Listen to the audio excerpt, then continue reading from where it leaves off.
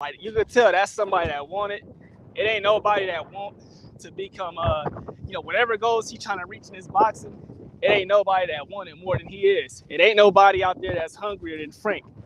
So that dude is alive. He a live dog against anybody. Hold on, Hyphy. Hold on, man. Hold on. I gotta apologize to each and every body because me and you been going hard in the paint. We wasn't even on live, bro.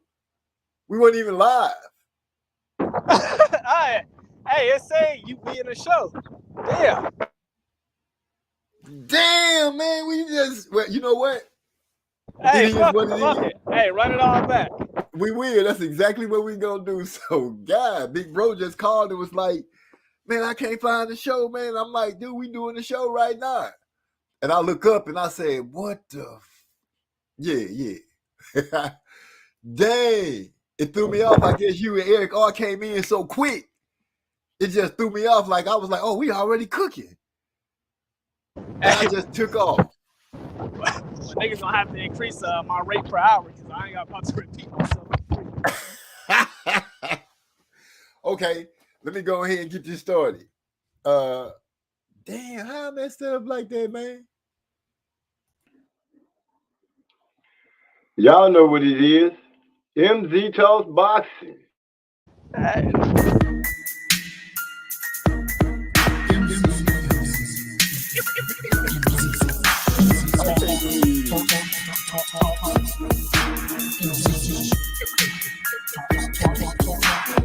Let me make this abundantly clear.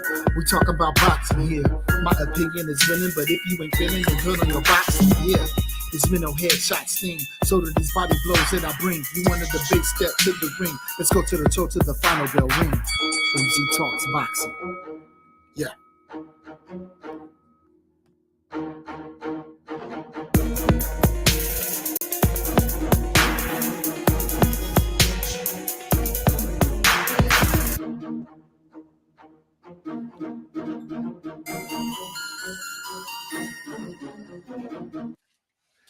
Welcome back to another episode of MZ Talks Boxing, in which case I messed up because we've been on air for about almost a whole hour already. I just didn't press the go live, but we've been in here cooking like a son of a gun. So salute Big E, salute Trey X, salute Joseph Brown. To give you a quick recap of what we have spoke about, we can talk about it again because y'all really didn't hear it. We spoke on Stan Jonas and his unhappiness with Golden Boy and the way things worked out for the fight that did not take place. And, I kind of got to griping about the fact that I think these commissions should start having something set to the side to help these guys that's trying to get to where the big dollars are, to help them pay for these training camps that they're not making no money off of, to help pay for expenses. They don't have to make the fighter rich, but don't send him away from a fight that his opponent didn't show up at with broke pockets. That boy Joseph Brown said that's some high-ish. That's some high-ish, MZ. Yeah, man. We just started. I don't know. Eric all popped in real quick, and then Hyphy was right behind him, and we just started talking. And I didn't know that we wasn't on until Big E hit me up. And then I look up on the screen and see that this mug say go live. And I was like, damn. So me and Hyphy been cooking for a minute. Eric R took off because he said he listening from at work. And he said that was a good ass exclusive show just for me. Wow, yeah, he got it, But anyway, we spoke about Stan Jonas and everything like that. We was really going on about appreciate it, man. He said we were cooking our asses off, Hyphy. Man. It was going. That's all I could say. Damn, I can't believe we don't have no record of that. But we understand Jonas. Go ahead, Hyphy. Go ahead. Let me take a sip. Hey, yeah, it's messed up because it's like, like the first time you had a discussion, like this first time I didn't talk about it to y'all this week, but it's kind of hard to replicate that, just that energy. Niggas be having passion for this boxing shit.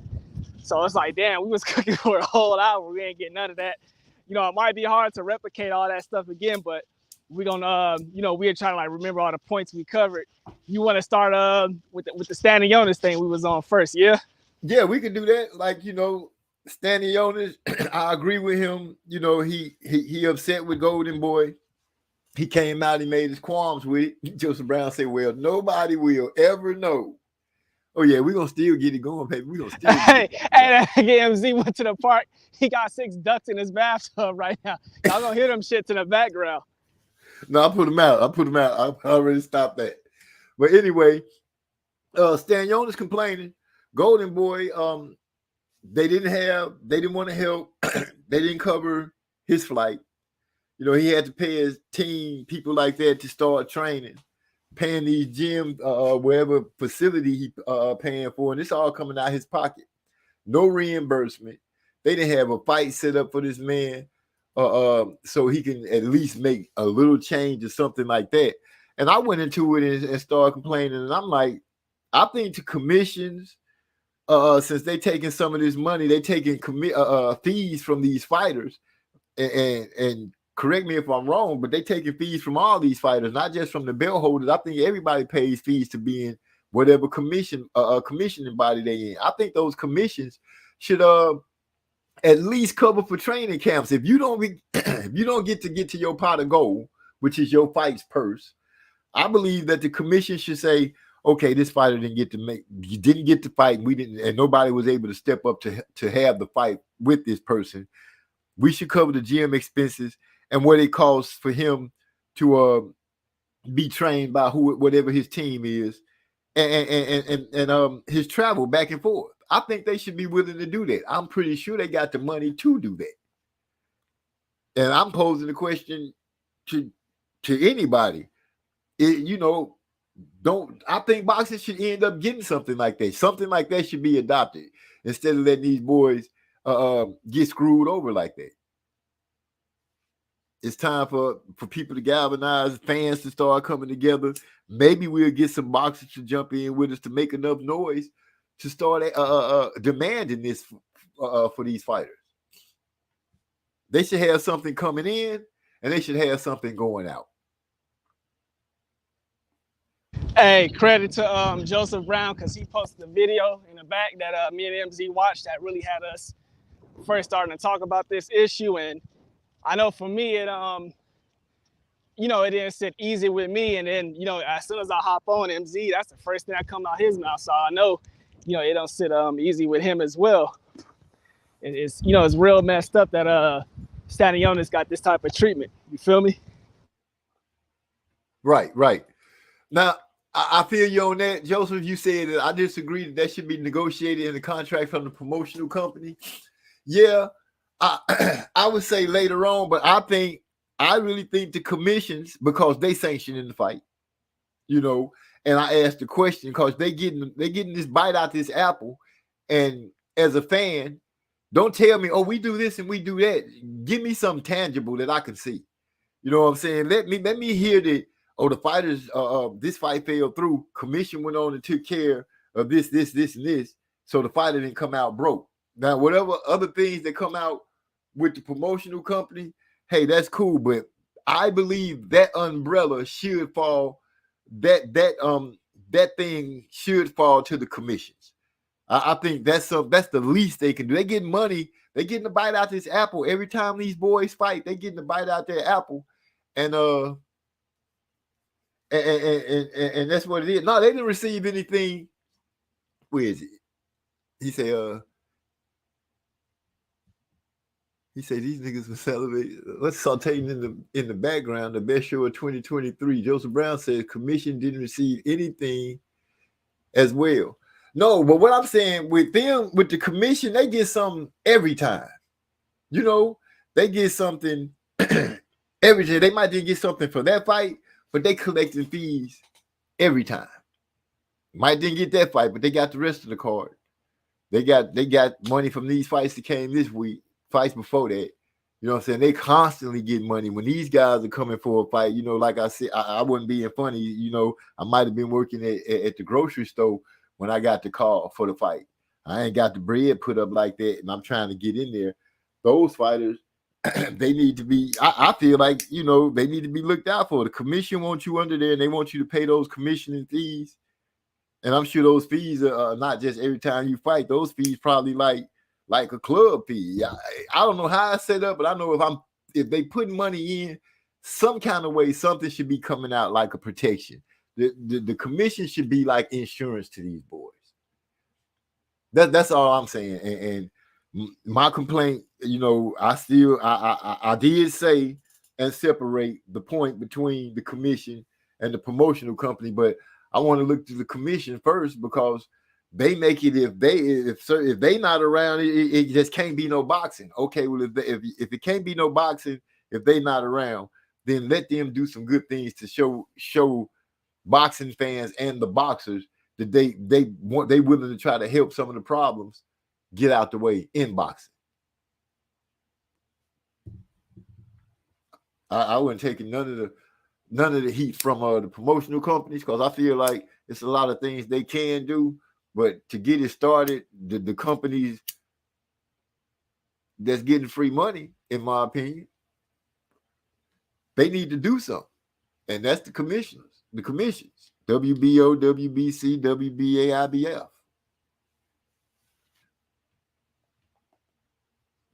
Hey, I said I'm gonna have to ask Rick Glaser next time I bump into him. Is this something that the state commissions could step in and possibly enforce as well, or is it, because I know the sanctioning body could definitely have a rule, some type of ruling regarding this. But yeah, I wonder if the state commissions could have some type of ruling as well to help these type of fighters out, because people gotta understand, Stanley Jonas, he's not a PBC fighter, he's not a Showtime fighter, and he ain't fought in about 17, 18 months. I don't know what his pockets is like that, but I know your main source of income, where you get the majority of your money from, you ain't got paid from it at all in 18 months. That shit ain't sitting right with a nigga. So I know I'll be mad as fuck too. You feel me? Yeah. He said, I based it on Stan Jonas' response. The promotional company should be operating in good faith. I feel you on that. Napoleon Armstrong, salute. After I listened to him, Joseph, because I watched the video that you posted, and it just got me to thinking, and I was like, on the cool, it is about time for us to start saying, dude, we need some kind of control over our sport. It's just like the Wild Wild West. It's been the Wild Wild West for too many years now. Too many years. We've seen too many tragic stories take place. Too many screw stories about people and their money, managers and their money. Don King being one of the key players in some of those stories. But I think it's time, that somebody come together, thinking heads. We need to start making noise. We need some kind of rules. Shit, we need some kind of fairness. We need so our fighters need to be protected. The athletes of the sport that we love so much, we need to start thinking of ways to kind of preserve it.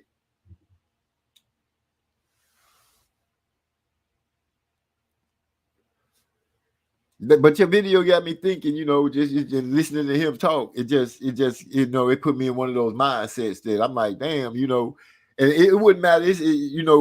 You see, I'm tripping on it in Stan Jonas. It don't matter what fighter it is. It could be any fighter that could have been telling that same story. I'm like, damn, that's weak.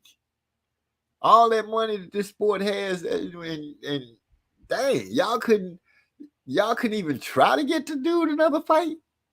Y'all didn't get him a fight. Y'all just forget it.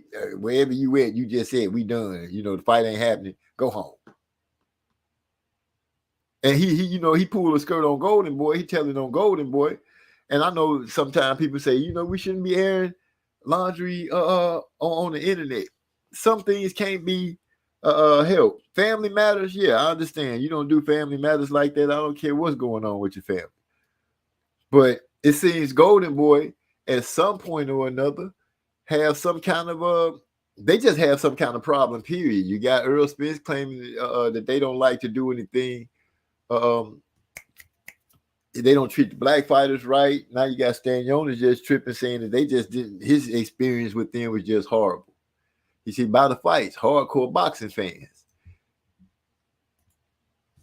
I did say salute to Napoleon Armstrong. If I didn't salute Napoleon Armstrong, glad to have you come through.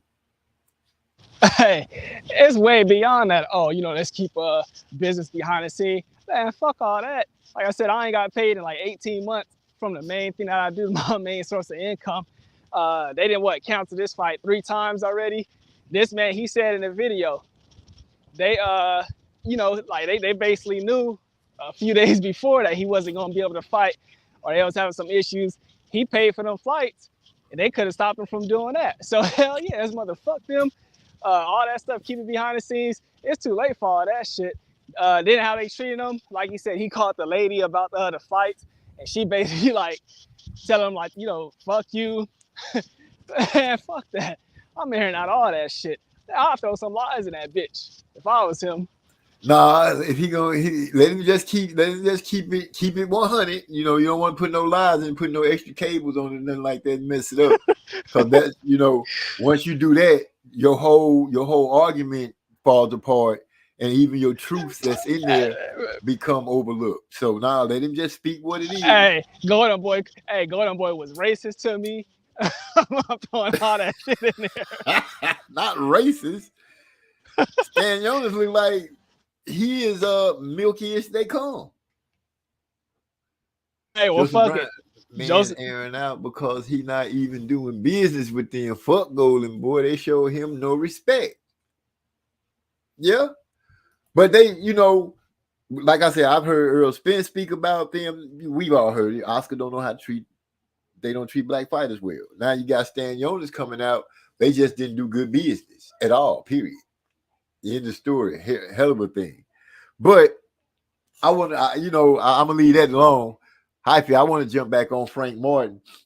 And I guess we was pretty much on giving him a good grade in that fight and stating that the man fought a great fight against the damn what's his name? The Olympian, bronze medalist. That people saying that he Artem Harutyunyan. Harutyunyan. You know what? I have been practicing to say his name right, Harutyunyan, and there it is, just rolled right out. Harutyunyan. What's up, Ethical Sciences, my brother? How you doing? I'm chilling, man. I just, heard y'all talking about the unethical ways of Golden Boy. They've been on that for a minute. But I got a whole bunch of problems with boxing, so whatever gets people to feel like we need to make a change, I'm all for it.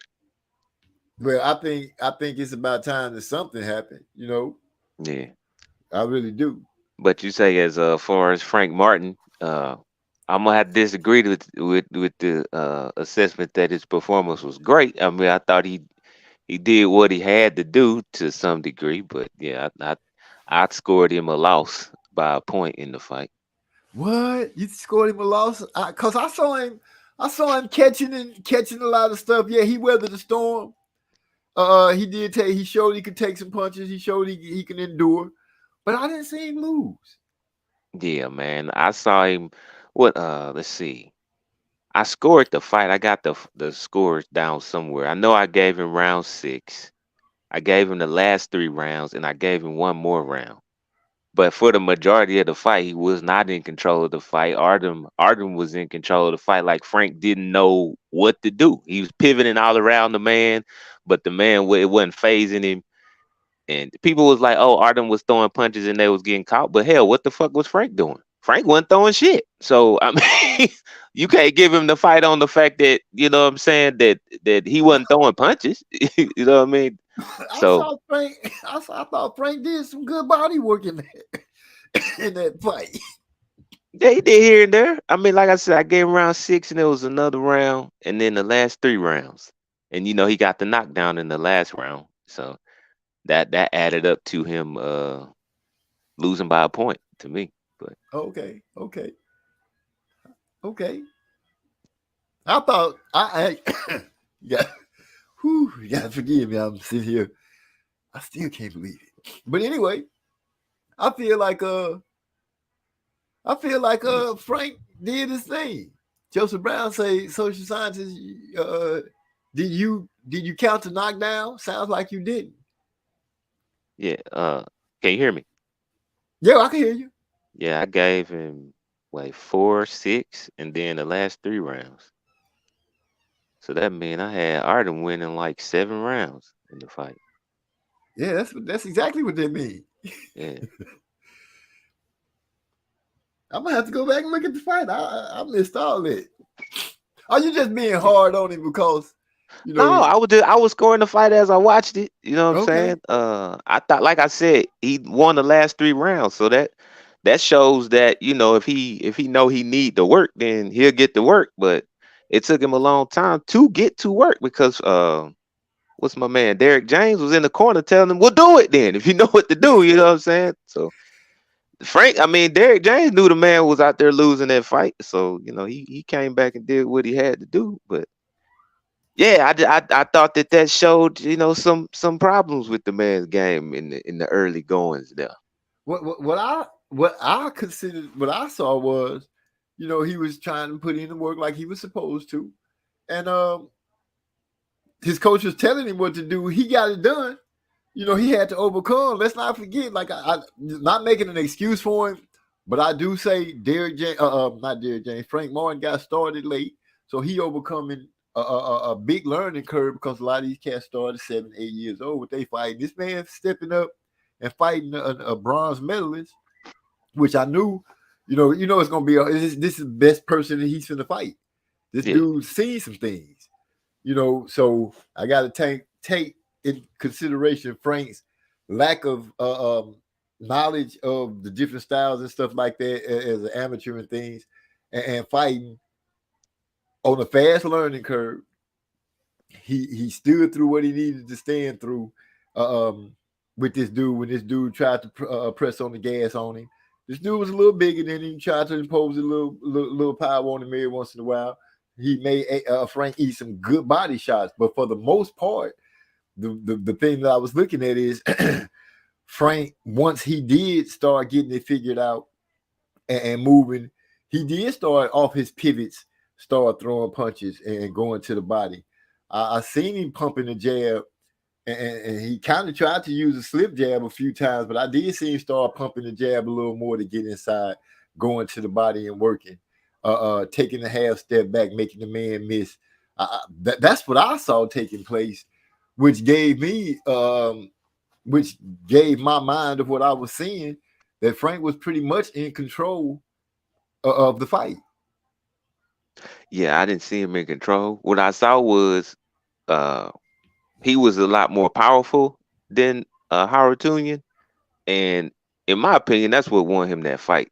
It was that he had more power than Harutunian. He could overpower Harutunian at any time he wanted to, but you know, Harutunian just had more skill than him, and it was making him tentative in the early part of the fight. So when he decided to outwill Harutunian, that's what he did. Oh, okay, I feel you. But that's my feel like opinion. he should have stepped on it. He should have stepped on it sooner than later.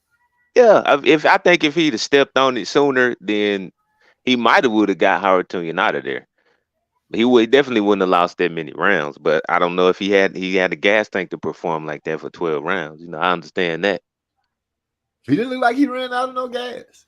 No, that's what I'm saying. Like the way he performed in the last 3 rounds, I don't know if he got the gas tank to perform like that for a full 12 rounds. Because if he did, I mean, why wouldn't you just overpower the dude for 12 rounds? But maybe I don't know if he was trying to preserve his energy or what. Okay. We got Marlo's Corner in the house. What's up, Marlo, man? What's going on with you? He say, salute, chat. What's good, fam? Saw gravy and biscuits up in here. Joseph Brown said, I gave Frank 3, 6, 7, 10, and 11 and 12. Napoleon Armstrong said a lot of headbutts in that fight. Yeah, 10, 11, and 12. I definitely agree with that. Yeah. But damn, I gave him 4 and 6. He didn't even give him 4. But he gave him 3 and 7. No, I didn't give him 3 and 7. So, man, you know, I gave Frank high praises. I came, I gave Frank high praises. You come in the whole opposite end of the spectrum with you. Well, I felt like he was just getting neutralized a lot in a lot of them rounds. Like that was just, I was almost like in the first part of that, I was feeling like, damn, this is an indictment on Frank. Like his skill level, he talking about fighting Shakur and Keyshawn and all this shit, man. You might want to calm down. Nah, you Like can't. what I was seeing. You can't calm down because remember he started late. Okay, but that so everything that he gonna fight, if it's Keyshawn, if it's Shakur, if it's any of those names, they all gonna be step up fights for him, all of them. And so the only way to prepare for them is to go ahead and get it. If it's in you and you can get it, go get it. He feel like his skills is there. He showed a real good technical side. That man had it. He was on the phone so fast till he was like blocking before the boy even got up through a punch. He was already blocking before the punch was thrown. The punch got thrown, but he was, any of those boys are gonna be step ups regardless. So if he gonna step up, if they gonna unleash him, they're gonna have to unleash him because this is the fighter that we gonna say we saw him get better as he goes, but we gonna all agree that the boy is winning fights off of heart and determination and working out, being in the gym. I think we gonna all end up agreeing on that. This is gonna be one of those times that if the talent don't work hard, the hard work gonna beat the talent. He the hard work. Everybody else is the talent. So I think we should go ahead and let him go. I think it's time. This was, like you said, this was if it was gonna be an indictment, it was an indictment to say, let's see what he got against. We ain't gonna say the top, but we're gonna say we're gonna give him a nice, good touching right here with this Olympian, with this bronze medalist. He get past this bronze medalist and don't look bad, because I don't think he looked bad at all. Then if it's Shakur or Keyshawn, not Shakur because they too big. If it's Keyshawn or one of those guys that's his, let him go and see. If they who they say they are, they gonna stop him. If he who he say he is, he'll be steady going up the ladder. But it's about that time. All I'm saying is, if I was Frank Trainer, if I was Derrick James, after that fight, and we was talking about fighting Keyshawn, I'd be like, you know what? We're gonna get you another fight versus another mid-level dude, because we got some shit to work on before we get in there with Keyshawn. That's all I'm saying. I wouldn't put him in with Keyshawn behind no shit like that. Okay. Joseph Brown said, we got to stop with this slowing fighters down from getting in there. That's how we don't get the fights. Yeah, we ain't going to slow him down.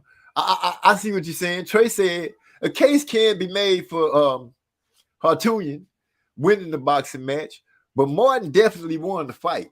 He caused the most damage and hurt Artem more times than he got hurt all day. He hurt Artem more times than he got hurt all day. Y'all saw him take 3 good body shots, but that was the most damage I saw him take. Artem, he made that man say uncle in the round. Hey, Frank got his ass folded at the end of that round with a body shot right to the stomach. Yeah, that can happen. That can happen to anybody. You know what I'm saying? We just seen it happen to Keith. Everybody took a good shot, but it's how they continue. He continued to go ahead and hammer the hammer on that metal to get a win. He made Artunian say uncle in the round. Come on, man. You mean to say, hold on, man. That's like saying uncle to me. Why are you taking the knee in the fight? You need a break. Hold on, please. Hold on. Let me. Yeah. All right. The referee start counting. You stand up. You needed a break. That's like saying timeout in the middle of ass whooping. Who does that? I mean, fighters do it all the time, don't they? Yeah, that's part of the game. To me, that's like saying I made you say uncle in this round. Yeah, he got a 10-8 round. That's hey. Frank overcame adversity to beat an opponent that was bigger, awkward, and a better foundation. You ain't gonna look like Bruce Lee every fight. That comes from Eric R. Hartunian might give Keyshawn a tough fight too. He was underrated coming in, and I called him before the fight. He did say that this man was an Olympian and he was pretty had a good 4.5 on the pedigree scale. I think people just overlooked. They just overlooked Hartunian.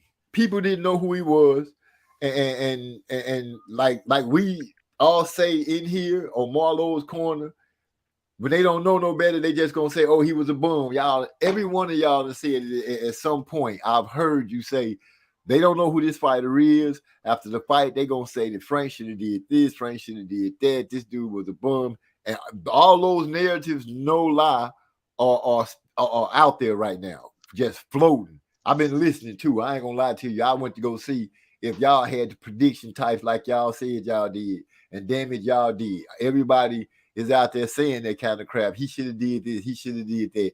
Oh, they not as tough as they supposed to be. Well, what I can say is, out of that gauntlet that we was talking about, that Derrick James got to go through, he 1-0.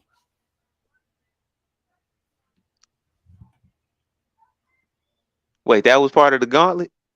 Yeah, Frank Martin one of his fights? Yeah, but I didn't know that fight was part of the gauntlet. Okay. But I was like, he finna fight this dude. Yeah, because that dude, to me, that dude was the Olympian. You know, that's Frank's step up fight. We finna see if Frank can handle somebody who everybody should know has skills. You know, it's just up in the Olympics, just in there fighting, and you ain't got no skills. Hey, to me, you got to say every fight is part of the gauntlet, because if he would have lost that fight, it would have a whole bunch of like Bomac and Crawford fans would have been making, see, Derrick James fighters, they losing left and right. He ain't as good as a trainer. Team Spence in trouble. Is this a sign of what's going to come on July 29? No. Yeah, I don't think so. You think so, DeCane? No, Yeah. I don't think nobody said that. I mean, I just think people would have said Frank Martin was overrated. Yeah. They trying to say that too. They trying to overrate, but I didn't see that. I didn't see that at all. Yeah, like I said, man, I give him credit for biting down and doing what he had to do in them last 3 rounds, because that shows something about him as a fighter. But like I said, I just had him losing by a point. I feel you on that. We agree to disagree. We're gonna be doing that a lot this month. Yeah. I'm pretty sure. I thought like Hartunian, man, I felt like he was kind of a wild card, because them German cats be with the bullshit sometimes, but at the same time he was a bronze medalist. So I'm like, he a bronze medalist, but he in Germany. Like, I don't know this cat, but he came in there and performed though. Well, that's all. That's what we wanted. We wanted to see what kind of test our fighter had. Frank Martin, what kind of test that Derrick James fighter had, and I feel like he could have did better. Yes. Did he do super great? No, but I think he did quite well. I think he made a real good showing of himself. And there's been comparisons. Eric R said Mayweather struggled against Augustus. So do that mean that he wasn't ready for Shane Mosley early on? No, it don't mean that at all. We already agreed that if that man ready to try to jump in there with somebody on that next level, go ahead and let him go. Keyshawn, I don't think Keyshawn should be talking about anything right now, because Andy Cruz showed up. He said, I'm saying that, not pick Frank Martin by decision. Oh, he's saying politics is politics. I'm just saying my decision. See, I said that last week, MZ. Yeah, I know that. I know I heard it. I'm just saying, now you seeing it. These people are really doing it. They saying stuff like that. The Sabelli Hurtado gave Pernell Whitaker hell for 10 rounds in 1977. Pernell was down on the cards and everything. Pernell closed the show strong and won. I guess Sweet Pea is trash too. Damn, trash? Who said they were trash? Damn. Man, who getting vandalized on the camera? That's hyphy jogging or something. I think he's trying to show us. I think hyphy at the park. Yeah. Yeah, I know he looked like he at the park, and that's his backyard just so big and lush like that. That's just amazing. I'm out here with my horses and my chickens. Your country slang ain't strong enough, homeboy. Yeah, yeah, you get found out real quick. That didn't sound right at all. They say Joseph Brown say they saying that even with that performance being close. I give him. I say I think he did a good job. I think he went on out there and he showed me that he ready. Everybody that he gonna fight in those names, they gonna be step ups for him. He don't have enough. It's not enough in between for him to fight, in my opinion, to say, "Oh, these are guys that's making him better." You don't want to hear that. You don't want to see that. Let's go and be real. If he step in there with those boys, he's gonna do his thing. Trey X said, "Look like my exclusive pedigree scale showed up." For It sure. did. I think that right there, the pedigree scale, that changes the conversation around boxing in certain conversations I see. Like when people start talking about, oh, he was a bronze medalist, because a lot of people was calling Howard Tunian like a bum and he trash and he gave Frank Martin problems, but then people pointing out that he was a bronze medalist, and then so that became a conversation, and then your boy Shakur was like, well, yeah, I fought a gold medalist, and y'all had shit to say and all of this stuff. So that changes the conversation when you introduce that. Well, so far on making picks, it worked out real good for me. Napoleon Armstrong says everybody's bias is on full display, not just Crawford fans. That's clear. What? but that's funny. That's even a biased ass statement right there, because he picked only one fighter to speak of. I'm like, what? Where that came from? Well, I think he was talking about when Hyphy was like, Crawford fans would have been like, oh, yeah, see, look, that's a sign of what's to come and all of this type of shit. But Spence fans would be on that dumb shit too. Hey, but I'm not lying. Bro, you know how many titles is out there already? Like I could literally name a whole bunch of channels that jumped all over that, man. What you talking about, the Martin fight? Yeah. Yeah. Start talking. Look, I could. They jump right on it. You know what I do best. I could post a bunch of them in the Discord, bro. I don't have to bring them up. I could just line them up. You can see. So if you want to call me biased, I can see your true colors shining through. Huh. He said, who complained about Shakur's performances against Roberson Conceição? Some fighters love to be victims like Crawford. Oh, wait a minute. I see shots being fired across the bow. I don't even know what the first shot was. Yeah, so Conceição was the gold medalist he was talking about, because I didn't even know. I thought somebody had said it was Nakathila, but I don't know. I guess Conceição was the gold medalist he was talking about. No, but back to Joseph Brown saying that people would say that start trying to dump on Frank Martin and company. He didn't say it was gonna be Crawford fans. He just said people was gonna say it. And people saying it. Yeah, I said it last week. I mean, at this point, YouTube boxing community is predictable, man. Like, let's not act like we don't know how these narratives are going to start and how they're going to play out.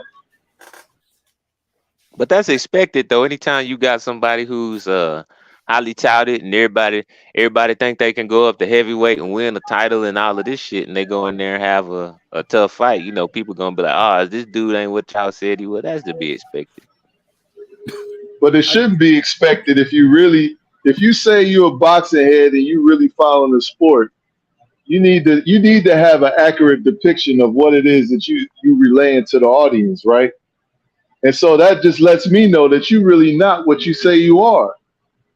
You just a dude who likes to talk about who's ever popular. You don't really follow the sport like that. And you're uneducated on a lot of these fighters because you have a built-in bias because of certain fighters that you like, and not necessarily the sport itself. But that's So most people though. You know, most people gonna be casual. So you yeah, I know, like mean, I said, that's to be expected. Anytime you got somebody who's marketed big or promoted big, just like with Loma. You know, anytime he had a tough fight, you know, everybody was all against him, whatever, whatever. You know, it is what it is. It's to be expected. Would That's I yeah, be one every thing. biased? Would I have been biased if I was like, but I never liked Loma. Yeah, I mean, you're an individual. I'm just talking about as far as people being marketed and having a big push behind them. Anytime they get tested or you know they don't look superhuman, then people gonna come out the woodwork and criticize them. Look, what Joseph is saying, I mean, look, it's definitely predictable. And like we said, it's also true. We already knew that was gonna happen. We can predict these type of things every week. Um, at the end of the day, what we got a problem with is, like I said, these are the people who got boxing channels and stuff. They calling R10 a bum. D'Lo, he done posted stuff in the Discord server where people are talking about, oh, what Derek James, no, Earl Spence needs to be doing more because there's no way Frank Martin should be going life and death to a German cab driver. Come on, that's the type of stuff people are saying. That's very irresponsible and disrespectful. Well, that shit don't got nothing to do with Errol Spence though. That's Frank Martin is Frank Martin. But it's I back to know what my he's getting point. at. He talking about those Joseph super not fans. lying. He That's talking what I'm about saying. those super Joseph is not fans. lying. Robertson Casasio was 405 and 15. Damn, that's a lot of fights. Only lost 15. Gold medalist. The only gold medalist in the history of Brazil. It was an outstanding performance. Yeah, he almost stopped Robinson. He said he Robson. beat the brakes off of Robertson. That's what Eric R added. Almost stopped him, Eric R. Boy, I'm reading the wrong conversation. Who we talking about? Shakur beat the hell out of? I think that. Okay.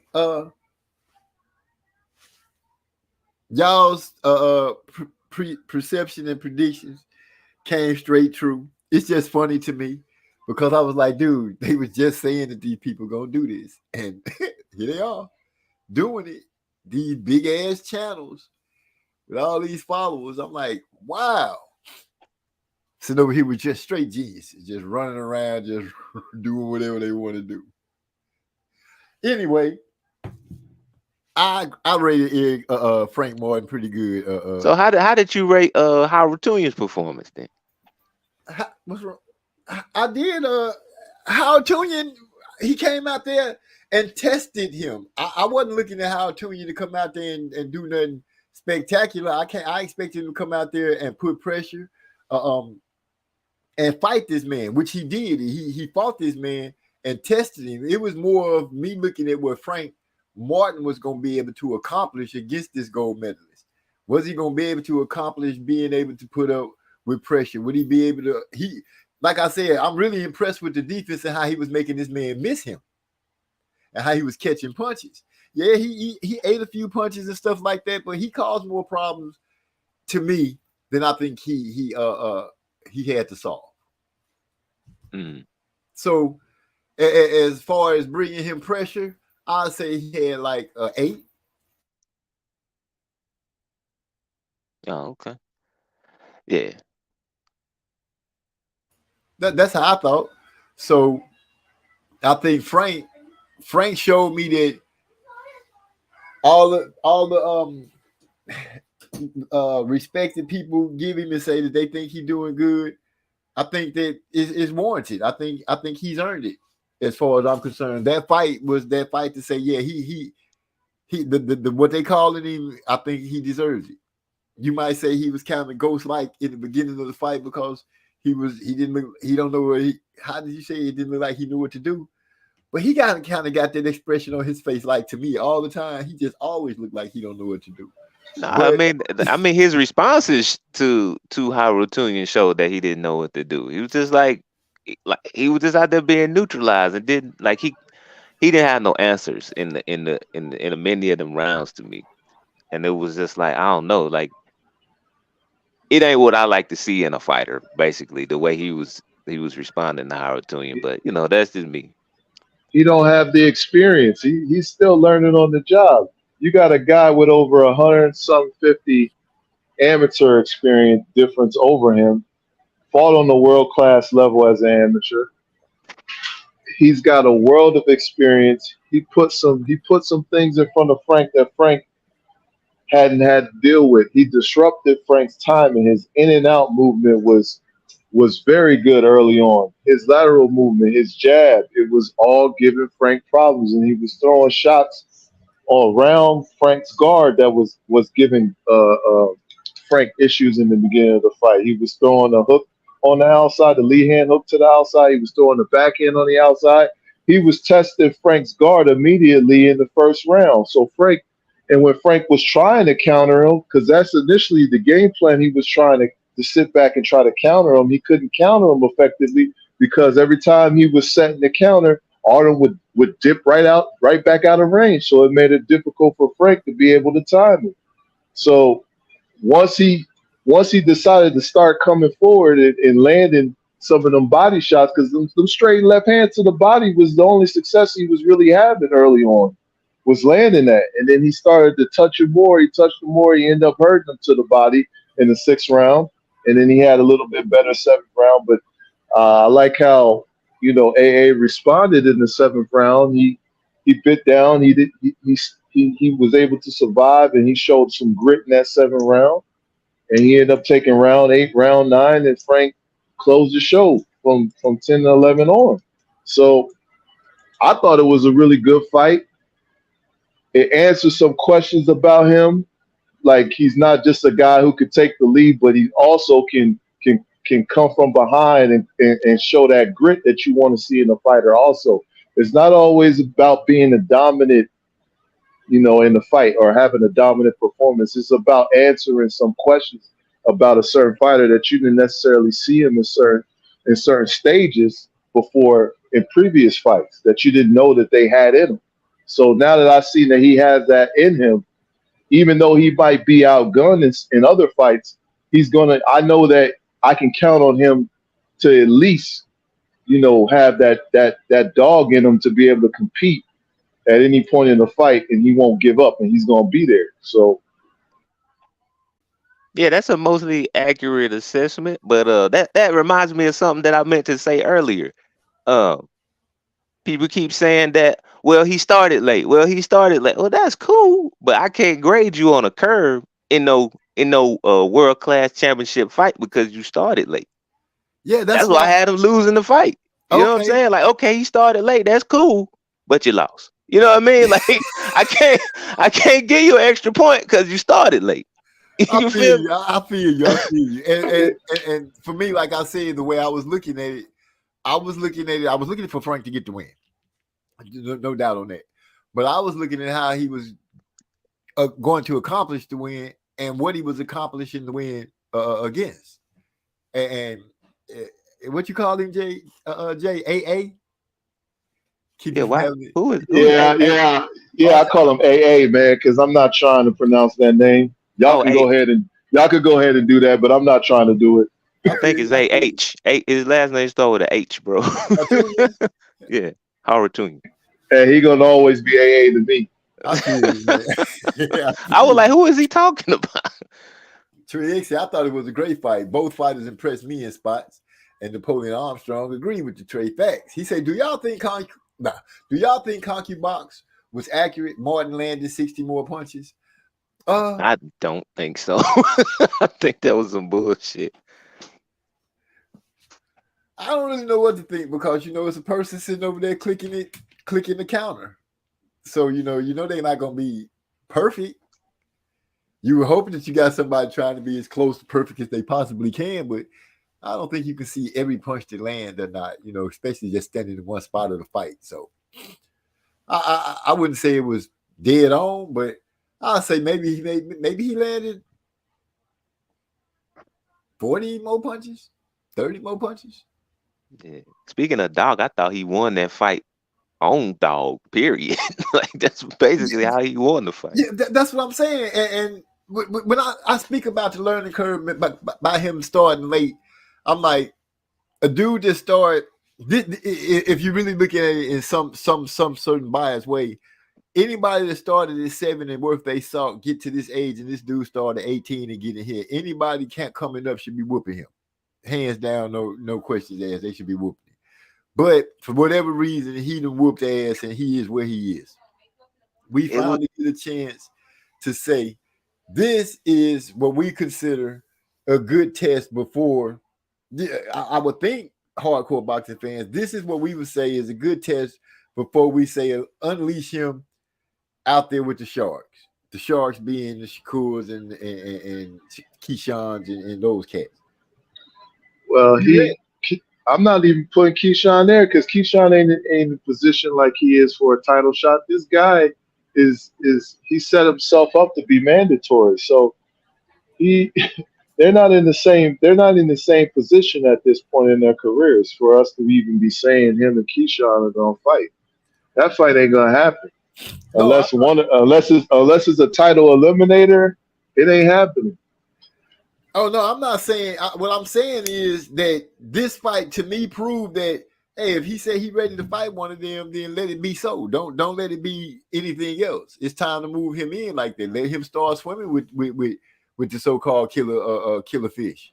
Let him start out there with the ones that eat other fish. You know, I agree with that. Honestly, I think the thing that really is gonna make him competitive, especially at 135, is how strong he is. Because I saw exactly what Derek James was saying in that 6th round, because he just basically just turned it on and was like, I'm gonna overwhelm this dude, and he could anytime he wanted to, but he was just sitting back letting Arutyunyan do his thing, and that was weird to me because you got the strength to overcome this dude. So, maybe he was collecting data and he don't want to always just use strength to overcome. Maybe he was learning something. Maybe once he figured he got it Man, maybe he was working on some shit. Maybe he was working on some shit that his trainer didn't even know he was working on.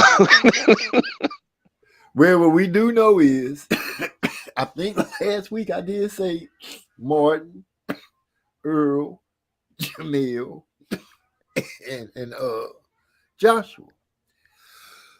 If he win all these fights, somebody even said if he had just some good showings in the fights, I consider him having his first fight. Frank Martin was the good showing. The next 2 fights is, I believe, the next fight is for the marbles. He get another fight and then the next fight for the marbles. Yeah, this is gauntlet right here, and I think he 1-0 starting out. Hey, he actually got another fight this weekend. I just can't remember the opponent.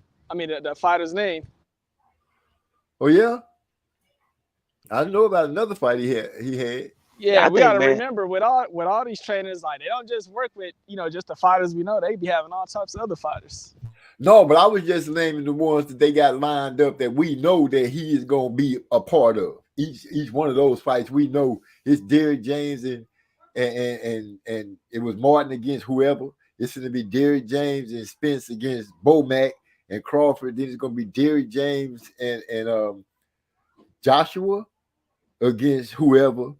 Then Derek James and Charlo against Canelo and his boy. So yeah, that's 1-0 to me.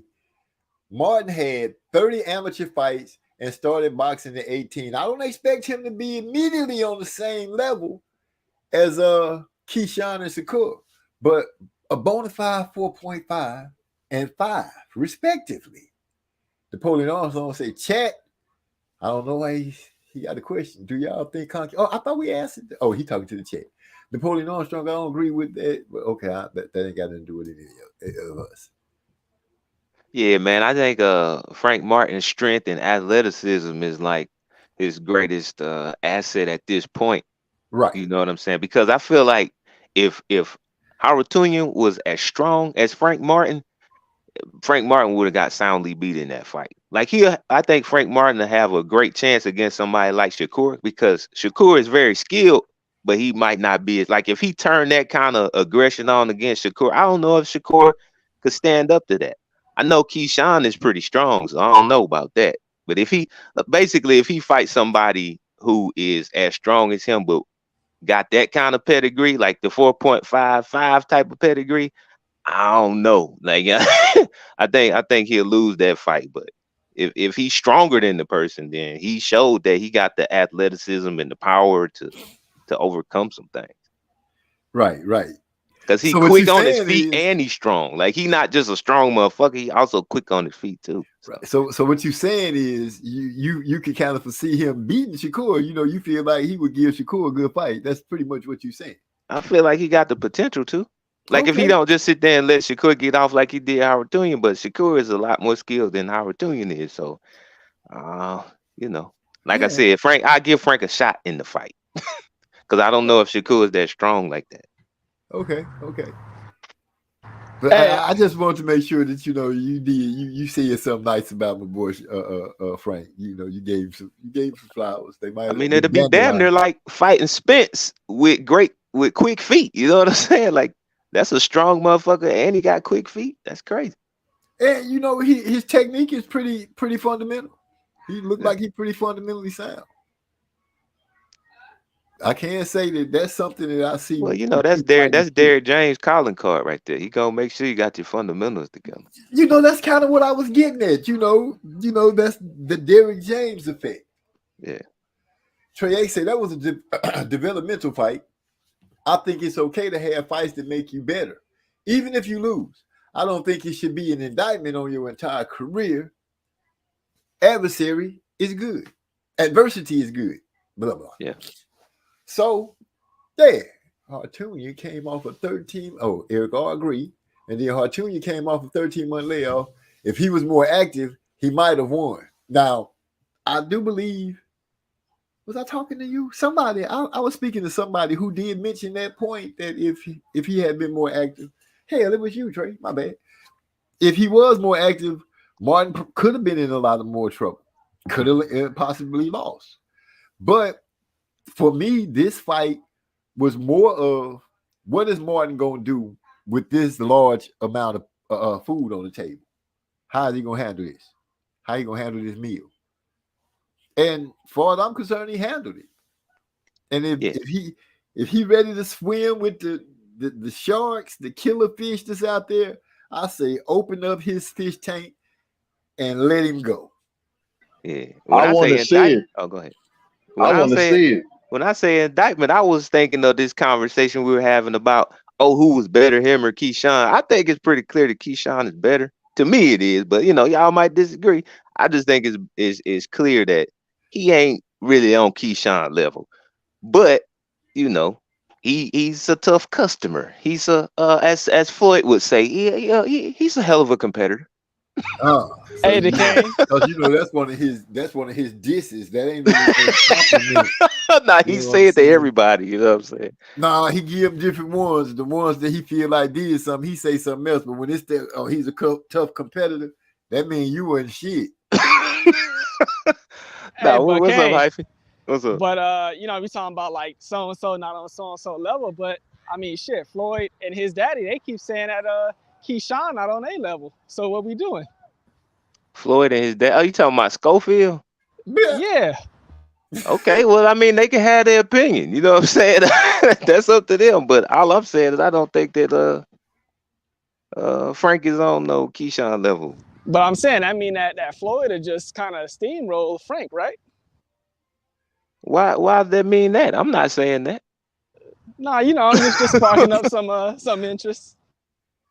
Yeah, I mean, shit, that'll be a good fight, actually. I think them two. Who? Schofield and Martin. Nah, bro. Frank will whip his ass. Beat the dog shit out of Schofield, bro. Oh, would he? I think he'll beat Schofield up for the simple for one of the simple reasons you just said, the way he can turn up that aggression and the dog that's in him. And so y'all don't think Schofield can do that? I think he can, but he's not technical as I don't think he's as technical as Frank. And I think right now that's the basis of things. Your athleticism. First of all, we talking about Schofield, who looked like he relied more on his athleticism than his fundamental basics in boxing. And I think he'll that be I think that's an overstatement because he's so athletic. Because I watched his last fight, and one thing I was noticing, you know how most people are block punches because they keep they keep their hands on the phone, right? right. But Schofield, this dude, I mean, he was doing some shit. I really don't. I don't even know if I ever seen this in boxing. This dude would throw. Schofield will have his hands down, right? My man will throw punches. Schofield will throw his hand up to his head and block it like he was a fucking kung fu artist or something. Like like he was so quick. Like that's how quick he is. He was throwing his hand up to block the shot. I said, I don't know if I ever seen nobody do this shit. But he was doing that the whole fight. So technical know-how. I just think he's so athletic that he don't have to really be as cautious, if that makes sense. Yeah, it makes sense. I get what you're saying. Let me jump on these words right here. Napoleon Armstrong. People even saying Joshua was sounding different and more confident under James. Thought the verdict been out on Joshua. People switch up quick. I know I was one of the people that used to be on Joshua all the damn time. But I can say that I do see he act different and he sound a little different now that he been coming to Texas and hanging out with these boys down here and getting a little of this water up in it. I do hear a little difference in his talk. We gonna see if his attitude changed. I don't know if you could change your attitude. Yeah, you could change your attitude. Yeah. So if you just not noticing the change in somebody, is that am I supposed to not tell the truth?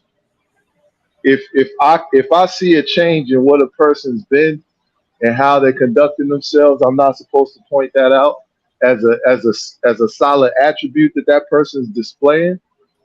I'm just asking, or am I supposed to just continue to just say things about what he was doing in the past?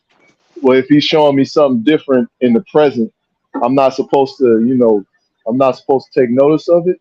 I'm just asking that question. I'm sure we'll get an answer. Salute to D-Lo 404 Boxing in the house. What's going on? That man said I would have acted like I slipped on the wet spot in the corner. I had to put wet spot because he said wet corner rather than take the obvious knee. Well, that's Uncle. Trey say I always had Keyshawn over Martin. I think he's supposed to be Martin based on their backgrounds. Anybody else? Oh, Schofield has yet to impress me. D-Lo speaking to everybody. I just want to let y'all know that y'all can say what's up to D-Lo. What up, D-Lo? Salute 404K. Down South Georgia boys in the house. That man doing all right.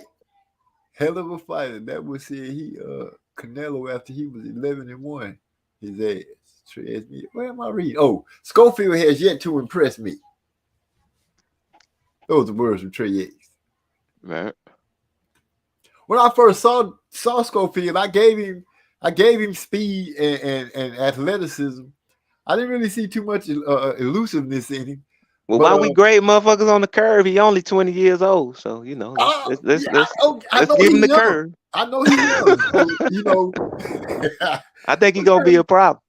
Okay. Hey, let's play that game then. I got somebody who'll whip his ass. Abdullah Mason will fuck that boy up. Abdullah Mason will beat the shit out of Floyd. Okay. Murataya would beat his ass. Murataya. How old is Murataya? Why he on the curve? What? I thought Floyd was on the curve.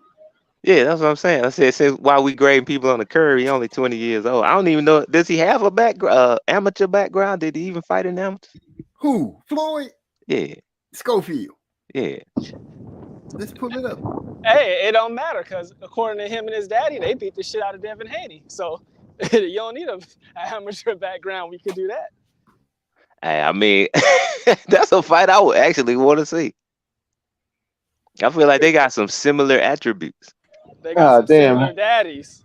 Hey, Hypey, how many people done whip Devin Haney? Same way about AJ as I always have. He seems to be a guy trying to figure out who he really is or what image he wants to portray outwardly. I'm thinking that he around some people that's probably got him to understand it don't matter what motherfuckers image they think you should have. The image is you. It's you what it is, pimping. You should have been recognized that. All those flames that they were shooting up in the sky when you was getting raised high up on that stage and people was damn near worshiping you when you was over there in England, that was all you. Eddie Hearn just put some bells and whistles on it. You need to take hold of who you are and just be who you are. Like Joseph Brown said, if I see a change, I got to go and say, I see the change. Ain't no need for me to keep beating you up over some shit that you ain't doing no more. He is a hell of a fighter, though. Who else? It's all good, MZ. Still competing in the league. I feel you. Wait, why you? Is that a shot? Did he just take it? Nah. He can because he beat me by 2 points. I'm going to leave that alone, though. I don't know. I listen to AJ and I can still hear the inner hoe in him. Damn. That's from Eric R. Boy, I tell you the truth. D-Lo say, them cats don't fuck with me, MZ. They just let me hang around. What cats? Who? All right, who been picking on my old homeboy? Trey said he co-signed that Hyphy. Abdullah Mason would beat the brakes off Schofield. Motherfuckers be 20-something years old but be popping that shit like they are all well-accomplished vets. In reality, they are behind the curve when you look at what their predecessors did at their age. I feel you on that one, D-Lo. Bruce Gas. Oh, wait. Bruce Gas, Boxing, Jazz, and more. Salute, brother, at MZ Talks Boxing. What's going on, man? Glad you swinging through. Nice, always nice seeing you. Eric R said they asked AJ if he's going to the Spence versus Crawford fight. He said, I don't think so. I think I should stay focused. Almost as if he was looking for confirmation. I ain't see that. Hey, let's get on that DAZN card. Hold on, let me answer this question. It's a question for Joseph Brown. JB, sure, you are supposed to comment on the change, but you posed the question carefully because most who said it is being biased toward their team. A man doesn't do a 180 in one count. Ain't this his second fight? This would be his second fight. This ain't his first camp, but you know, you could believe what you want to believe. We've all made mistakes in life. We've all done questionable things in life.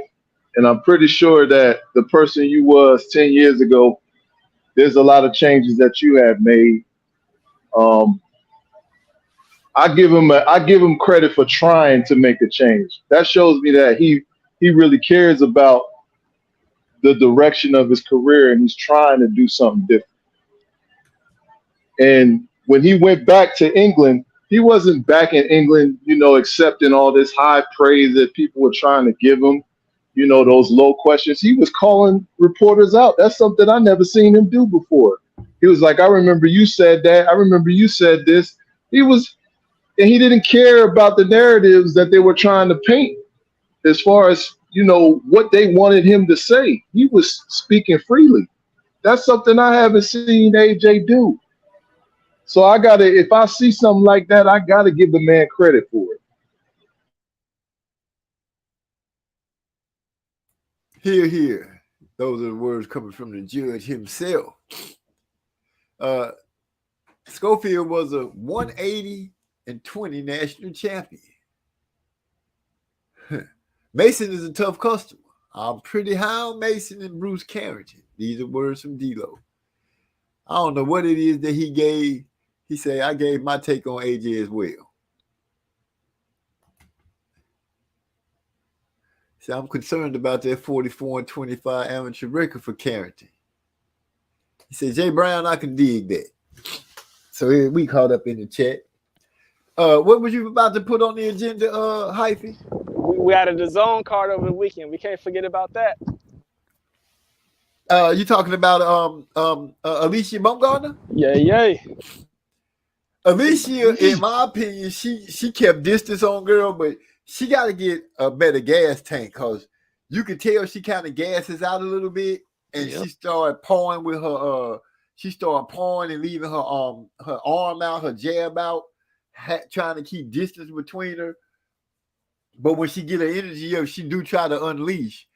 But for the most part, she was sticking and moving, and she was staying out the way. But it's important. She can't keep having those breaks in energy like she does. If old girl was like able to like really just step up and get on her, she could have caused some damage on old Alicia. Not old as old, but you know what I'm saying, like old folks say, country boy. That old girl right there, fine. You know what I'm saying? Hey, say your thing, Joseph. Her gas tank just like who? Who else got a gas tank? Tony Harrison. I'll let Joseph say it when he come back. But look, she I give her credit. It's like, yeah, you can definitely see that Detroit style in her, and it's real nice. But it's like all that shit go out the window when you can see that in a fighter. They can't sustain that type of a fight for a long pace. To me, like all that shit mean nothing if I know you ain't prepared to fight a long, 10 full rounds, 2 minutes, like a Frank Martin type of fighter. Definitely put it on her. I'm just talking like a fighter who could like really bring it like that, fight the whole fight. Pursoon's in her prime. Christina Lallartu when she was in her prime. Michaela Mater, she was fighting better.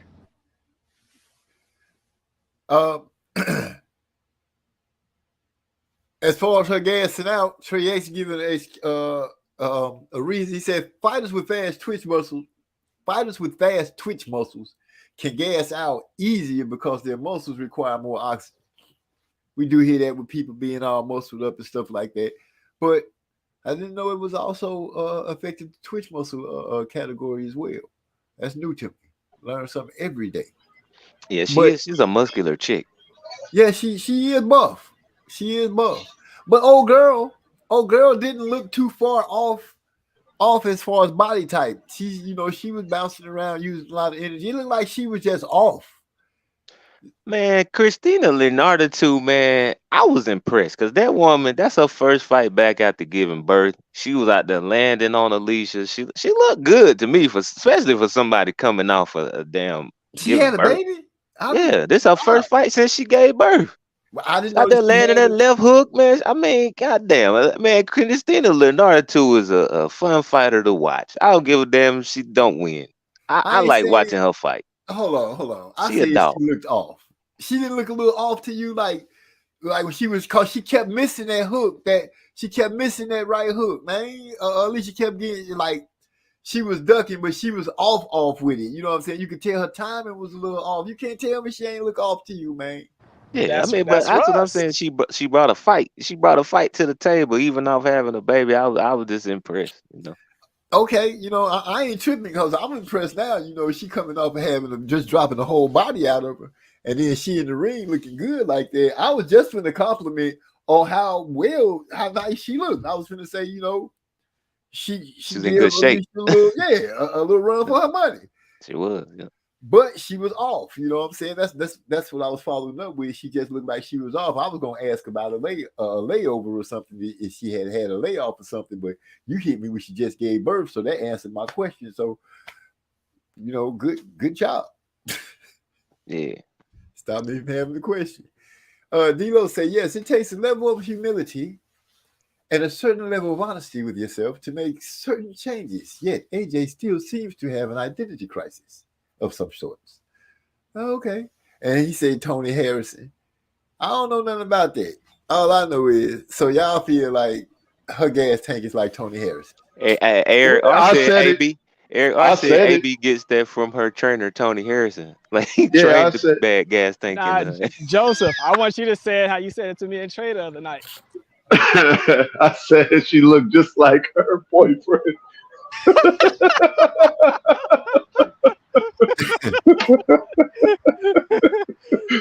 So that was my boyfriend. That was my immediate reaction, man. I was like, she fading just like her boyfriend. That's exactly what I said. And she did a good job of hiding it. It wasn't as evident as in previous fights. Because the opponent in front of her wasn't really applying that full court press. But yeah, if she ever thinks of getting in the ring with Chantel Carr, man, she cannot beat that woman with that kind of gas tank, bruh. She gonna get the brakes beat off of her ass. Chantel Cameron to fuck her up. I don't Hey, even know if she could beat Katie Taylor.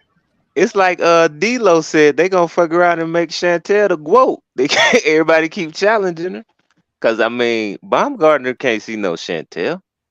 The hell out of here with that. Hold on. It's off topic, and I don't want to skip over a lot of comments. But Trey X did tell me that he passed 2 home drug tests earlier, so your boy is officially clean. Congrats, you know what I'm saying? Shout out to sobriety.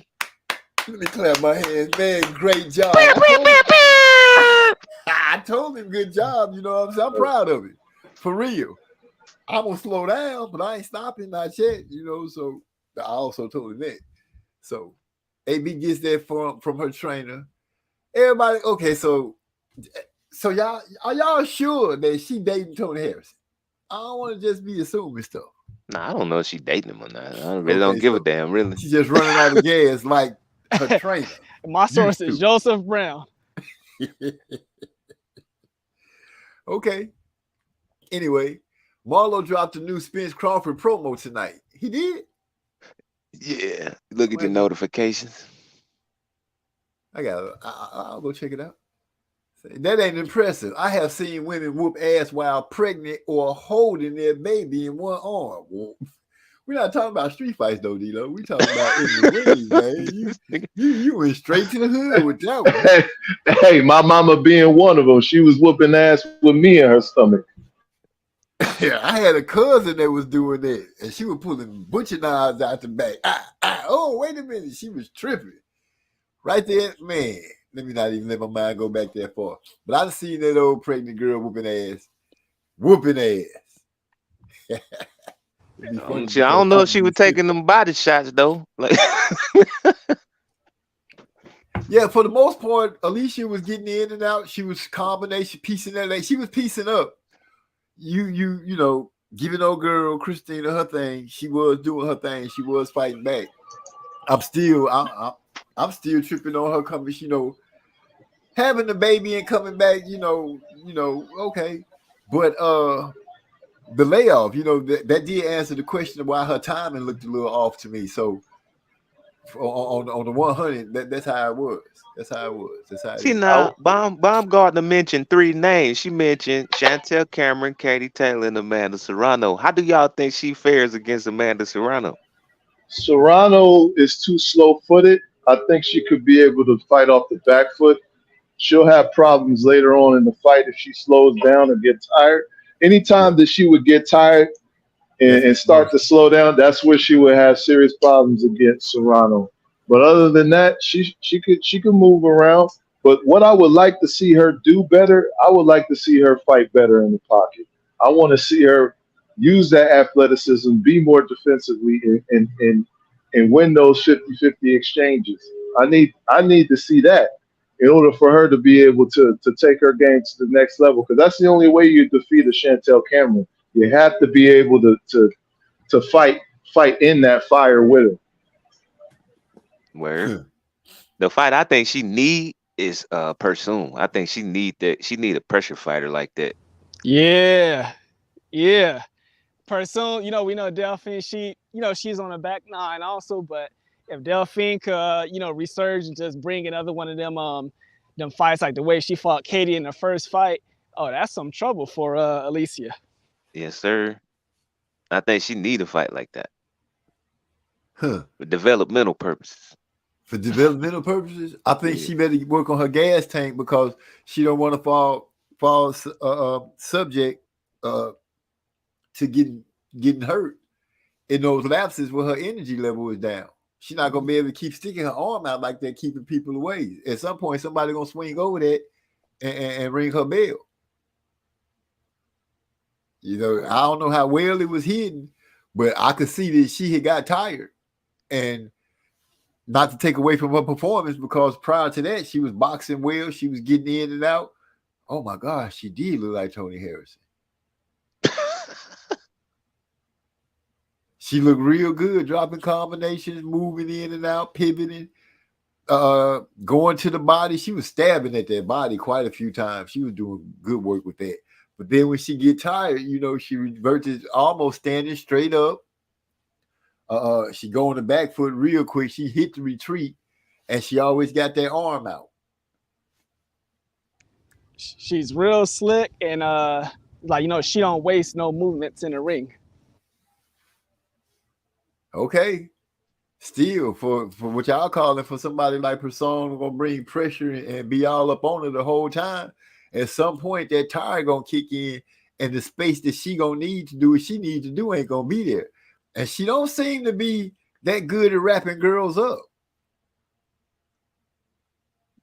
To me, it's multiple styles that could beat her. Look, I know, you know, she called for Katie Taylor. Here's the thing, you know, Katie is definitely on the back end of her career, but Katie's whole style is about, you know, it's a lot of movement, in and out, in and out, in and out. That type of style, you know, compared to somebody like Alicia, who has a questionable gas tank, that type of style could beat her as well. We just have to see. Yeah, man, I ain't gonna lie. When she called them out, I was like, it just was weird for me for her to call him for her to call them out, especially Katie Taylor and Chantel Cameron, because I felt like her skill level ain't really on theirs. Like, I don't know. I feel like she thinking too highly of herself right now. Like, she don't got a sober view of what her skill level is to be talking about Katie Taylor. I want you a weight class above you, and you performing like you just performed with your gas tank. Like, I don't know. Like, I don't feel like she on that level. Too soon. Hey, I don't look. know if it's too Hey, soon. I don't feel like she's comparable to that type of skill, especially Chantel Cameron. Like, what are you doing? hey, look, man. She see dollar signs. That's what she's seeing. She see those are Probably. big. She's seeing those are big money fights, and she trying to make some money. So if she wants to get in there, I'll watch it. I want to see it. Oh, I'll watch it for sure. I'm sure we all would. I don't think she gonna win. If I guess, you know, if I don't know who I would tell her if I had to flip a coin to attack Katie first. Really? Yeah. Okay. Amanda. Oh, Amanda's in it too. Then Yeah, go because with Amanda first, because Amanda will follow her. She the thing proven that is, with Katie. What's that? Amanda is she's a featherweight champion. So, I think that's like maybe her best bet, because she quite a bit bigger than Amanda. So I would say, yeah. And I will say this: her press conference is becoming some of the best press conference in women's boxing. I will give her that. Okay. Hey, and her I like her social media with the way that she just, promote and make the sport a little bit more fun. She good at that shit. She always every day she gonna find a way to talk about Michaela. She funny as hell on social. She was like, "Oh, subscribe to my OnlyFans head ass." She had me cracking up. Yeah, I seen that. What? So that's how they do it. They cutting up like that. Hold on, they be clowning. Oh man, so this what it is. MZ reading D-Lo's comments like he Charles Barkley, Old Spice commercial voice. Really? Man, Tony smashing OG. Okay, I guess it is what it is. MZ watched his cousin whoop ass while he watched from a horse and buggy. See, I've been trying to let him slide. I told people don't even mess with his old ass, but he can horse and buggy down. The fuck? Shots fired. I'm gonna remember that one. Ooh, I'm gonna remember that. He caught me slipping on it too. It's all good though. It's all good. Horse and buggy. D-Lo was around for the first time that the dinner bell rang and they said, "Come and get it." He said, "Trey, you smoking on the 29th?" I have been considering it. Bad influence, motherfucker. I can't lie. I have been enjoying saving that money. Man, So Hey, who saw the legendary oh, Andy El Jesus Cruz debut? against Burgos. Yeah, who saw You it? you know Come we on saw now. that. Come on, Andy, man. Andy, Andy. What y'all think, man? I enjoy watching the man box. I like his style. I think like He boxed well. yeah, And he got a good gas tank. He went from the start to finish. I didn't see no gas tank issues. I With the like the right. way. Oh, Go go ahead. ahead. No, go I ahead. like the way he slip in his punches, man. He got good, real quick defensive reflexes and everything. He can really slip in some sneaky punches. Um, as far as like getting a knockout, people were saying, "Oh, he might not have the power," but I just think he don't disguise his power shots that well. But other than that, man, like the man seemed to have a little bit of everything other than power and the ability to get somebody out of it. But that is one Carlos Burgos though, so I don't think he ever been stopped. So yeah, man, I really enjoyed watching the man box. Very slick, very fluid in the ring, which I saw in the amateurs. He just looked like he just very comfortable and belong in the ring. But yeah, I want to hear what y'all think too. Well, I, go ahead, Jay. I will say this. Andy Cruz, he impressed me. I told you I rated this performance. I told y'all this could be a risk, a very, very high calculated risk that could backfire because this is a fight that Eddie Hearn didn't want. He didn't want him to take this fight. And they was nervous about him taking this fight. Well, at least Eddie Hearn was. But yeah, man, he displayed the jab, in and out movement. He boxed on the outside. At first, he was on the back foot a lot, but then Bowley told him, "Hey, you need to stand your ground. You need to because you can see everything coming. You know what he's throwing. He's only throwing that hook. So all you got to do is avoid that." And he started standing his ground more. I think he's with the right coach, and the reason why I say that is because he's going to learn how to fight inside the pocket. And the more that he learns and develops fighting inside the pocket and get comfortable there, he's going to be dangerous for anybody to beat because he's already elite on the back foot. You see the movement, you see the fact that he's able to switch stances, and he can fight on the inside. He can counterpunch on the inside as well, as you can see with the uppercut. He doubled up on the uppercut. He landed the hook on the inside. He turned him. He did a lot. He did a lot of veteran shit for a guy who fought his first professional fight, and he's only going to get better. So the more pressure fighters you give him, the better he's going to be fighting in the pocket and being comfortable in fighting on the inside. And that's why I do like the fact that he's with Bozy because Bozy's going to teach him how to be responsible on the inside. And that's what he needs to learn because in the amateurs, a lot of times the pressure fighters they don't fight that pressure fighter. And that's how you see Lomachenko lost his first professional fight because he was in there with a pressure fighter. So and that's That not was his something he second was fight. missing. Yeah, second fight. So he was in there with a pressure fighter, wasn't familiar with it, and that's how he ended up losing his first fight. But you could see that that's something that they've been working on. He's only going to get better and better. He's going to sit down on his punches more. Is there any fighters out there that's more dynamic than him and Boots Ennis athletically? I feel like Bozy's got two of the most dynamic athletic guys in the sport of boxing right now. I I think mean Schofield, but y'all hate on him, so I don't know. oh ain't nobody hating on Schofield, man. I said when I saw him that he was athletic, had some speed. I didn't give him too much elusiveness, but I gave him his props. Don't do it like that. I was gonna say maybe Morrell. Oh yeah, Morel is way more athletic than Floyd. No, we talking because they were saying like Boots and damn, what's his name? Oh, okay, well, Cruz, like so Boots and he's Cruz. Yeah, so all right, technically, I mean, if y'all didn't know, Ronnie Shields is, technically supposed to be Floyd's coach. The thing is that, Floyd and his daddy, they don't want to leave their hometown, so they don't really train with Ronnie at all. So, but you could technically say Ronnie has Morrell and Floyd. Well, we're gonna see how that works out.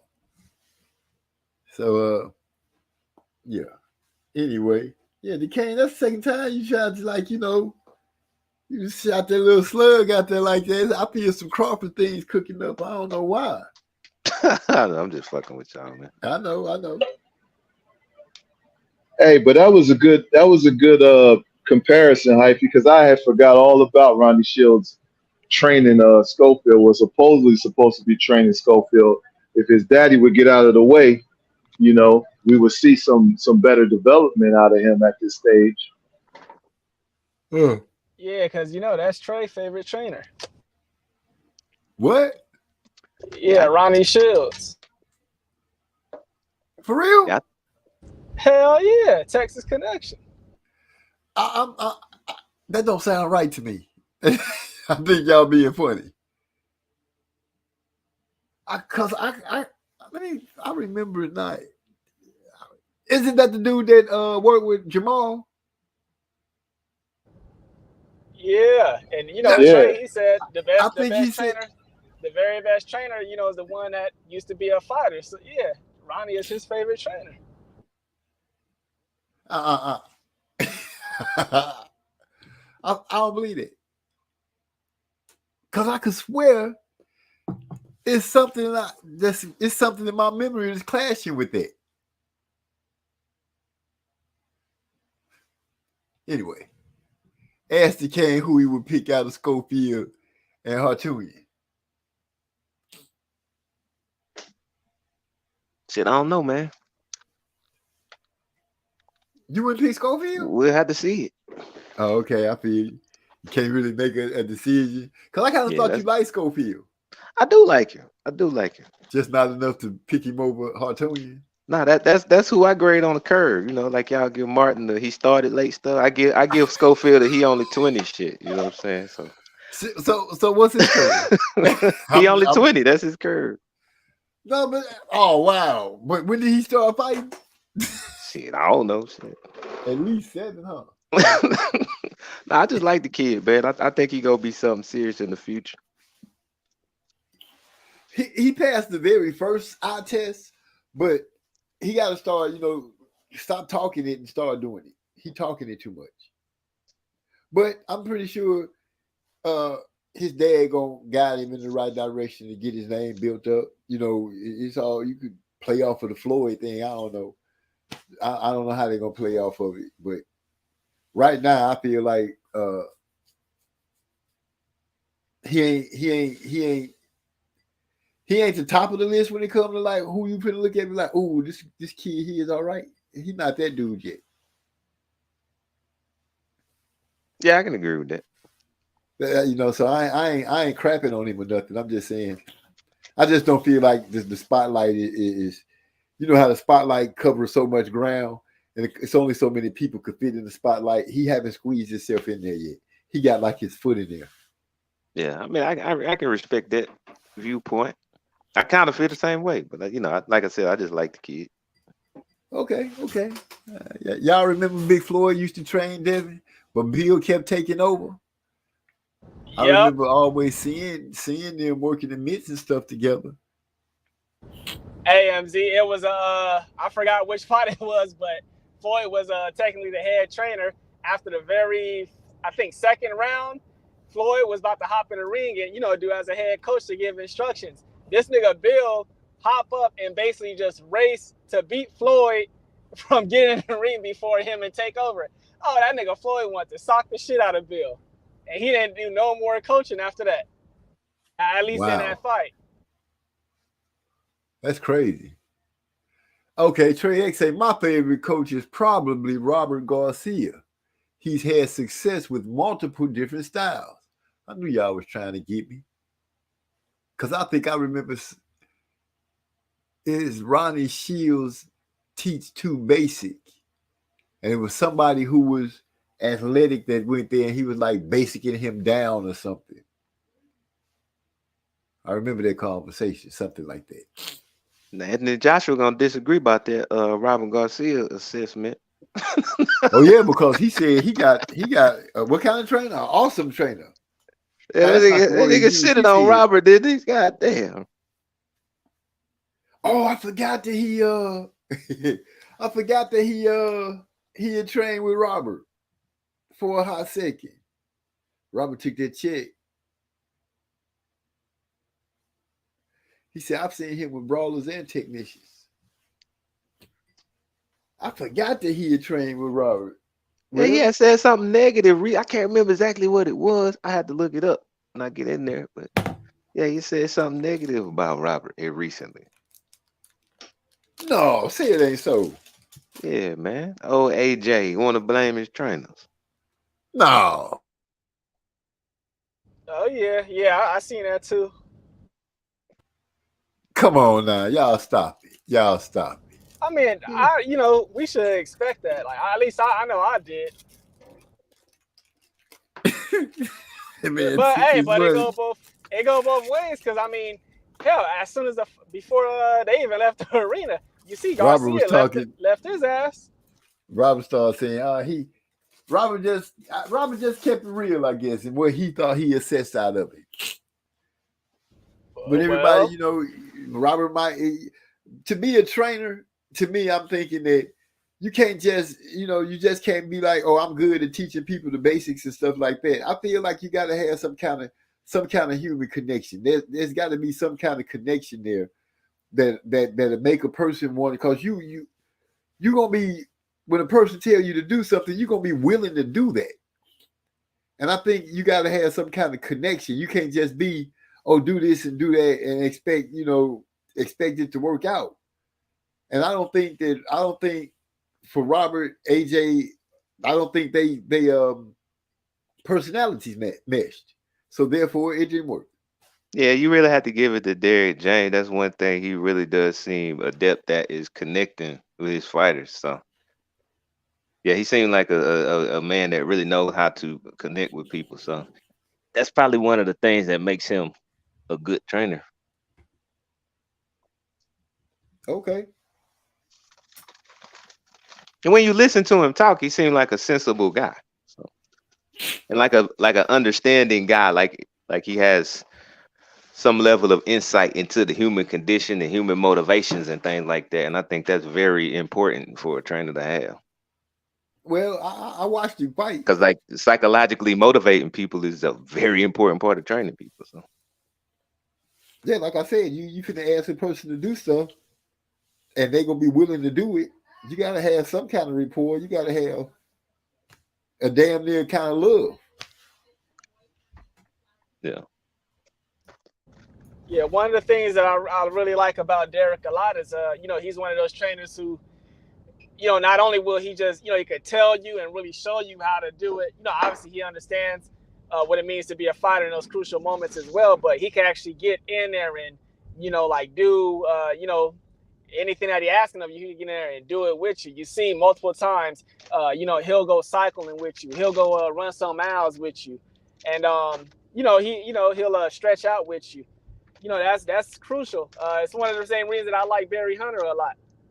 Now, one of the trainers who I feel is probably the most overrated is that damn Joe Goosen. Yeah, Derrick talks a lot about that in his interviews, about how he imitates the fighters, the opponents that are coming up. So, like for instance, he in there imitating Crawford in order to prepare Spence for the fight. So, I'd find that interesting. D'Lo said, I don't think AJ really fully gave Robert Garcia the reins. There was another holdover coach from the previous regime kind of leading as well. Also, it was too many hands in the pot trying to cook the meal. But what was that you just said, DeCane? I said Derrick James had said in his interviews that he imitates the opponents of his fighters that he got coming up. Okay. Derrick James, I don't know if y'all watched that fight that I had put in the Discord, but his gas tank had kind of ran out that fight. Who? Derrick James. Oh, you posted an old fight of his or something? Uh-huh. Oh, okay. I didn't see that. Oh man. My poster going just banned out there, just out there. But yeah, I watched Alicia do her thing. I like her outfit. I saw Tony Harris go out there. He was all screaming happy, picked her up. It looked like she's like, nah, man, put me down. You lost last fight. Put me down. Don't do that. Don't do that. You're embarrassing yourself. You put me down. Put me down. Napoleon Armstrong said, how do we grade trainers? Do they create champions? Or do guys come in with all the goods and get refined? Well, I mean, I used to be a teacher, so you do have some people who come in with all the right skills and talents, and I'm gonna say it like this. I'm trying to articulate this, but you have some teachers, right, who are good at doing, but they're not great at teaching. And then you have other teachers who not good at doing, but they're great at teaching. And a lot of times when you have somebody who's really, really gifted, the best teacher for them is somebody who's good at doing, but not that great at teaching. Like if you got somebody who really naturally skilled, somebody like Roy Jones could teach them and make them great. But if you got somebody who ain't that skilled and you pair them with somebody who's naturally skilled, like you probably have a communication breakdown. 9 times out of 10, that person who really skilled is not going to be able to take somebody from nothing to a champion because they don't understand the process of not knowing how to do something if you naturally got it. You get what I'm saying?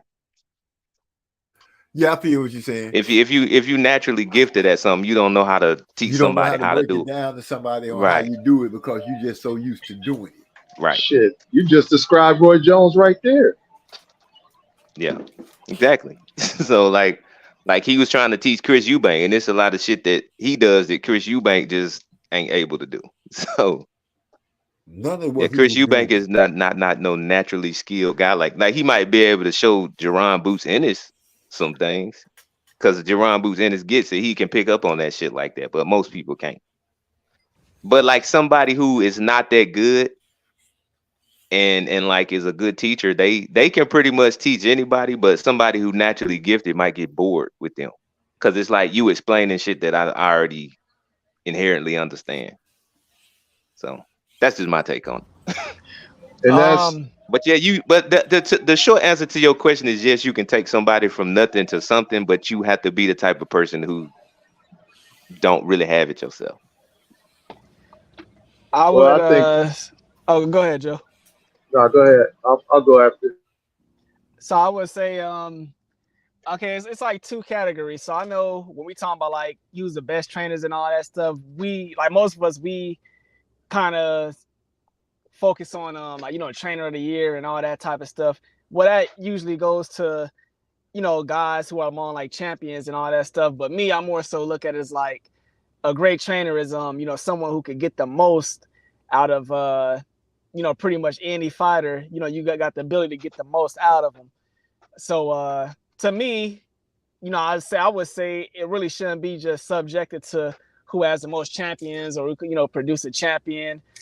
For example, a basketball reference, a lot of people feel like Larry Brown was a much better coach than, a lot of other coaches that he probably went against in his era. He never won he never got a ring as a pro, but because he was just able to get the most out of with the limited amount of talent that he had. So I kind of take that in consideration as well.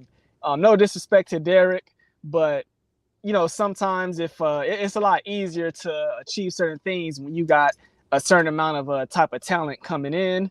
And I'm not saying that's the only reason that Derrick is getting recognition that he has, but that statement stands true.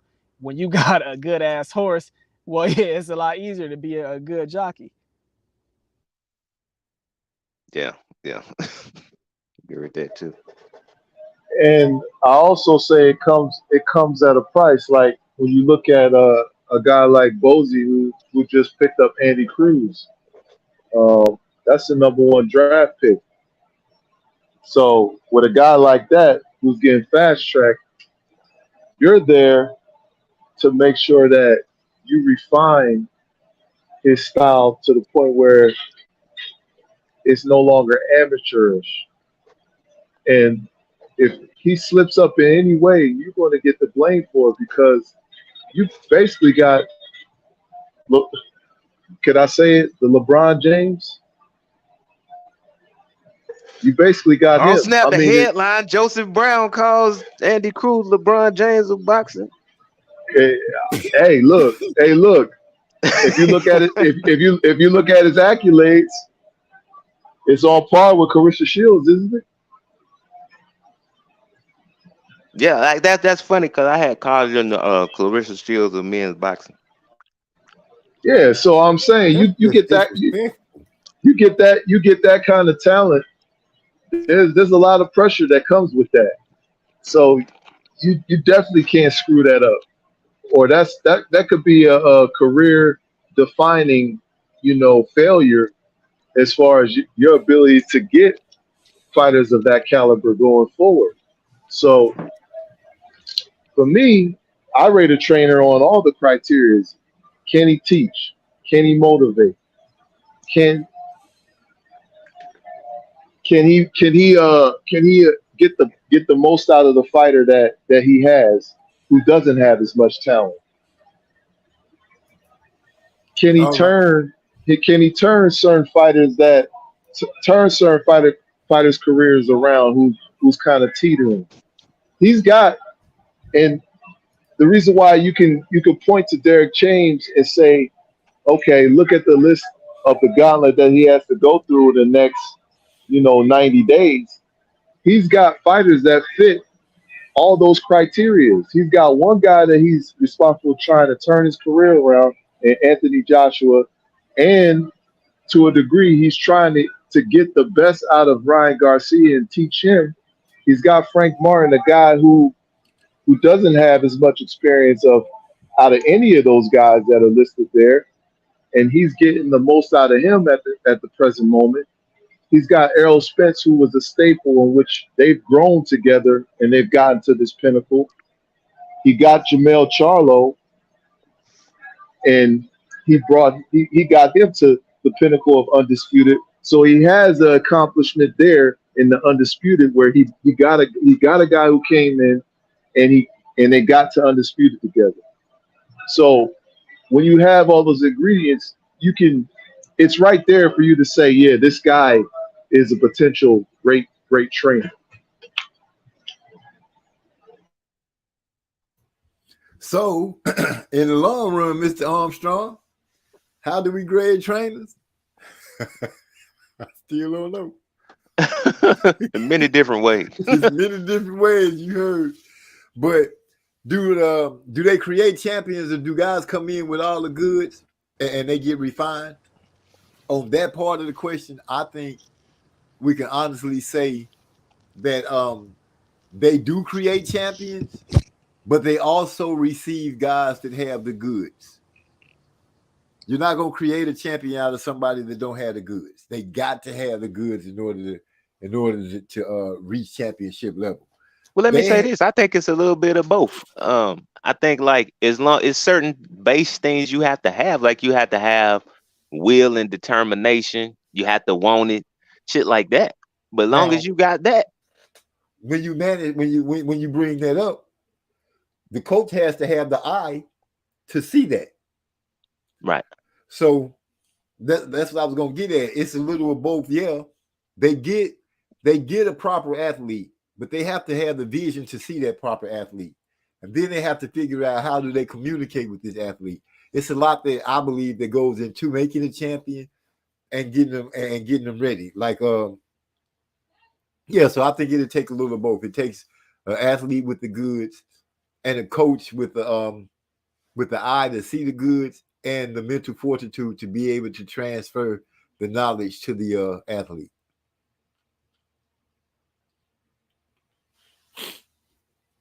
D'Lo say a bit of everything. Tracy, Yeah, oh, my bad. I was on mute. I thought I was I thought I was talking this shit. Oh, go ahead and talk to me. Oh, yeah, when I say both, I think what I'm saying is some people have skills, but then like there are people who don't have a whole lot of skill, but yeah, they just have to have the right type of trainer to.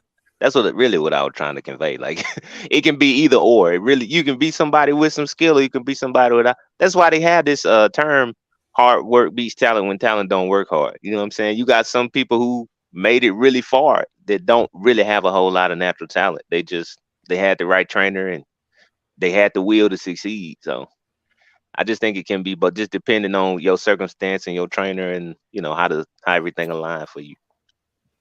Okay. I still want the trainer that got the eye to notice the talent and be able to get it over. But yeah, I guess that's why there are different many trainers out there. And Tracy, I didn't think Roy was the most skilled fighter. He made a ton of mistakes, but was supremely gifted. And you can't, when it comes to training, I believe the supremely gifted Michael Jordan, Roy Jones, Tiger Woods, even, when you got it and you just got it, it's hard to tell somebody else how to do it. You can tell them you just do it. And for the most part, those people usually get frustrated trying to teach because they don't get why you're not getting it. It's like, damn, dude, I done showed you this so many times. I done told you how to do this so many times and you're not picking it up. And they brain don't let them realize that this person isn't gifted like you. You have to let them know what gets you from A to B. What is it that you do to jump, or what is it that you do to swing your tennis racket to get a top spin or a bottom spin? How do you slice with this golf the golf club? All those different things. So yeah, I think damn, I lost my train of thought. Yeah, let me relate a story. Like, man, one time a motherfucker asked me to teach him how to do the moonwalk. Okay.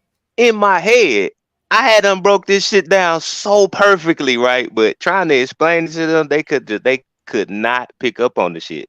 So can you it's like, yeah, man, I can move on. But anyway, like sometimes when shit comes, that's why I say, like, sometimes when shit comes naturally to you when it's really easy, it's hard to break it down for somebody who don't have no talent.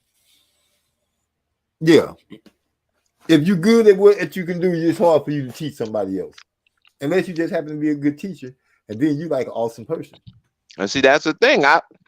I swore I was a great teacher. Now when I had students who had some talent, I was a great teacher because they could understand the way I was breaking shit down. But like in my mind, I done broke shit down perfectly. But it's a whole different approach when you have to like that actually made me a better teacher. But it's a whole different approach when you have to teach people who don't have no talent. I'm just tripping because it almost sounded like at one point that your conversation was gonna kind of be like, oh, I was a talented teacher as long as I had some talented students, but if you weren't that talented, your ass was gonna get left behind. No, that was one thing, man. Like as a teacher, man, like if somebody not getting something, I take full responsibility for that. So I think a good trainer, a good teacher is gonna do that. Like some teachers be like, y'all motherfuckers ain't listening and y'all ain't picking up. But if like they not listening, it's because you're not engaging enough. If they not picking it up, it's because you ain't explaining it the right way. So I had to learn how to do that.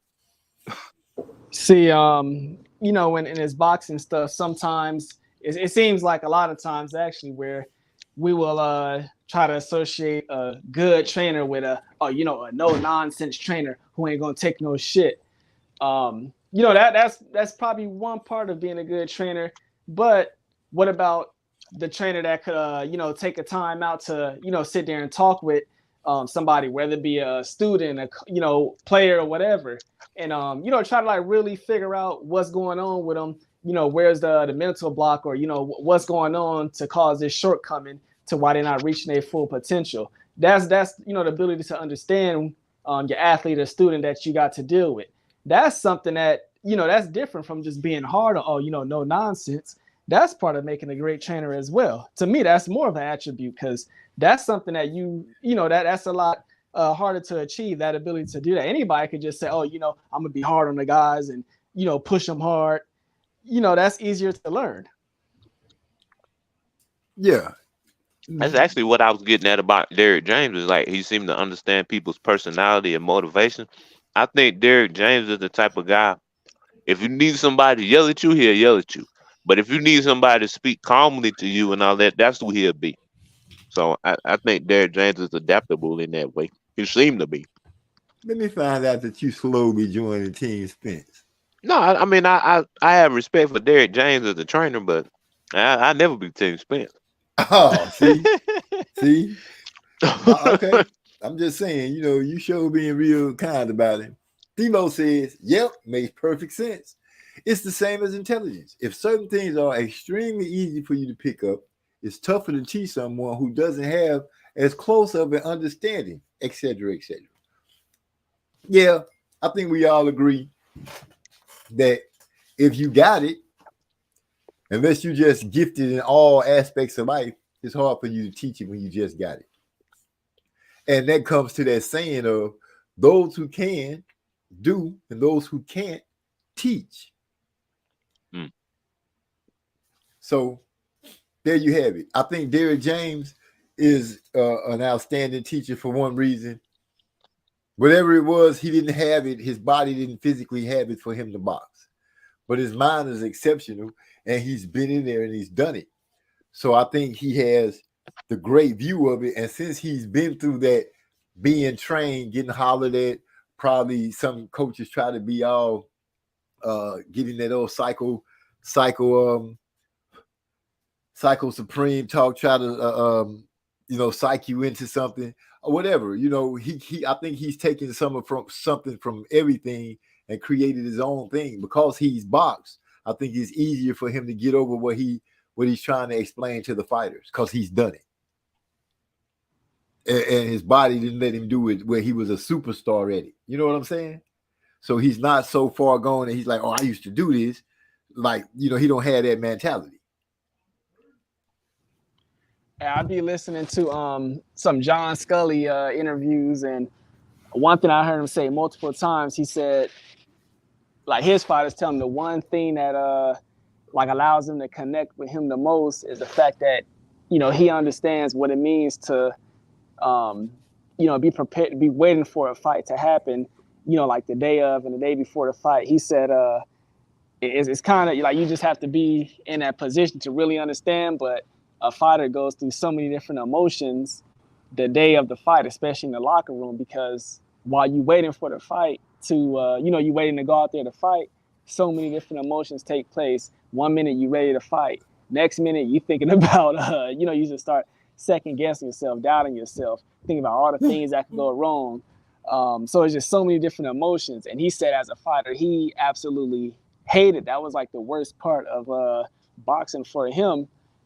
But he said, only, maybe somebody who was a fighter could really understand that. So it's, it's so many different. John Scully, remember him? No. Yeah. Okay. He, at one point he trained Chad Dawson in the past.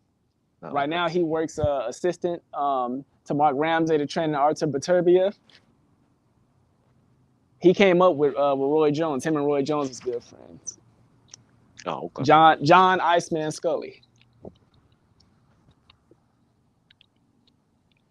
Yeah, but anyways, that's just another part of possibly making a good trainer as well. Being able to really relate to the fighter. Okay, it is Iceman, and y'all gonna have to forgive me because there's so many chat that went through. I did not realize there's so many that Derek Bailey enjoying the conversation. Salute to Derek Bailey. We just riding along. I'm behind on the chat. But it is what it is. Y'all forgive me if I miss some. I'm just it is what it is. Derek Bailey said, right, like MJ or Kobe also didn't understand why you don't want to practice 3 hours before actual practice. Yeah, they wouldn't make they wouldn't they weren't good teachers. Well, I'm not gonna speak on Kobe because but Mike not a good teacher at all. Well, He's that's not a a good matter of teacher. just hard work right there. Yeah, but they had the talent. They did have talent. Where But I guess you can't really with basketball. if you ain't got talent, that's practice. all the more reason you should want to you can practice 3 practice real hard to get it together. But I guess with boxing, with the boxing coach, I guess it's kind of different because it's hard to relate to somebody who ain't been punched in the face. Right. You know what I'm saying? You teaching me about missing a jab or something like that. You ain't never been punched in your face ever.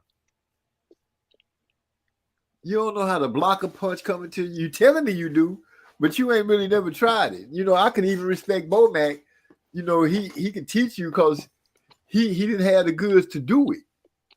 So, as much as we make fun of him about his weight and everything, the man mind he probably a brilliant trainer, and he probably got all kind of stuff going on over there. But we have to look past the outer covering of his book. Cause he used to box and he wasn't that good. He might have some medical issue for all we know. I'm just saying he used to box, so yeah. He might have a brilliant mind when it comes to boxing. That's all I'm saying. I think he does. He got to. His fighter is a champion. I mean, he might be like Virgil Hunter though, just like that one good fight. Well, he did his thing with Jamel. Jamel talking about coming back. Coming back to who? Hearing talking about coming back to boxing. Oh, okay. It won't be with Bomac, I can tell you that. I don't know, man. We'll see. I was just about to say that. Bomac kicked him to the curb. He going back to that camp. So he had a good conversation with him the other day. Hey, and I take my words back. Okay. Devo said, y'all remember when DK Metcalf ran down Bubba Baker and saved the touchdown? Prevented the touchdown? DK Metcalf. Bubba. Football? I haven't watched football in a long time. Which I know Eric Metcalf. I don't know DK Metcalf. Who is that?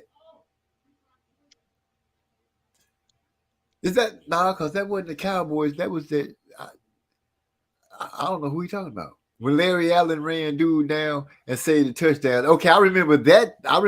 When Napoleon Armstrong, when the Dallas Cowboys, Larry Allen chased. Was it him? Because I thought I remember the Cowboys getting embarrassed because they was getting ready to get a touchdown and the dude ran him down and slapped the ball out his hand right at the 1 yard line. Seahawks star receiver. Metcalf, huge receiver. Metcalf that I remember being famous was Eric Metcalf. I don't even know. I know somebody helped me. I know y'all know who Eric Metcalf is. Used to be. I guess you could say he was like one of the first dudes they considered was like the running back king. He was a running back in the 90s, wasn't he? Eric Metcalf. He used to play for the oh my God, 80s or 90s, one of them. I'm trying to remember the college team, Texas. He played in Texas, the Longhorns. He played for the Longhorns. Yeah, I think I remember him. Yeah, I know who Trey talking about. Yeah, it's a play. This kid is he's a freak of nature. DK Metcalf. He's a wide receiver, number one. He's not prototypical. He's like 6'4". He's like 240 pounds of pure muscle. He can run like a deer. And instead of him just, taking off and say, letting the play go, no, his quarterback threw an interception, and he did his team a solid by running this guy down and tackling him and saving the touchdown. So that hustle only produced 3 points where it would have produced 7 had he not even tried. Okay. One of those kind of people that don't give up on the play. I can respect that. You love that as a football player, but or a basketball player, you know, dude think he got an easy layup and you hustle down behind him and you jump. And when he get ready to lay it up, you slap that bitch off the backboard. Ooh, it's like one of my favorite plays. Yeah, his baby ran let down and stripped him. BB ran let down. Was it BB?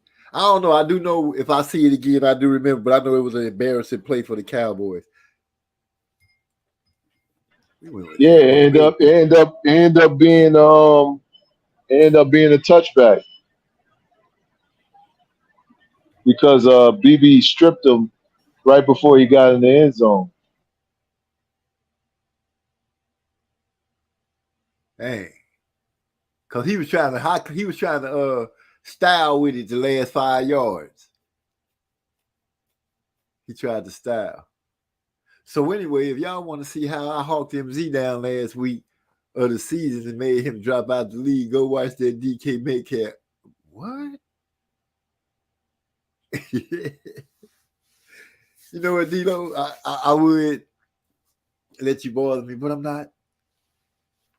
Because when I come back, it's going to be hell to pay the pipe. You just know that. I told you I was going to come from way back, cruise through. You just lucky you got those 2 points and got in front of me. That's all. Damn. Anyway, I ain't going to let D-Lo bother me. I've been looking out for him all day. You want to start something.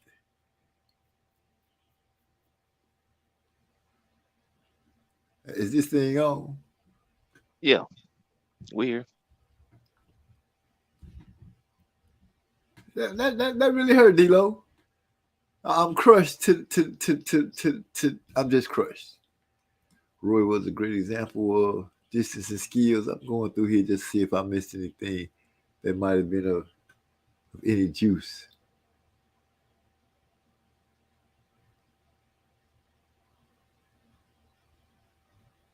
You know what? I think I might watch some. I don't know if I'm gonna watch no football. I was about to say I think I'm gonna start watching football, but nah, I don't think I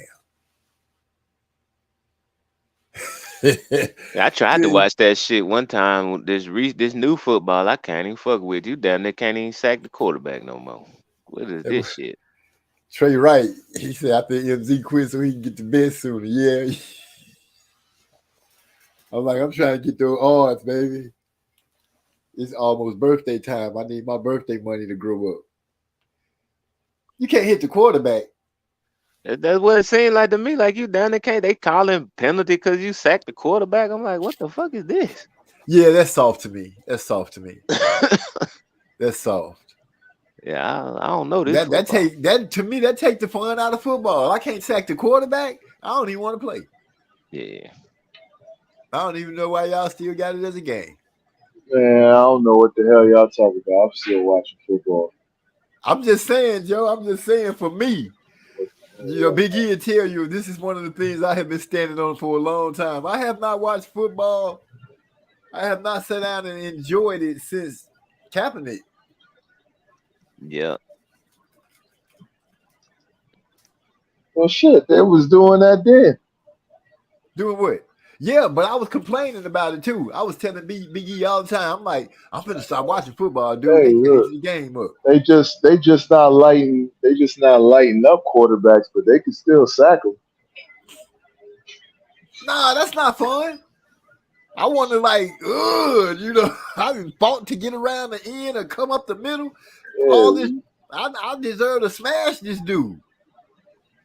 Yeah, I remember back when we used to play football. One time, the damn quarterback got sacked. That motherfucker was in the huddle crying. Why won't y'all block? I'm like, that's the kind of shit I want to see. That's what I'm talking about. I want to go straight barbaric out there when you out there. I want to hit. You get taken down, you still gonna be complaining. Shit, and they ain't never stopped Tom Brady from screaming at his old line. But still, you just see Big E say you just can't stick him. Now I want to be like, I'm coming off. Come on, man. I done fought to get through your so-called great line. I done crush him. Now I can't step the gas on and just come here, smash you into the. Them defensive linemen have adjusted, man. They don't get them penalties like they used to with hitting them quarterbacks. They have adjusted and they tackle, they wrap up, they just don't power drive the guy like they used to. That's all. Said power drive. Man, come on now. Napoleon Armstrong said we want that Joe Theismann treatment back. That's what I'm talking. I'm talking about like when it's snowing, all that snow out there, that dude coming through there. You can just see that smoke coming out his mouth. He put that head down into the side, dropped that shoulder.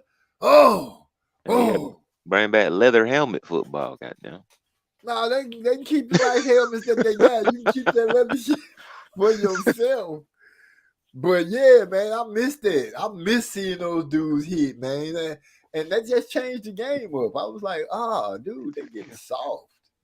People giving me good arguments of why they need to be soft. I'm like, but I'm conditioned. I ain't gonna even lie to y'all. For football, I'm just conditioned. I grew up hitting. Everybody before me grew up hitting. Then all of a sudden they stopped hitting. People were soft. So yeah, I started watching football. The last straw was Kaepernick. I said, I just can't take this no more. I ain't gonna watch it no more. For your self-respect, huh? You couldn't even do it no more. Like they done told niggas to shut up. I can't do it. That's it. It wasn't even about it. They done hijacked the argument. That's what happened. Took our argument and made it something else. But you know, I digress. I'm gonna leave that alone. That was Jay-Z right there. We passed kneeling. Well, where we at then? What we doing? We doing halftime shows now? That's what we do. Yeah, I'm gonna leave it alone too. Yeah. Remember Christian Okoye? Hell yeah, I remember Christian Okoye, Nigerian, right? Well, he Nigerian Nightmare. Yeah. Is that what they called him? With those big ass shoulder pads. Played for the Chiefs. Got lit up by was it Steve Atwater? It was one of those safeties that be like they used to light you up. That you just come through there, I feel a hole up on you. Came in there and hit the Nigeria. He stopped running after that. All off track. He wasn't no Nightmare no more. He was more like, I don't know what you call it. But I remember I used to like him. He used to come in there and running over people. What's the other dude Yeah, Atwater was a beast though. Wasn't he? Yeah. You had to respect him. Him, Ronnie Lott. What was the dude name that played for the Raiders? The Raiders. Shit, I don't know. I know you're not gonna remember the dude when they won with Jim Plunkett as the quarterback, and that dude was out there. He used to use that stickum. They outlawed that stickum. Man, I used to watch that. That was football back then. You remember? Nah, Joseph Brown probably don't remember. I'm probably just preaching to the choir right now. They had these other special Lawrence sticky Taylor gloves. Nah, this kind of before Lawrence Taylor. Lawrence Taylor wasn't there yet. I said Jim Plunkett won the Super Bowl. There wasn't no Lawrence Taylor running around. Maurice Drew-Jones, truck Sean Marion. I used to love the way he celebrated, clicking his arm like he was cutting that light switch on and off. He just had a bad dream after that. 190 pounds versus 240 stopped him in his tracks. That's right. He went in there and lit his ass up. I remember Jacory Harris got murdered on the play for the Hurricanes. I felt sorry for the ML. One of the most vicious hits on the quarterback I had ever seen. I would tell you the hit that I feel sorry for the guy is when come on, Tori, remember this dude's name, the running back came in hot. He was famous, played for New Orleans, and they hit him so hard he was crawling up the sideline. Come on, man. Come on, y'all. Help me out here. Help me out. Reggie Bush. Remember when he caught the ball, he was coming down the sideline, that boy lit his ass up. Hit him so hard he just started crawling up the sideline. I wasn't watching football by then. Boy, you had already stopped watching. So you didn't see Reggie Bush? Reggie Bush was pretty. Yeah, I quit watching football in the 90s, man. So who was the last team? Who was the last team you watched? Shit, like the 49ers and shit. Who the hell on that team? Jerry Rice. Jerry Rice and Joe Montana, baby. Dang, you started watching football a super long time ago. Yeah. What they do to you? I don't know, man. I Just know what they lost did to interest. me.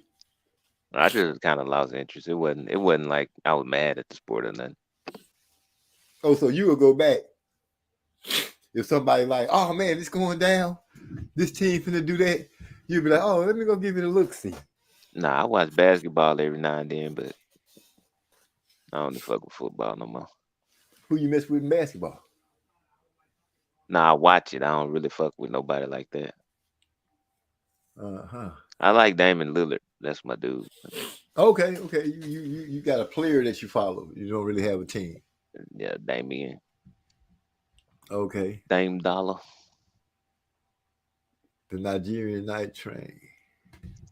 Night Train Lane hit dudes. Man, okay, they on another. John Lynch. Man. John Lynch used to hit. John Lynch, Dawkins, Tatum. Was it Tatum? Hey, wake up, Joe Brown. Hey, John Lynch, Bill Romanowski. What was it? Yeah, Bill Romanowski. There's a lot of favorite players out there, but I'm trying. So Brian Dawkins was probably really, yeah. It was that was that the hit. That's the hit that he was crawling up the sideline. I know whoever it was, they lit his ass up, lit him up. I used to like watching Hershey Walker wasn't no great watch when he got for the Cowboys. I didn't really like him with the Cowboys or Minnesota. But I sure enjoyed watching Bo Jackson, man. Hey, Bo was a damn beast, man. I enjoyed. He was. People don't realize it, but Bo Jackson's star was growing just as fast as Michael Jordan's, if not faster, because Bo had already been in the different professional games. He was already playing baseball and football. Yeah, Bo was different, man. I still feel like to this day, if Bo never got hurt, I feel like he would have been a Hall of Fame baseball player and a Hall of Fame football player. I stand on that. I stand on that. Can't nobody change my mind on that. He was hitting home runs and running touchdowns. Ronnie Lott. He was a good one. But Bo Jackson, that was my boy. I liked him. I like Marcus Allen. Marcus Allen. Yeah, Marcus Allen was my dude. That was like the Eric Dickerson days, right there. Man, Eric Dickerson was man. Once Eric Dickerson broke that line, there wasn't no catching him. Yeah. He had that pretty spot, that pretty stride. Man, that dude could run. He wasn't catching Bo either. Now, oh man, Bo was like, he was fast like what's the youngster that used to Adrian Peterson? He had Adrian Peterson type speed. And Bo would run you over. Bo had it all. He had the power, he had the speed. He could cut. His hands wasn't super great, but they wasn't bad. So he was decent at catching the ball coming out the field, but just straight handing it to him. Oh my goodness, you boy. Eric Dickerson's 2,000-yard rookie season. Is that what you talking about, D-Lo? Sean Taylor brought back the sack, though. Brought back the sack, too. Oh, yeah, I give him that. Bo hit 5 hours in the game. Hit 5 homers in the game, if I'm not mistaken. He does have something. I think he was like 3 touchdowns and some home runs to go with the touchdowns in the same day or something like that. Bo was a perennial all-star. He was an all-star MVP, and he was an all-pro in two different sports at the same time. So The guy was ridiculous, man. Bo knows baseball. Bo don't know boxing. Bo knows this and Bo knows that, but Bo don't know Jack because Bo Cause can't Bo rap. can't rap. Fire the Fife. I feel you, Fife dog. I feel it. Hey, they were saying that all while wearing his shoes. That's the Right. crazy. That's the crazy part. Them Bo Jacksons was like hotcakes, boy. He said Reggie White was the strongest MF I ever saw handle two linemen with one hand each. I used to like Randy White. I liked Randy White for the Cowboys because he used to use this karate technique of blocking your hands down to try to beat the man on the line. I found that interesting about him. Too Tall Jones, I found him interesting as well, just because he was a tall, slinky guy that could hit. But my favorite running backs, Earl Campbell, just a pure brute strength. Just pure. He wasn't really super fast, but it was hell to bring him down. And I saw a question: who would you rather tackle? I'm trying to find it so I could see who did they say. Who would you rather tackle, Earl Campbell, Allstott, or Brandon Jacobs? Oh man, I already said Earl Campbell was hard to tackle, so he gonna be last on the list. If I had to tackle anybody, I'm gonna hit him last. I guess I'm gonna take Allstott first. I'm gonna take him first because Brandon Jacobs is kind of hard to bring down too. I guess he would be second, and then I would take Earl. Brandon Jacobs, that was the big New York Giants, right? Right, that big running back. Okay. Yeah, that nigga would score touchdowns and start humping the air. So, who would you rather tackle, man? Out of those three, first, second, third, Earl Campbell, Mike Allstott, or Brandon Jacobs? Shit, I wouldn't want to tackle none of them. And he said, "I'd rather watch on TV." Coach be saying, "You go sit your ass on the end of the bench." Shit, All-Star was a motherfucker though. Earl Campbell, he was a tackle breaker. He run you over, but I feel like All-Star, he just built like a goddamn bull. Man, they had that one.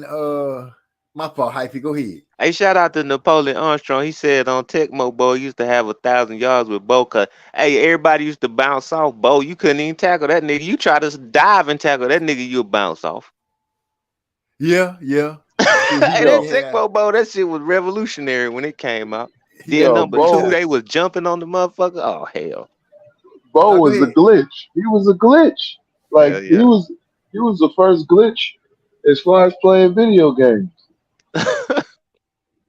Yeah, I guess you could try to put it on like that. What you getting ready to say, Hyphy? Nah, I was just sitting back tripping how they had Allstott and Warwick Dunn at the same time. Like, I forgot about Warwick Dunn. They had him at the same time the too. Little dude, man. They did. You're right. Allstott was in the I figured him as the fullback and Warwick Dunn as the halfback. But yeah, they did have that little magician on the team. I forgot all about him. Good call on that one, man. Good call on that one. That's another thing too. Like, I'm pretty sure like the FB, fullback position is completely deleted since like at least a decade. Let me ask you, Joseph Brown, since you still watch football, would you run a three-man back? If you had a cold line and three cold running backs, would you run the I formation or the Y? No, that's outdated. Everything is out of the how do you call it? They call it the option, pass run option, RPO. Most of the teams run out of that. It's where the quarterback puts the ball in the running back's belly, and can either give it to him based upon what the linebackers, if the linebackers collapse, or can take it out. He can throw it, or he can run it. If you got a mobile quarterback, he can run it. So he creates another, threat as far as the run game. So now, because I remember running the options and stuff like that back in the day, so I know that's pretty old too. So you telling me that I wouldn't say just running a full time, but it would be one of those times that I would catch them when they got all those little dudes on the field. Because I see they changed personnel. See, football, I remember the days where the only way you can dictate that is if you got excellent tight end, wide receiver core, and you got a dope ass line. Not to mention you got a mobile quarterback and you got solid running backs. That's the only way you can dictate, personnel on the defensive side. That's what I was saying. If you had a cold line with some cold running backs, you wouldn't try to implement that from time to time just to fuck off a team. Well, that's what my team does. They base mostly their game plan around the run because they got a mobile quarterback, they got solid running backs, and they got top 5 receivers on the outside. I done walked myself right into this by mistake. He said that's what my team does. That's what they got. Just telling you. Yeah, I say it, but the Eagles, right? Yes, sir. Okay. Tegma Bowl used to have 100-yard. Where is 100?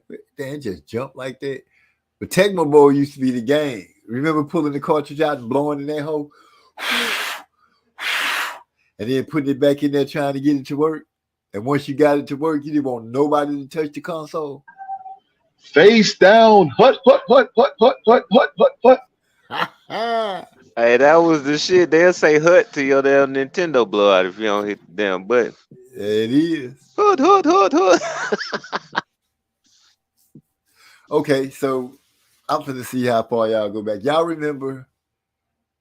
I'm trying to handheld football games. The first digital football games where it was just the dots.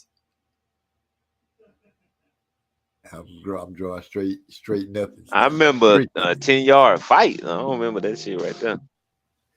10-yard fight was on goddamn Atari. Nah. See, I'm going to the first handheld games. What y'all call them today? The Nintendo Switches and stuff like that. So you don't remember like the head-to-head? They call them head-to-head football, where it was an electronic game where 2 people could play it. And the reason they call it head-to-head because the controls was on both sides. The screen was in the middle. All they played was that game. I remember them, but I never played it. Yeah, I ain't play that. Don't say it like that, man. Shit, I remember the goddamn I don't even remember what you call it, but it was like a big ass metal field that used to vibrate and you put the little men on there. Yeah, they play football. Yeah. And you set them up. I used to have that. Yeah, we had that shit too. You turn the motor on. Everybody started doing it. What? I ain't playing no stuff like that, man. I just looked at it I looked at it as a kid. That shit was a waste of time to me. At the time that that shit existed for me, that was the only shit that was out. Atari was just starting to come around. I'm talking about before they had the TV games and stuff. They had a computer game that played tennis. They had the lines that go up and down. You seen that old ass game and you just hitting the ball back, beep beep, do do beep beep beep. Come on now, yeah. So yeah, I played that. I played that on Atari, but you said on Atari. Yeah, I played that on Atari, but Nintendo and Sega changed the games. Yeah, they did. They did. I got skills with Sega, Nintendo. Now, don't get it wrong. I was around for Intellivision, which came out with Atari. I play Atari today. That's still my favorite shit. Which one, the 2600 or the 5200? Shit, I don't know what number the shit was. I was little as hell when we playing Atari. I'm just saying, you know, that's how I was in on it. I know the numbers to you hold 5200 and 26. 26 was the first one, which came out with the Pac-Man that almost looked real but wasn't quite looking real. Then they came out with the 5200, which was supposed to change the game. I think it was an 8-bit, which cartridge, yeah. But when you put it in, it looked exactly like the ones that dropped the quarters in. I'm just saying. That was probably the one I had then. I would just play Chopper Command and Donkey Kong and shit. This boy D-Lo say, don't ask us about the leather helmet stuff, MZ. And I don't know why everybody keeps trying to throw up the leather helmets. You know what I'm saying? I don't know why. He said, Mateo MZ, remember? Yeah, I remember Mateo. Come on, man. I remember Mateo. Okay, I'm going to hit you with something. Have you ever played with a race car track with the train set that connect to it? So you have to stop and let the train go through.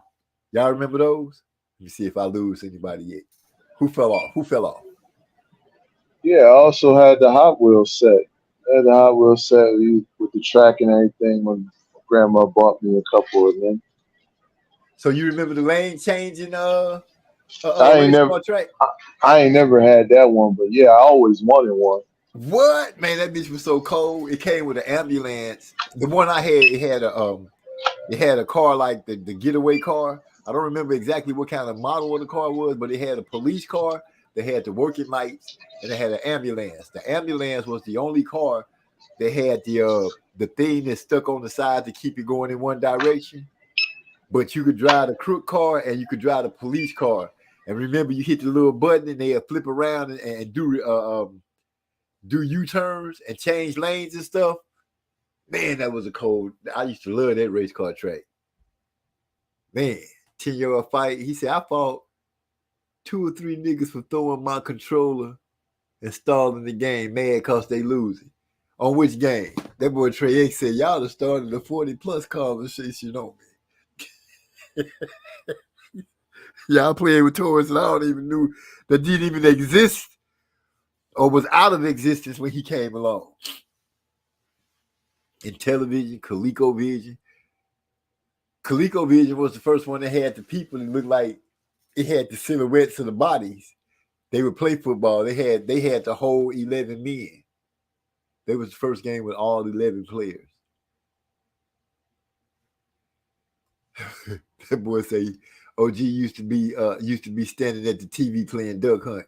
No, I didn't. I sat on the couch and sat there with a blunt and knocked that motherfucker down. They came through with that little dog. They used to stand up and laugh. Yeah. Don't do me, homeboy. Hey, and we used to play on Magnavox TV. Magnavox. Mitsubishi. I'm trying to think of this old TV. It was an old TV. It had the little. It was one of the first TVs that came with the little 3 plugs in the front of it, with the red, white, and yellow plug-ins for video, left and right speaker. Derek Bailey said, I remember in television. And television was a pretty cool console. It just didn't have enough good games on it. It did have that, what's the name of that game that was on the television? Pitfall. I remember Pitfall. Said then Atari 7800. Trez, when we ran that spread option, we consistently ranked that. They're talking about football. All kind of crazy stuff. Trey say, I know about Ninja Turtles, X-Men, Simpsons. I know about that stuff too. I remember OG used to be at the arcade with $20 in quarters, hugging the Gallagher, Pac-Man, and Donkey Kong. On the cool, bro. I like Galaxian, not Gallagher. My wife liked Gallagher, but I like Galaxian. I like Defender. I liked all the Pac-Man games. Pac-Man, Miss Pac-Man, Baby Pac-Man. They even had a Pac-Man that was connected to what you call it? A pinball machine. If you hit the ball in a certain place, the game go up to the Pac-Man and they pop up in there and you start playing the Pac-Man. I even had that, but yeah, you're right. I used to be in that arcade with about $20 in quarters, going hard on Donkey Kong, Pac-Man, Galaxia, Dig Dug, and it was Dig Dug and oh man, what was the name of that game with the tanks? It was some tanks that I used to play and shoot at each other. He said I played Pitfall on the Jaguar. I see. I never heard of a Jaguar though. I don't know what game that is. Contra was a bad ML. Contra was alright. We used to gamble more off Street Fighter. That's the fuck with Contra. You did? Yeah. What about wait a minute. That Ninja Gaiden, goddamn. Ninja Gaiden. Yeah. He said they used to gamble off Street Fighter and Mortal Kombat more than Dice and Virtual Fighters. A lot of kids used to do that. I was in the era when we used to do a lot of gambling on the game. Then you start learning the patterns. You start learning the patterns to you start learning the patterns to certain games. So that was the shit on pinball, on the pinball machine. Hand-eye coordination and reflexes was on point. Yeah, I used to mess with the pinball machine too. I remember that era of the pinball machine, foosball, air hockey. Used to play a lot of air hockey. What else? Double Dragon. Double Dragon. That's the first. No, that's not the first Street Fighter, is it? Streets of Rage 2 was my stuff. Is that the one with the animals? It's one fighting game. I can't remember the name. You're talking about Ultra Beast. Ultra Beast. Combat. That's it. Okay, appreciate that, D-Lo. Combat was the game with the tanks. That used to go hard. That used to go hard. Ultra Beast was hard. What's the name of that? It's another game. I can't think of the name of it, but that mother was on Nintendo. Zelda. That's just a classic right there. Zelda just a straight up classic. I used to get so mad at my cousin. I'd be playing Zelda, and before they started making the memory cards and stuff like that, you had to leave the game on if you didn't have a memory card. And I would come home, I'd be the guy real far, robbing me to fuck with my game, messed up my Zelda. Oh man, why you messing with my Zelda, man? That don't make no sense. Yeah, Zelda, one of them games. That should take hours to get to certain positions. and I could just wonder. Oh, see, I'm sorry. I look at the chat and I see what was that track and field game that came with Nintendo? We used to beat on it with our fist to run fast. That was the name of it, track and field. You used to have the relay race. You used to have the hurdles. You used to have the high jump, and you used to do the iron ball throw. I remember playing. I spent a lot of quarters in that mug, Trey, at the arcade. I put a lot of quarters in that track and field game. A lot of quarters in that game.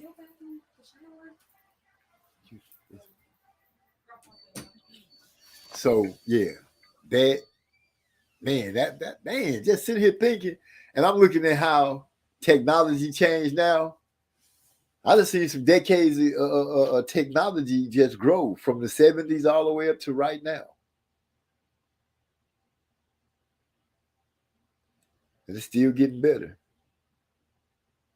He said, I thought I was the shit when I saved the princess on the Mario Brothers. When I beat Tetris. Oh, beating Tetris is an accomplishment. Tetris was no punk. Centipede, remember Centipede? And Millipede shooting the bugs that's coming down. Trying to shoot down them mushrooms and stuff to get them to fall in certain patterns so you could knock them off. Defender. Man, let me stop sitting here just going back in the childhood. That shit only exists in people's dreams and in books.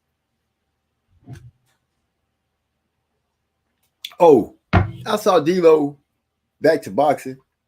D'Lo was having a discussion with some knucklehead, and they was like, Terrence Crawford was so good that he gonna be one of the greats because he did something that Muhammad Ali didn't do. Which I was like, what was that? And he was like, become undisputed twice.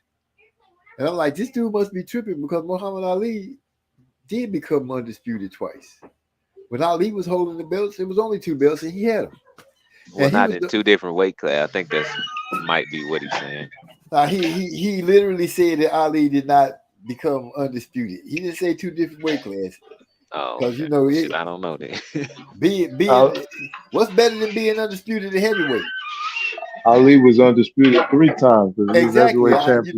I was just gonna throw that in there. I just, I was gonna give my little history part and be like, this dude just was tripping because I was gonna say Floyd Patterson was the first 2-time heavyweight champion of the world that I remember, and then Ali did it twice, and then he backdoored and did it 3 times. So I don't know what old boy was talking about him not being undisputed, but that's just one of those. He was a Bud fan, and I was like, D'Lo, why you didn't rip him to shreds with that?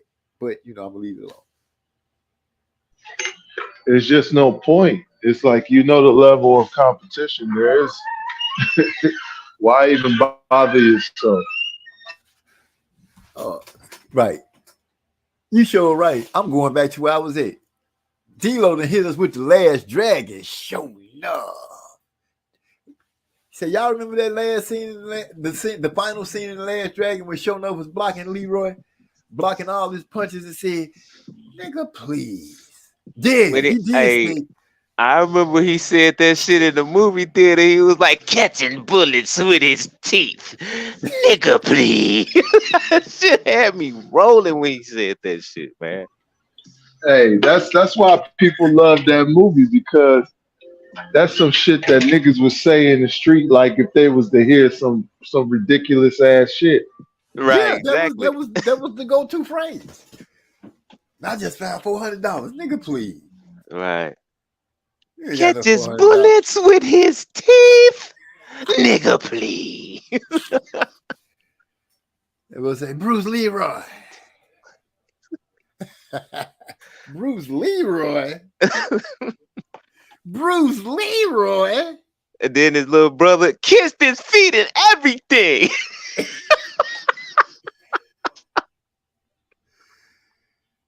Oh my goodness. See, D'Lo didn't put me out there. He said, hey, I don't even know what you're talking about, MZ. You know what? Don't even worry about it. You posted. He had whatever, man. Whatever. They still wear the original Nintendo that has damn near all the games downloaded. I brought my kids to the show to show them. They wasn't impressed because that shit really was prehistoric. Yeah, the kids don't be impressed with that 8-bit bullshit, man.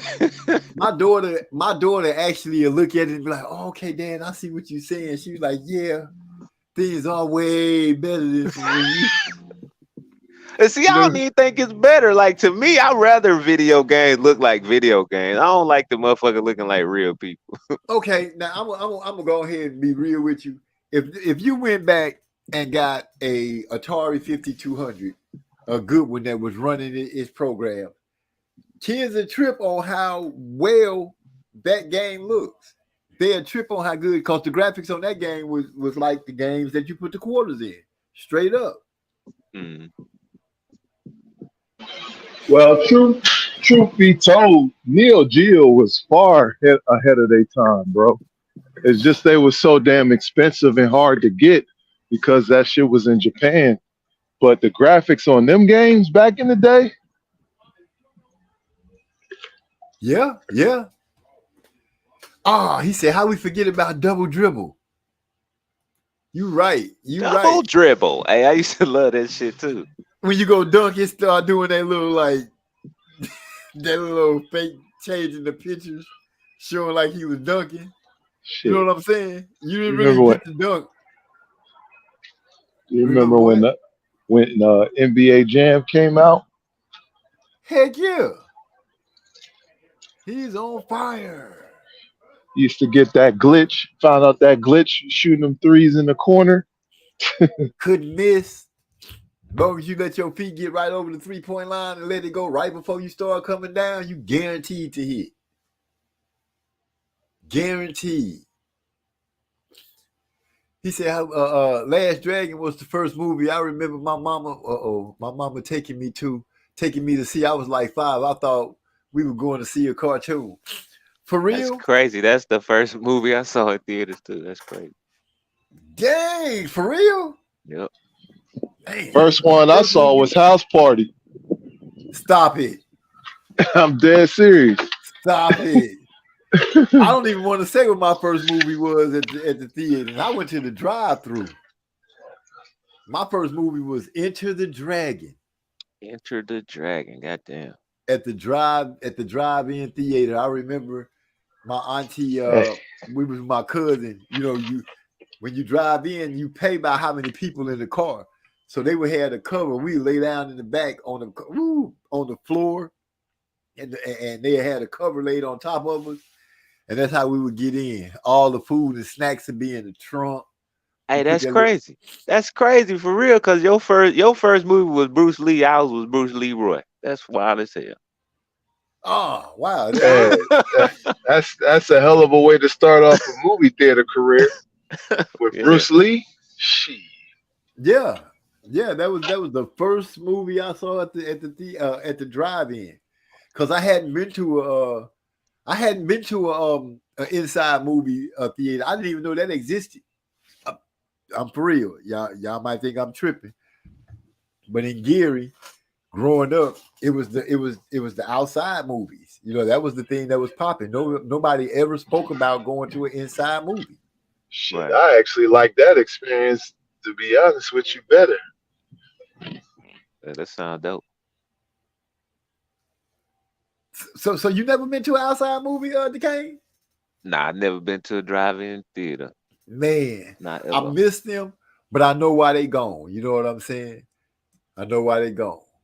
Dilo say sound like MZ granddaughter with the old King Kong movie. Yeah, man, the big gorilla. She was impressed by it, but still her King Kong and Godzilla way better than mine from back in the day. Way better. Y'all got Transformer movies and stuff. I just had the cartoon. Hell yeah, robots in disguise. Man, them cartoon movies back in the day was straight fire. Thank you for giving my time as a youngster is credit where credit should be due. None of this stuff that y'all got anyway would be, y'all couldn't have that without my people's running around. They even got the G.I. Joe movie. That's crazy. That is wild to me. Yeah, G.I. Joe. What else was that? All the Marvels. I can't lie to you. I like comic books when I was a kid, and to see the Marvel movies, the Transformer movies, just them making these space movies and stuff like that, real interesting to me. I'm shocked they haven't did a Voltron or Guardians. What was the name of them? The Space Giants. I'm shocked they haven't did one of those. I'm surprised they ain't brought back Indiana Jones. Those used to be some good adventure movies. They actually do got an Indiana Jones movie getting ready to come out. Yeah, they do. I saw that. It was damn advertising. They advertising that shit right now. You're right. And they got his old self in there too. Yeah, one thing I do like a lot of that old stuff, man. I prefer the older stuff, but I will say this Marvel shit they got going on, I would much rather watch it than to watch that old ass Captain America movie and that Hulk and shit. I did like the Hulk TV show back in the 70s, but are you talking about Lou Ferrigno? Yeah, Lou Ferrigno. Man, come on, man. That used to be the Hulk back in the day, man. You couldn't tell nothing. He was that guy. I did enjoy that shit right there, but most of this new Marvel shit is much better than the old shit. Well, they got what is it, CGI? Yeah. They got that. Back then, we just had a 2 little shirt to put on Lou Ferrigno and tell me flex your muscles and arch your back so the shirt can tell. All right, roll it. Spray painted that motherfucker. Man, didn't he? Some of the scenes when he get in the water, when he come out, you see his paint kind of coming off and shit. But for real though, that old Hulk, that's the only one I would watch. 'Cause I don't know if you ever saw like that old Doctor Strange they did back then. Like this, Yes, I the remember Doctor Strange from back in the day. like I the remember. Come stuff. on now, you got to get the original they do. That's like you can't shoot hip hop in the movies like that, man. You got to get him they do. You can't do them like that. Yeah, I do love the old Hulk stuff, but most of this the stuff that Marvel have going on, this technology they got now works much better Of with course, of story. course. Yeah, You know, I hate what they did to Thor. Like I don't yeah, they like how made they Thor weak. I don't like how they made him such a buffoon. Yeah, they went too far, man, with this new shit they doing, man. Yeah, they got him all soft and shit. That ain't cool. Which one was that? The latest one they did? I was like, man, come Love on and now. They, Thunder. yeah, that shit was ridiculous. Hold on, Napoleon Armstrong pulling out a good memory. He said we had cable boxes with like 15 buttons and used to have to get up to turn that bitch on. To turn that bitch, no remote. I remember that cable box, and it had like 2 rows of buttons that go to like from 1 to 10, and then from 1 to 10, and then the second row was went to 20. But you did have a knob that you turn from on to off, and then you turn it again to change to like the different channels. I remember that cable box, just like that on TV cable box. I love Enter the Dragon. Just hate that the man Jim Kelly had to die. Man, you straight out of a comic book. Hey, that was classic right there, man. My man, That's Jim right. Kelly. It was say you straight out of a comic book. My first movie at the theater I remember was Nightmare on Elm Street with my parents. I was scared as an MF. What? Man, Freddy Krueger. Yeah, Trey's nervous about old Freddy. Hey, I ain't gonna lie. Freddie was more scarier than Jason, bro. Because Freddie will paint the picture, bro. Jason was just a freakishly strong, quiet, freaking serial killer. I can't lie to y'all. Freddie and Jason, to me, they didn't move me like that because I came up on a movie called The Exorcist.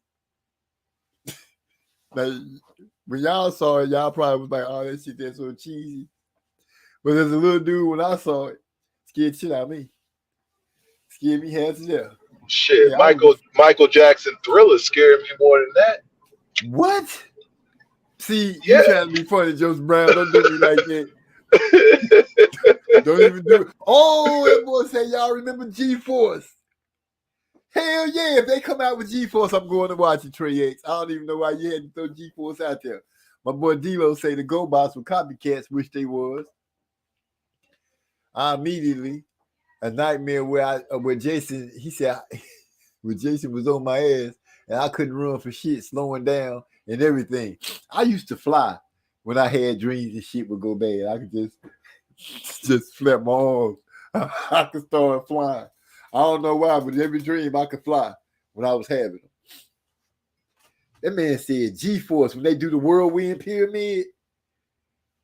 Yeah, that just lets you know that I know. The fiery phoenix. Come on, G-Force. G-Force. Y'all know nothing about that. Well, Trey threw his name and they had to remember something from the old school time. Oh, Napoleon, y'all still have drive-in theaters? At one point, they had stopped them in America because murders had started taking place in those holes and rapes and stuff like that. And actually, let me make sure. Actually, I didn't go to a inside theater until after they started closing down the outside theaters. That's when I found out that they had inside theaters. I'm sorry, once again, I am not bullshitting y'all. As a little kid, inside theater, hey, let's go to the movies. That wasn't something the kids was doing, unless we was going with the family to the drive-in. And let me see, G-Force Trey, that was those dudes. They had on the bird outfits. They had the little dude that talked funny. The owl dude, he was kind of strong. I can't remember the other birds, but yeah, they would stack up on each other and spin around and make a tornado. And then they ship, if I remember correctly, would turn into a fiery phoenix.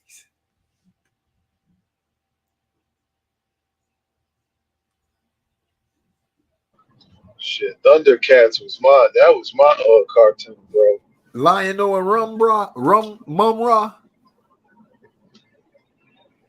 Lion-O, Mum-Ra, Snarf. Yeah, I fucked with Thundercats pretty hard. I don't know if y'all Thundercats went remember hard. I don't know if y'all remember the Bionic Six, but I used to watch them too. Bionic Six and damn Thundercats before school. The Thundercats, yes, that was before school. He-Man. For me, He-Man and the Thundercats came on before school. He-Man. Yeah, He-Man was another one. I was heavy with the He-Man. Speed Racer. He's a demon on wheels. He's a what's how that song? He's gonna be chasing after someone. Go Speed Racer, go Speed Racer, go Speed Racer, go. Hell yeah, I used to watch Speed Racer, his big brother Racer X, Chim Sparkles, and I can't remember the other dude name. But yeah, man, I used to like I speak about Speed Racer and Racer X in one of my verses on Real Fast. That used to be the thing. The Real Nightmare on Elm Street, some bullshit that went down on 11/22/1963. And where it? I know about what's the house? What's the scary house that's haunted in what is it, New York?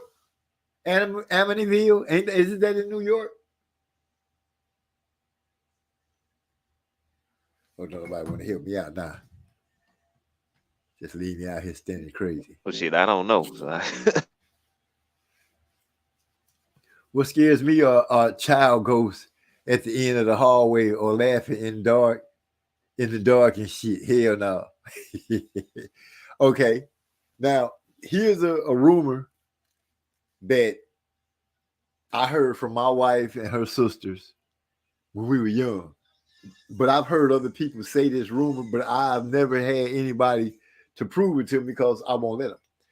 But there's a place here in San Antonio where if you stop your car on the railroad tracks and put flour on the back of your car, supposedly if you leave your car in neutral, the little kids that got ran over on that railroad track will push your car off of the railroad tracks to safety so you don't get hit by the oncoming train. Not that the train be coming, people, they be saying, oh, let's go try it. I'm like, let's not. What if one of the ghosts decide they want to ride home with you and want to stay at your crib, not want to go back?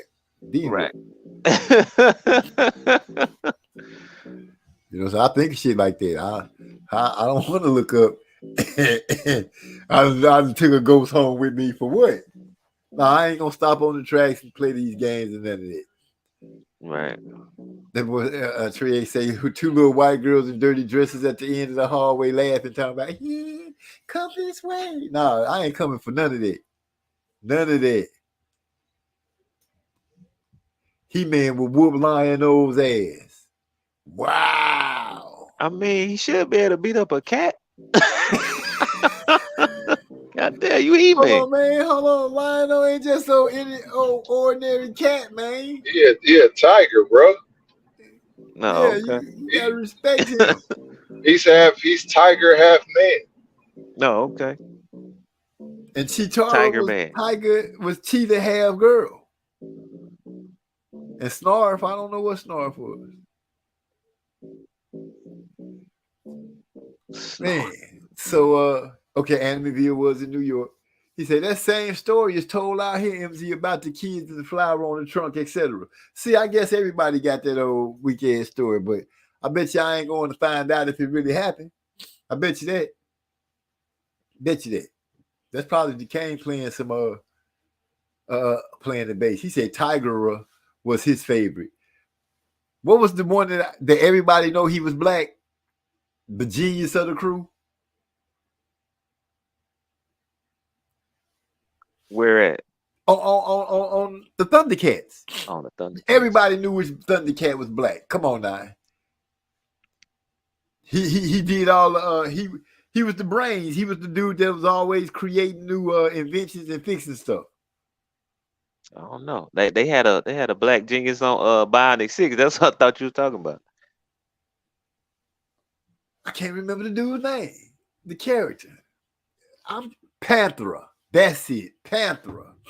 The brother. Way to go, D-Lo. See, D-Lo was a real Thundercats kind of guy. My grandpa said he was walking past the graveyard about dusk dark and heard a voice say, "Ain't nobody out here but me and you tonight," in his ear. But nobody was there. He took off running. See. Why is Grandpa walking past the graveyard like when it's starting to get dark? You should have been already on your way home. You should have been on your way home like at noontime if you had to walk past the graveyard. I don't fuck around with shit like that. Call me superstitious or whatever. It's just what it is. I've seen some things with my young guys. People to pull some stunts. That's all I'm saying. Panthro. Not Panthera. It's Panthro. Panthro? Okay. Either way, we know he was the brother of the clique. He said, "I always said Beast on X-Men was really black." The blue one, the blue Beast, the one that Kelsey Grammer played. Yeah, I kind of feel like he should have been more on the brother side too. But I guess they said we got a lot of the most powerful superheroes. We had to throw them something back. So, it is what it is. And we went from different toys. I remember going skating. How many of y'all used to go? Was skating a part of your childhood? Going skating? Yeah, Candlelight Park. That was the skating rink we used to go to growing up. Did at 10 o'clock they like shut the skating rink down and turn it into a dance floor? I ain't get that far because I was too young at the time. So they might have did that, but that wasn't something that I was going to be participating in. Oh, okay. Like when I came to Houston, it was the teenage years in Houston that we would go to this place called Fondren Gray Skate, and like you be skating for a while, and 10 o'clock come, you put your skates up, and the skate floor turned into the dance floor.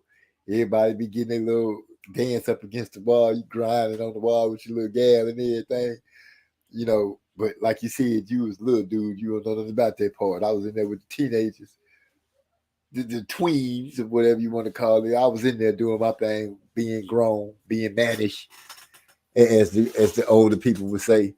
But yeah, skating used to be a nice little thing for if we go skating. My nephew and niece, "Uncle Troy, you gonna take us skating?" "Yeah, come on." So I go meet my boys, meet my little mama. Y'all watch me put in his work. Get my skate on first. Yeah, that was a big deal, man. That's where, a lot of hookups happen. Yeah. Because there wasn't no social media. Meet me here. You had to tell them at school. Say, "You going skating this Saturday?" "Yeah." "Fondren Gray Skate?" "Yeah." "Okay, I'm going skating." "What time you going?" "I'm going there when it open up." I'll be there at 5:30. We didn't have to walk. But that's okay, because once you get there, put your skates on, you start skating. Then the music start coming on. Wait a minute. Boom. Boom, boom, boom, boom.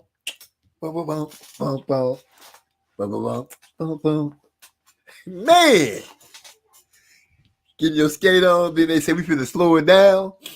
And y'all slow down and start chilling. That boy D-Lo said, "Yeah, I got my first slow grind in at the skating rink." See, you know what I'm talking about. Shut it down, going over there. Get your slow grind on. You gripping over those yams. Rocking side to side, smiling. Every once in a while, you look out to see who peeping you out. Yeah, this me right here. Can't wait to get to school so you can see who all know. You seen me at the skating ring yesterday, though. You know how I do. I seen you at the skating ring Saturday player with Chris Gale, huh? Anyway, yeah, those was the times. Those was the times. But you actually had to have a conversation with a girl. She couldn't just hurry up and send you a whole bunch of pictures of her naked monkey. And then you'd be like, okay, I'll be over there. Drop me your location. It's just so easy for these kids nowadays. Back then, you at least had to earn it.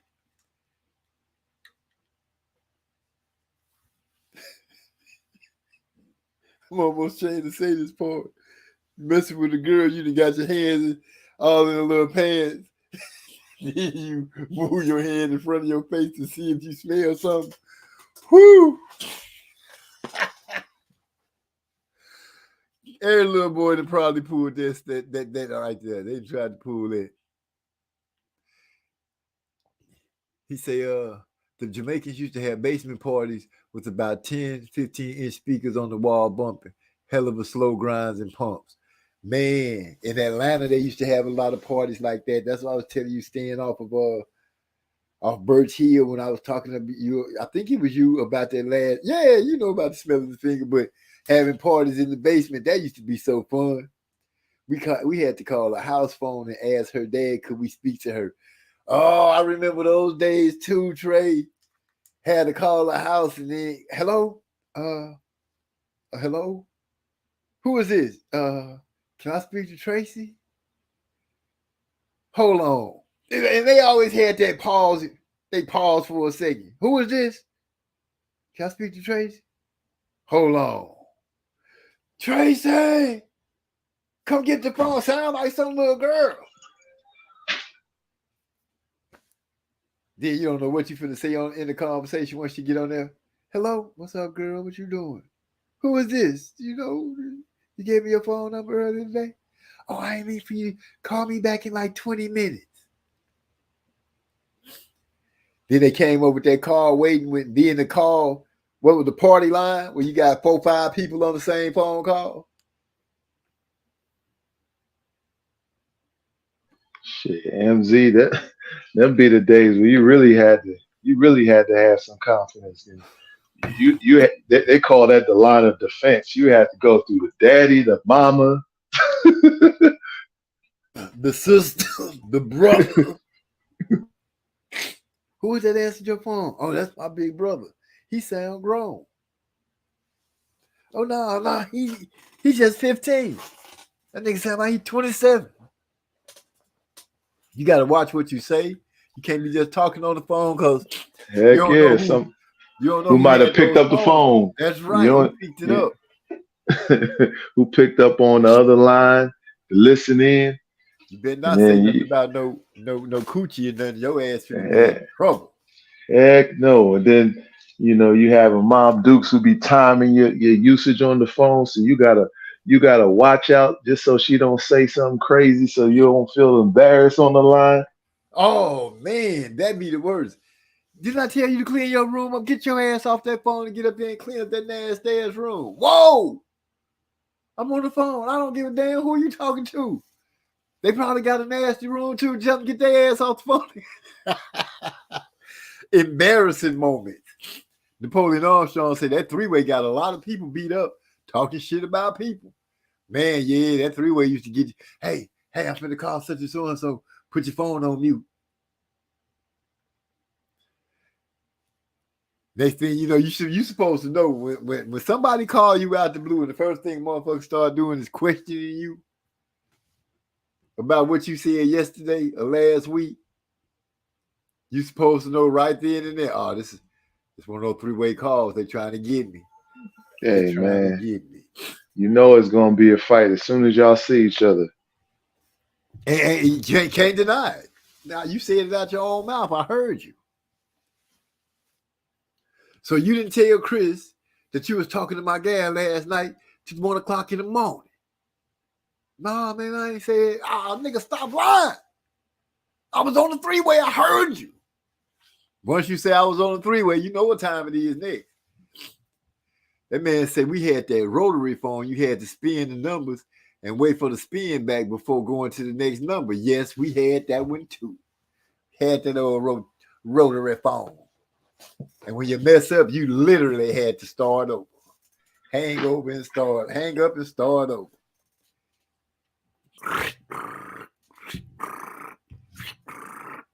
Damn. I remember that phone. Hey, them was the worst, man.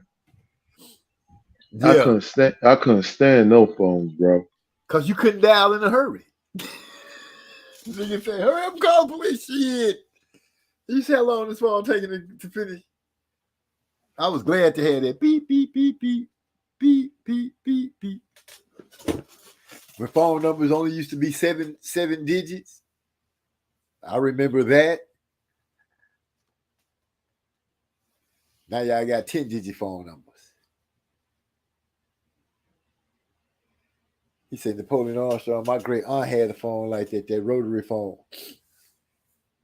That 10-digit number, that 7-digit number, 949-8077. That used to be my auntie's phone number some 40-something years ago. Then cities started growing. They had to start making area codes, which they had area codes already. You just didn't have to dial those hoes unless you was dialing like from Indiana to Texas. Then you would say, hey, I need to area code 713 and whatever number it was. Now you call Texas 713-512, well, Houston 713-281, all kind of different numbers there. Somebody had to set you up, so call a friend on three-way. That was another fight. Yeah, without a doubt. Remember that one phone that hung on the wall in the kitchen that just didn't go nowhere? The kitchen had a plug specifically for its phone, like it was universal around in all houses that the kitchen phone had to just be hung on the wall. That was the most stable phone in the house. All the other phones had that long cord on them. But you didn't want to move that bitch because that bitch was heavy. Those phones was heavy.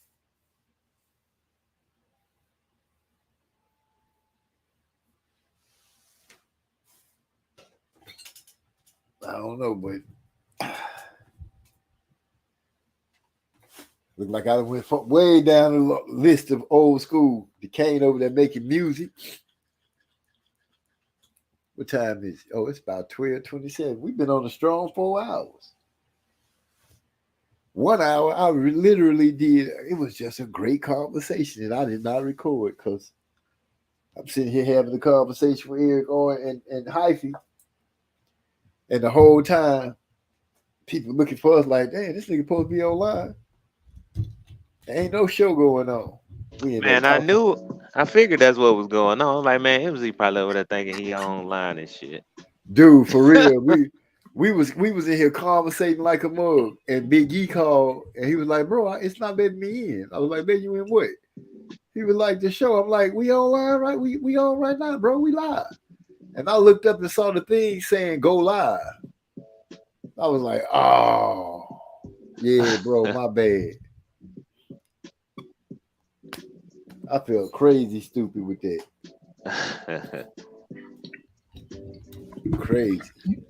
Yeah, I looked at 820. I was like, okay, he should be coming on. Then it got to almost 9. I'm like, where the hell this nigga at? Me and Hyphy in here chopping it up like a mug with Eric R. If Big E didn't call me, I probably would have never looked up and been like, dude, we not online. I done played music and all kind of shit. But this conversation ended up turning cool anyway. I still got to speak about more. Oh, ain't Cool Boy Steph getting ready to fight? Isn't his fight coming up now? It's on the Next horizon? Tuesday. Okay, it's on the horizon. Joe Brown B-Day.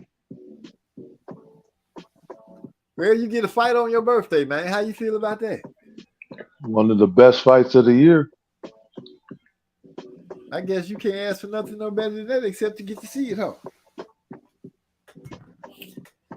I guess it's time for me to go ahead and reach out to Showtime and pay for my little old Earl Spence and Terrence Crawford fight.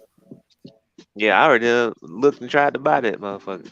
And set my DVR so I could make sure I record it in case I'm like stuck at work or something. But my boss know already I want to see the fight. So hopefully she remember. She gonna remember because she a boxing fan. I hate for her to like try to pull a stunt and be mad because I'm transferring and be like, you know what? I'll make him work during the fight. Oh, bro, I'll be so mad. Oh, but I don't think she's gonna do that. But I'm gonna surely record it so I can watch. I can watch it one side of the ass whooping as many times as I want to. Hey, you better put your slip in. Your time off slip. You How really still- want to watch Earl get beat up over and over like that, though? You know that ain't happening. You know that ain't happening. Let's just say he do get beat up over and over. You really gonna watch? You gonna watch it over and over, though? Would you want to see that over and over? Hey, social scientists, out of all the stuff I done heard, and I done heard a lot of nonsense, bro, but this one takes the cake, what I done heard. What's that? They asked, a content creator asked, what do you guys see in Errol Spence? Like, what makes you a fan to him? For real? Yeah. So what were the answers? I didn't stick around to see because I was just like, what are we doing here? Yeah, that was a straight. That had to be a straight Crawford fan. Crawford's channel. Trey said he gonna be calling the frog out of a whale on the 29th if you have to work. Shit, I bet not have to work, man. I'm telling you, I'm gonna be real upset. Damn, I gotta go to work tomorrow. I can't wait for this transfer to kick in, though. You know what I'm saying? I don't have to worry about overnight no more. The lady already promised you ain't got to worry about overnight no more. You come in, you do 2 mid shifts, 2 morning shifts, and 2 evening shifts. I ain't even tripping. Give me that all day long. Yeah. That overnight stuff, I did that for a year. I'm tired of it. I don't blame you on that. Tired of it. Hey, DeCane. So I don't want you to go into no kind of funk. You know what I'm saying, on the 30th. Now, I learned my lesson, man, when Rigondeaux fought Lomachenko. That's the last time I ever feel like that over some boxing shit, man. MZ, man, I can't come up with no tracks right now. My mind just won't let me. No shit. You'll never hear that. Well, Tracy, I got to get up early, so I'll get with y'all later. All right, bro. Have a good one. I don't think we're going to be too much longer. You say you ain't going to never... Okay, because, you know, I done heard that people favorite fighters and shit like that end up losing. They just lose... They just lose all creative desire. Well, even in the unlikely event that Terrence Crawford wouldn't beat Errol Spence up, I'll still be making music. Okay. So if Terrence Crawford get beat up, it ain't gonna mess with you. Okay, I can appreciate that. That's what I need from you. Well, we don't have to worry about that anyway, you know. Shit, the last one that I felt some type of way was Roy Jones getting beat by Tarver. Got any excuses tonight, Roy?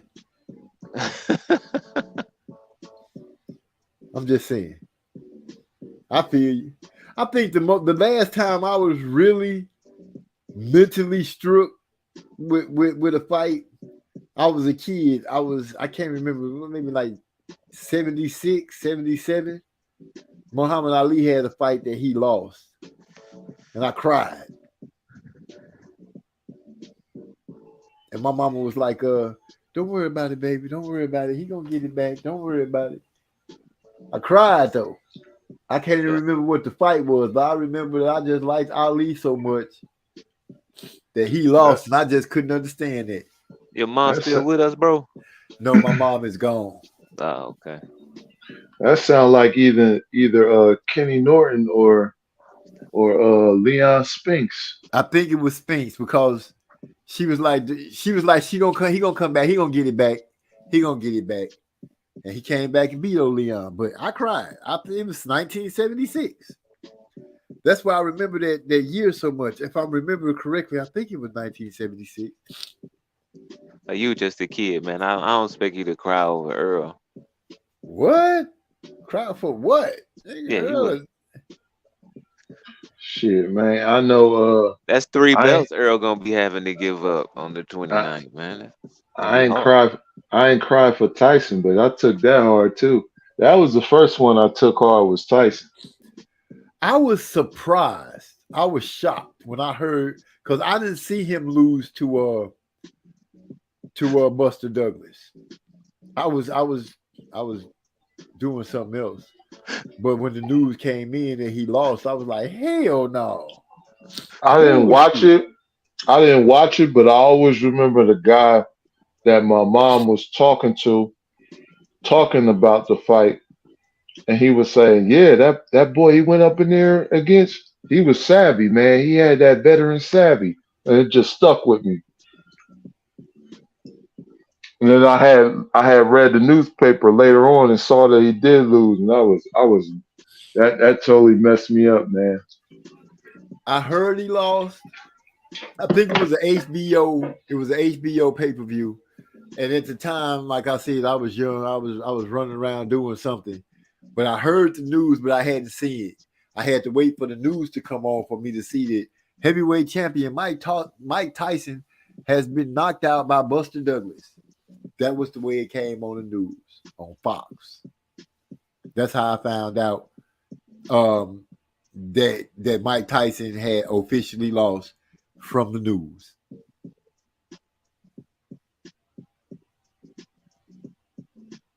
To Buster Douglas, who promptly lost to Evander Holyfield. Throwing that dumbass uppercut. And got caught. Yeah, yeah. He pulled the Fundora before Fundora. Right. And just crumbled. Yep, that was the last fight that I was just super invested in. And I was like I said, I was a kid. You'll never catch me invested in a fight like that. You're gonna hear me talk shit that like you know the Kane knows, because that's why he got that music softly playing so he can help him sleep. But he know like I know that I know that he know that I know that he know that I know that he believes Crawford don't lose. Yeah, that boy gonna get beat up, man. Man, Crawford finna show y'all something special.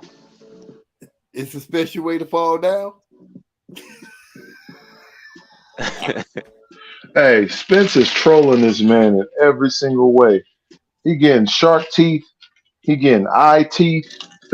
All right. Can you imagine Goddamn Spence. He just getting beat up? quickening his own demise, man. Okay. I like how you say it all calm. He just quickening his own demise, man. You know?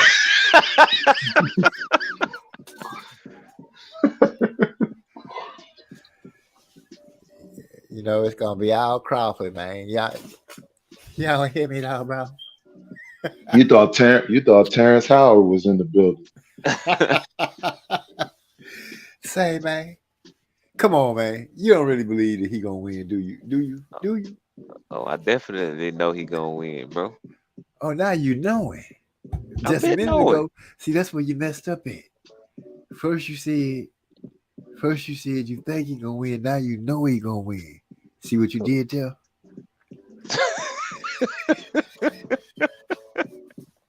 You know you done fucked up, right? Yeah, you know you fucked up, don't you? You know you fucked Yeah, up, man. don't you? Yeah, I've been See, had Bud winning this fight for years. for years, Yeah, man. man. Don't Boy, nobody Spence talking like believe. he on some David Goggins shit. I'm gonna break his wheel, might break down to break it spiritually. Like, get out of here, man. What is Spence talking about? Talk about breaking that man. Yeah. People All got right. offended when he said, "I might break him like they had to break Kunta."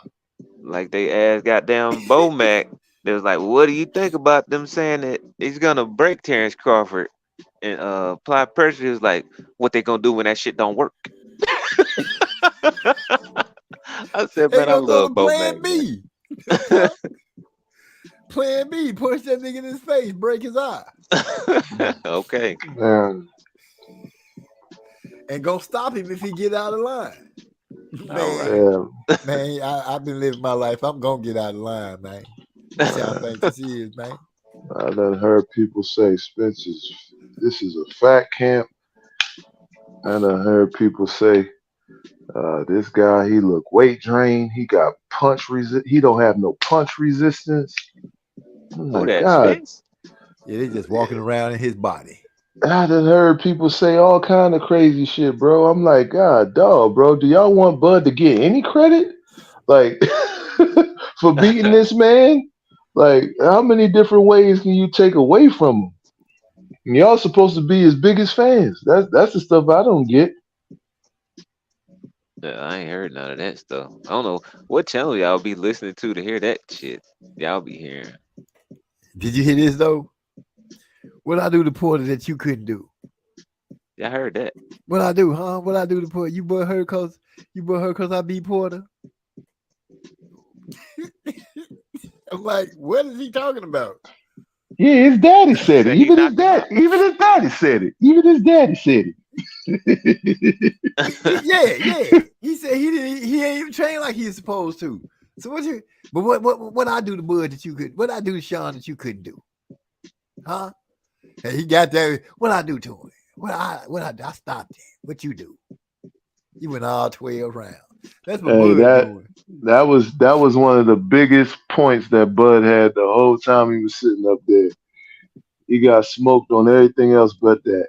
But that's that crazy shit they be saying, like, Sean Porter didn't train and all that shit. I'm like, man, look, this was Sean Porter's last chance to prove that he could be the top guy, because he was like, he didn't want to go out being that guy who just I couldn't blame win the big ones, I Like, that's blame his. Kenny Porter. I blame Kenny Porter for all of that because That's what what he I said, blame. what he said in the ring, he should have never said that in public. Yeah, he messed over his son. I with that. blame Bud for putting hands on that man. Yeah. Even if you felt, even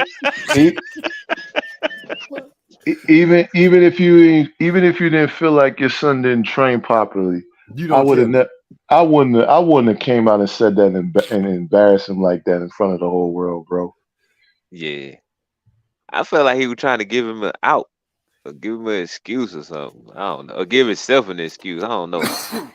Nah, because it sounds like you trying to reel some credit over there for Jeremy. Because I mean, if you Well, see shit, the who if you seen the all access that they was doing leading up to the fight, you could hear that they was having issues, man. Especially between them two. He was trying to ask Sean to do certain things, and Sean was, thinking he could do it this way. Kenny was outwardly saying shit like that on camera. Yeah, because I think I might have made a statement about it seemed like Sean's daddy is trying to be the star of the show. Yeah. I think I do remember making a statement like that. But, besides that, we're finna get taken care of. What happened to Hyphy, man? He dropped off. Yeah, he said he'd be back in about 30 minutes, but 30 minutes have been about gone, ain't they? Oh, yeah. I'm trying to think what I'm finna get ready to go get to eat. I'm getting home. I'm about to hop off, fellas. 1, 2, 3, 4, 5. Well, shoot. Damn. I was finna say, go ahead and say something to close it down. The can just disappeared. Like, fuck it. Yeah, peace to everybody in the chat, man. Another great session on MZ Boxing Talk, man. Always cool to kick it with the fam, man. Come through, talk some boxing, and always have an opportunity to get into some other stuff, man. Without a doubt. Yeah, talking Atari and 8-bit games and all that shit. Yeah, we got the boxing logistics out the way first. Me and you bumped heads a little bit on the Frank Martin. But, we live to see another day. We live to disagree another day. Hey, it is what it is. I can't agree on everything.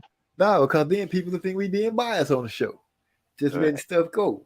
But you know, everybody know that your boy TP gonna get beat up. TC. I called him TP. That was my mistake. I didn't mean to call him toilet paper, no pun intended. Hey, I meant to ask y'all about that Rodriguez versus Postol fight because I didn't get to see that shit. I didn't see Rodriguez and Postol either. I saw it. Initially, Postol was looking really good. He was landing the jab. Rodriguez was having issues dealing with the jab, but you know, eventually he was able to get his head off the line, and he was starting to land the lead left hook over the jab, and he was able to hurt Postol and was able to get him up out of there. So it was a good performance, you know. A lot of folks feel like Rodriguez can't fight because of his trainer, you know. Some people say that he's not progressing like he probably would if he wasn't with the current trainer he has, but you know, he's right up there at 140, knocking at a title shot. So okay, so you said the left hook was his main tool, huh? Yeah, he started landing that over top of the jab, or Postol's jab. He started getting his head off the line, so he did make that adjustment. And after he did that, Postol didn't really have no answers for him. Oh, okay. As you know, he's lead hand dominant. He started landing that jab, you in trouble. Right. Because when I heard he stopped him, I was like, damn, I missed that fight. Dang. Well, I'm gonna be checking my money, and I'm still tripping on starting the show and just being on that motherfucking night. We just going at it. Oh, my daughters, I love them so much. I gotta go find me something to eat, bro. Yeah. So let me go ahead and say thank you to everybody that came through. And before I do that, Napoleon Armstrong said Kenny knew what he was doing from the start of the negotiations. And then he say salute. Oh, here come Hyphy again. What's going on, Hyphy? Hello? And then said 30 minutes and took an hour. Yeah, I'm here. Yeah. You came back right in time where everybody was just shutting down. Oh, okay. Yeah, matter of fact, I see Joseph going and everything. But shit, I mean, yeah, if you about to shut it down, you know, go ahead. Yeah, I didn't want to shut it down. You want to say something to end us out? Hey, did you see the Rodriguez Postol fight? Oh, you know what? That one I did not see. Yeah, I did not see, but I would just say, to me, if Postol is getting stopped by you know, a fighter of that caliber, then it's just, you know, hey, he too long in the tooth, combined with you know, things that he got going on back home. Unfortunately, it's just time to go ahead and, you know, leave his boxing stuff alone. Yeah. I mean, I allow, you know, he coming up and everything, but you know, Postol is I would just say, you know, at his best, Postol is still a better fighter than him.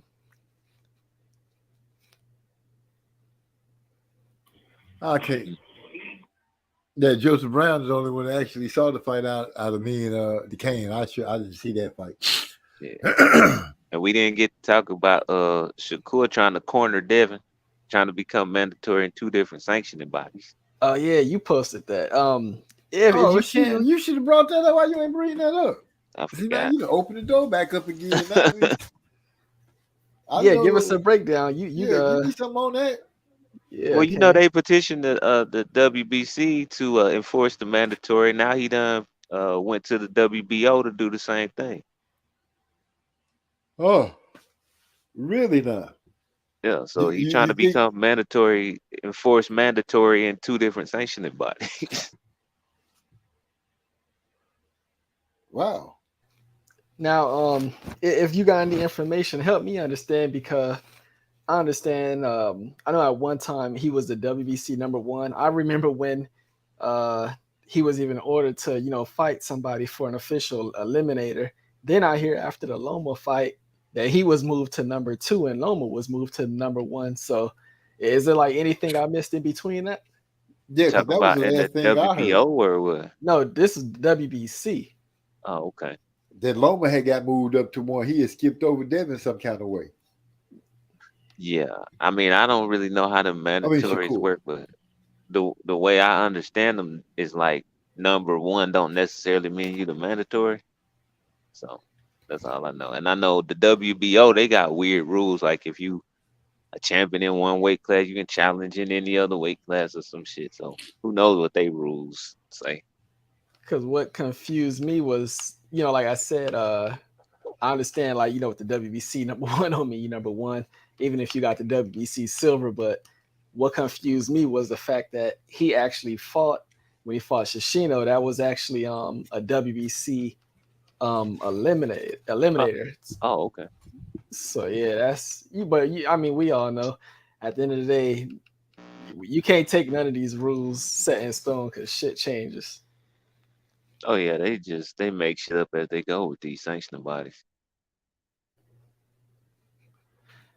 MZ, oh yeah, but yeah, you were saying so. Now he went the WBO route as well.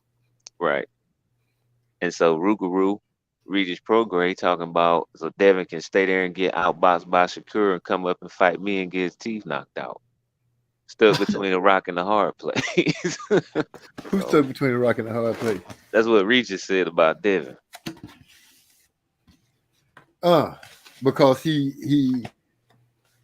they talk about 140 and going up to there to fight, and he can't stay at 135 because it's hard to make the weight, and he got fights there. I don't know what to say about this. Yeah, that was cracking me up because like Shakur, like because people were saying, oh, Shakur he don't want to fight, he playing around. So this man I think that shit done got to Shakur. Like he like fuck it, I'm gonna become his mandatory everywhere. Like I'm gonna try to force the fight. Man, maybe that not to cut you off, Hyper, but maybe that thing that they was talking about, oh, we just doing stuff to promote the fight. Maybe it backfired. Maybe Shakur looking at it like we supposed to be promoting, but y'all kind of mixing lies in with it or something. Yeah, that nigga, he just said, fuck it. I ain't fuck the promoting. We gonna make the fight happen. What you think, Hyper? I give him that. Like the whole you know, when he sent the bottle to the party and, you know, showing up to the fight and stuff like that. I mean, I give him, he's doing what he's supposed to do. He definitely promoting this fight. He's doing his part. I just hope that it comes with, you know, the handling the business side of it. I know a lot of people was giving him flack because he turned down the fight. You know, he turned down 25%. Like, I mean, I already spoke my piece. Like, first, I don't think that any offer like that could even be real because, like, how can Devin offer anything when he don't even know what network or promoter he fighting with next? So, in a sense, I'm calling Shakur a liar or saying, you know, it's definitely a lot of the story that he ain't telling. Maybe he just, you know, maybe Devin told him like behind the scenes or something that, you know, we'll give you 25%, take it. Or I don't know, but to me, it just holes in that story. Yeah. That I'm sending them bottles over there. That shit definitely worked. I done seen the casuals over there talking about that shit on like Daily Loud and hip hop sites and shit. Oh, okay. So you think that made a little noise for him? Yeah, they talk about it. The thing I'm not understanding is people saying he should take 25%. And I know this is gonna sound shocking. But 25% of what? That's the same question. That's the same question they was asking for Terrence Crawford when it was like, oh, he was taking 35% of what? Now everybody tried to pretend like they didn't know what the 35% of what was supposed to be of.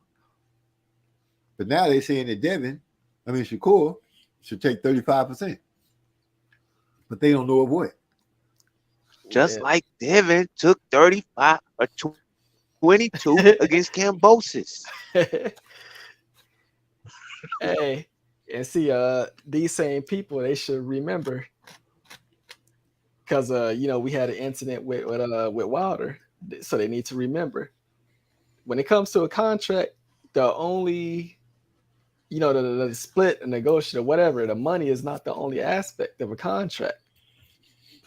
What if, like, let's just say, for example, what if he turned down a 25% contract because that meant that if it was a rematch, that meant that the split was the same, or that meant that it was only 50-50, or it was let's just say something like, oh, the rematch had to take place in this specific area, like anything like that.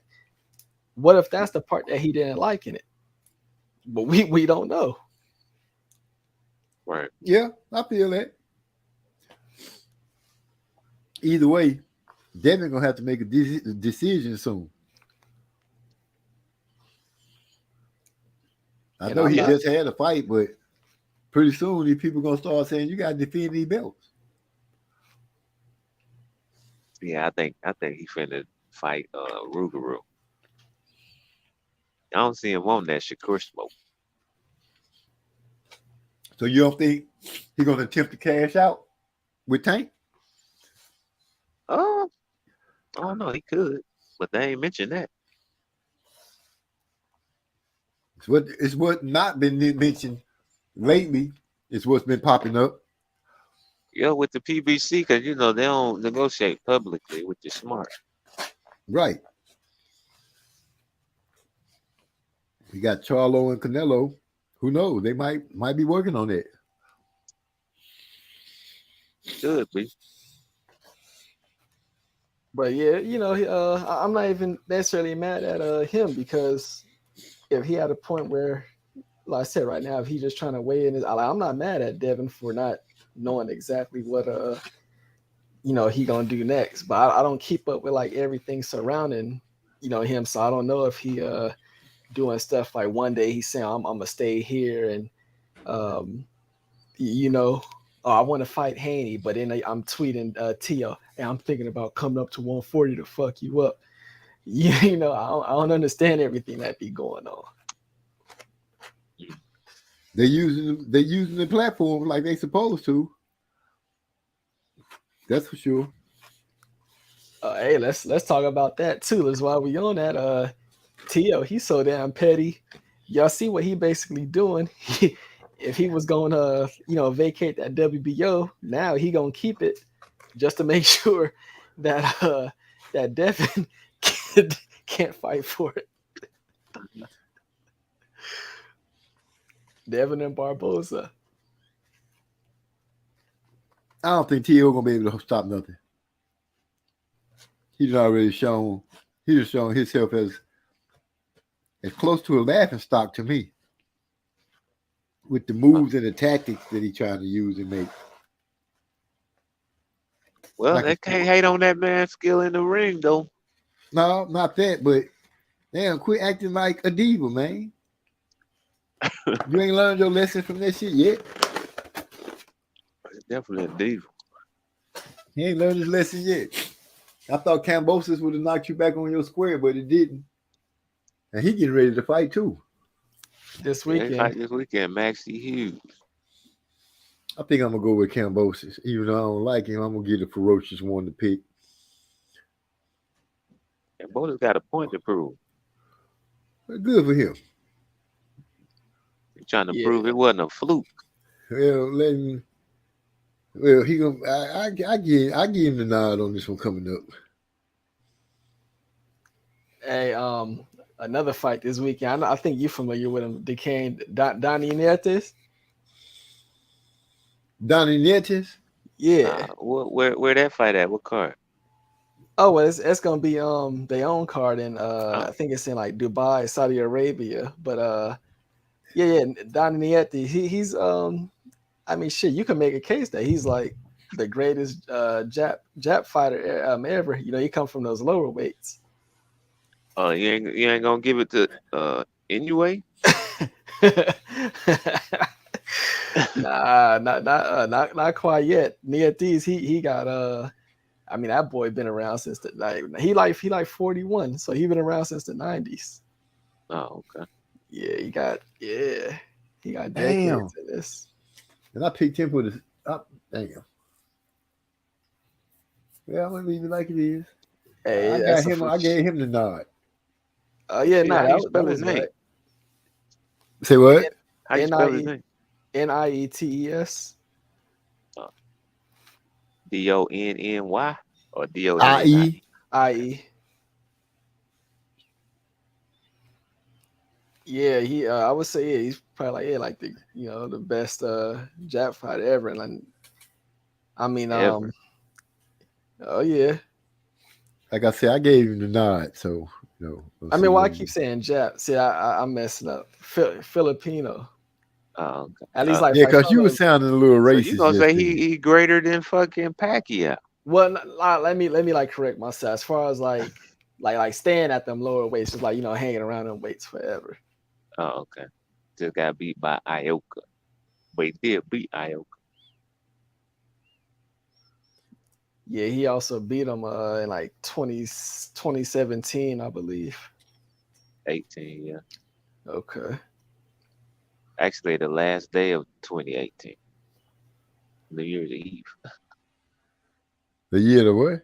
He beat him on New Year's Eve of 2018. So I basically, thought you was making it one of those kind of foreign movie. He said the year of the dragon or something. Year the Dragon.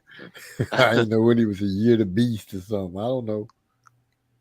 That Listen here. New Year's Eve, that's for them, that's always like a big day for boxing in okay. some of those countries.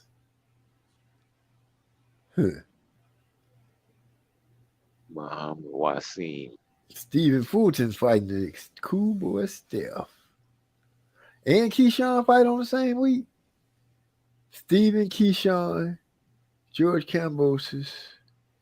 Wait, Keyshawn Donnie. fighting this weekend? Yeah, I see him on the list. Mhm. Oh, Jazza Dickens. That's on the same card with Donnie Nietes and them. Yeah. Jazzy Dickens.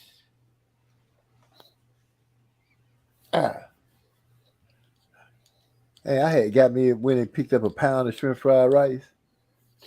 And we used to have a joke about being young, like, yeah, you eat Chinese food and you hungry like 5 minutes later. Yeah. I'm in here hungry in the motherfucker. That's yeah, we used to say that too, because they put like a lot of that lard and stuff. So like you might think they're just filling you up in a moment.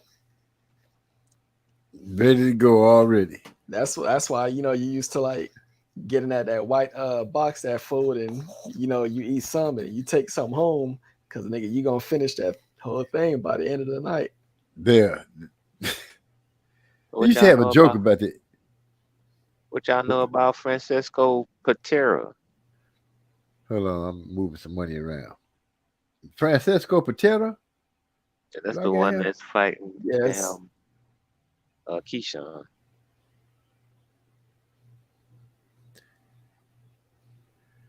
I picked Keyshawn to beat him with by split decision. Okay. Well, I'm gonna tell you this, MZ. That was probably a good pick because Split I'm gonna just decision. say this. I think Patera is gonna be Hard for him to he ain't tough. gonna knock him He out. might be tougher than what Artem was. Okay. Yeah, Okay. Get another one of them ain't type. weak. You know what I'm He- saying? That's what I'm saying. People gonna have to stop sleeping on those boys like that.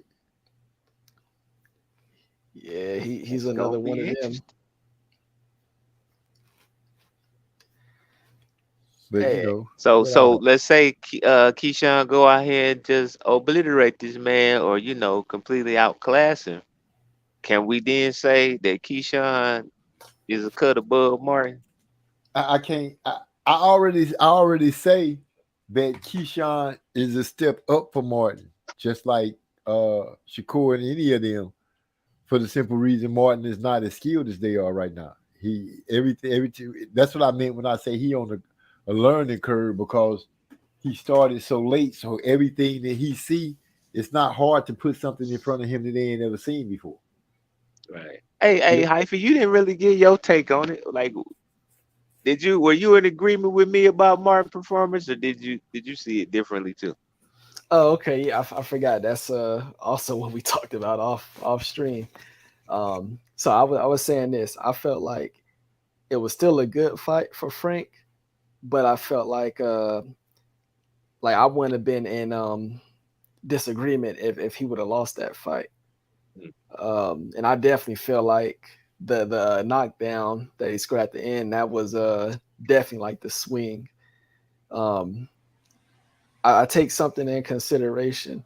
I believe that's his longest career layoff. And I remember what Earl said after he beat Kell. He said, I felt just like, rusty and like my timing was off, even though he had only been off like 7 months. That was the longest layoff of his career. Frank, he might have had the same thing because he last fought in November. So now I also take in consideration Artem. He had been off for like 13 months, but for whatever reason, we seen as far as like the timing and reflexes and all that, he was less affected than Frank was.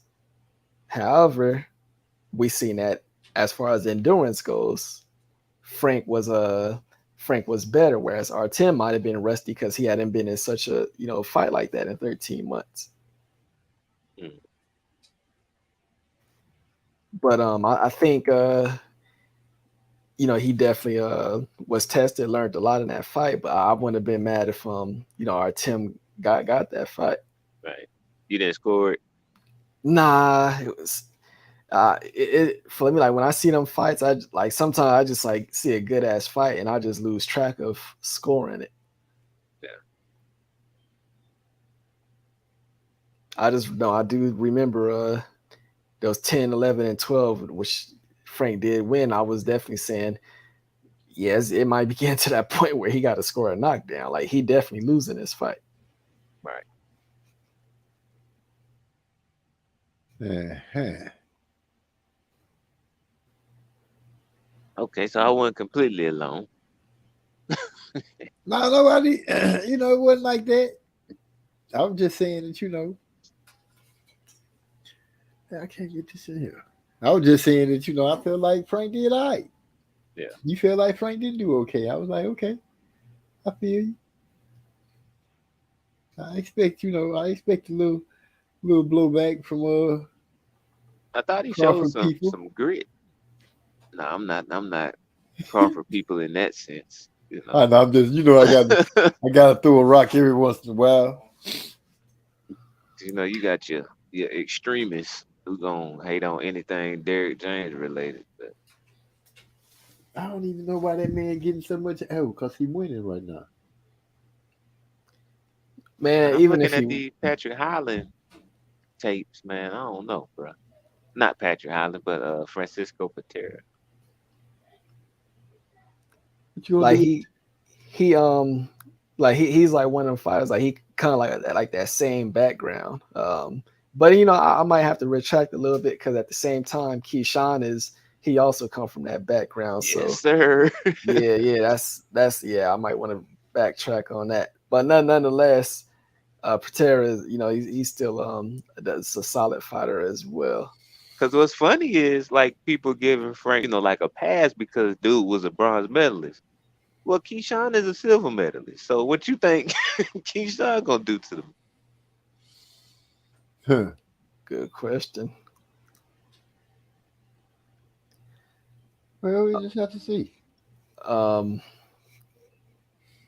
Yeah, I would definitely say that that's just one to look forward to. I don't know, it might end up being better than the main event. Some news I learned today was that Inoue versus Stephen is going to be on ESPN Plus, and it's because basically ESPN, they won't televise that fight over here on ESPN because they believe running a replay of Sports Center or one of them shows would keep more viewers than actually airing that Showing fight. the real fight. Wow, that's sad. Yeah, that's horrible. What they said? Well, what you say now about a that they'll get more viewers? They'll get more viewers because viewership for them is money. they'll get more views of showing a replay of one of the ESPN shows than they would of showing the fight. Damn. That's That crazy. is so disrespectful. Well, if it's facts, it's facts. But damn. But how do we know if it's facts? That's like you know, we went to space. NASA was the only people to really tell us that. You know, I'm just saying, you know, just to throw out something real quick, NASA the only people to tell us we went to space. They the only people to tell us that that's going to be the viewership. So how are we really supposed to know? Well, some of the hardest people to meet is basketball. I'm not basketball. It's boxing fans. Because, like, hell, you go to work. Well, I go to work. Everybody talking football and basketball, but damn near nobody know shit about boxing. I feel you, man. I go to work. I go to work too. Shit. Just put it out there. I go to work.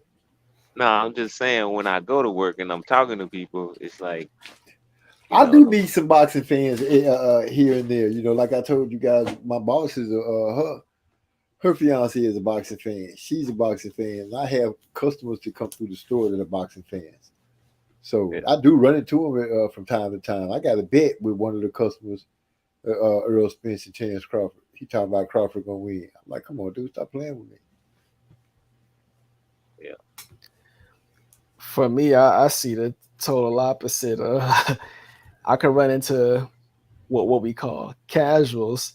I could run into them, you know, all the time. But like somebody that I would sit there and like have a conversation with about boxing, almost never happens. I mean, I got, you know, partners and cousins that's casual as hell. So like when they text me, even like when they text me wrong information, most of the time I don't even correct them, because the one thing about a casual is they think that they know more than you. And it's hard to talk with those types of people. Yeah, man, for real. You that's why you slap them with something to put them in reality real quick. You slap them with the fact that they're not going to be readily with of somebody that they know, and then they'll 9 times out of 10, a lot of times they'll go ahead and let you know, okay, this person knows a little bit more than me. Let me go ahead. The conversation still be kind of screwed, but they'll give more leeway. Yeah. Man, I would hate to be in barbershops Sit down. next week and all that stuff, because oh yeah, man, you got people swearing up and down. They just, you know, they experts. And it's funny when you listen to them type of people break down fights, because what at a version of breaking down the fights, well, he has more speed, he has better defense, and he has more power. that's the breakdown of a fight for him. Okay, so change. I supposed to got an oil change in one of my vehicles today. So say my calendar. You ain't getting none of that thing and popping that plug out and changing the oil these days? Nah. I'm old enough now that I ain't worried about that no more. Next week.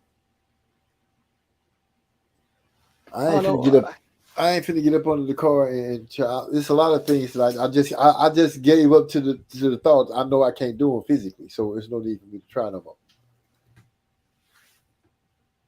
Yeah, see, that type of stuff I still enjoy doing, at least at this moment in life.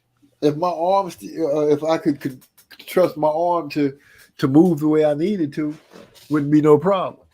But I can't trust my arm to move the way I needed to, so no, I'm not going to take the chance of trying to force something to end up not being able to put something together right and hurt myself or the vehicle. I definitely agree with you. You know, smart move. You know those it's like the thing that you like lay on and roll under the vehicle with and all that. Yeah, creepy. I just got one of those this week. I never invested in one of those. I always made sure that I had jumper cables, gas can, different things like that in the vehicle, but I never jumped on getting one of those things to roll up under. I even got the things to hold the car line. When you jack the car up, then you put it up under the car and you raise it up under the wheel and you lock it in place so you can move the jack. A car stands. Yeah, I even got a car stands. Yeah, I mean, at most, I would say like most important. You know those we call them just like jump starters. Yeah. Yeah, I would say that's I would just say at least like have one of those because you just never know when for whatever reason a battery had died, you can accidentally leave lights on or whatever, and boy, that'll help you out on the late night. Yeah, I also noticed too that they didn't change the game up in these vehicles so much that if a car starts losing power from its battery, the whole car runs off of some kind of charge. So if your alternator not working and your battery not working, your thrusters start torquing, your engine start giving out, your transmission start giving out, all little things that start giving out in the car because it's not getting enough charge. So everything not running off just the gas and mechanics of the engine anymore. They done got slick with it.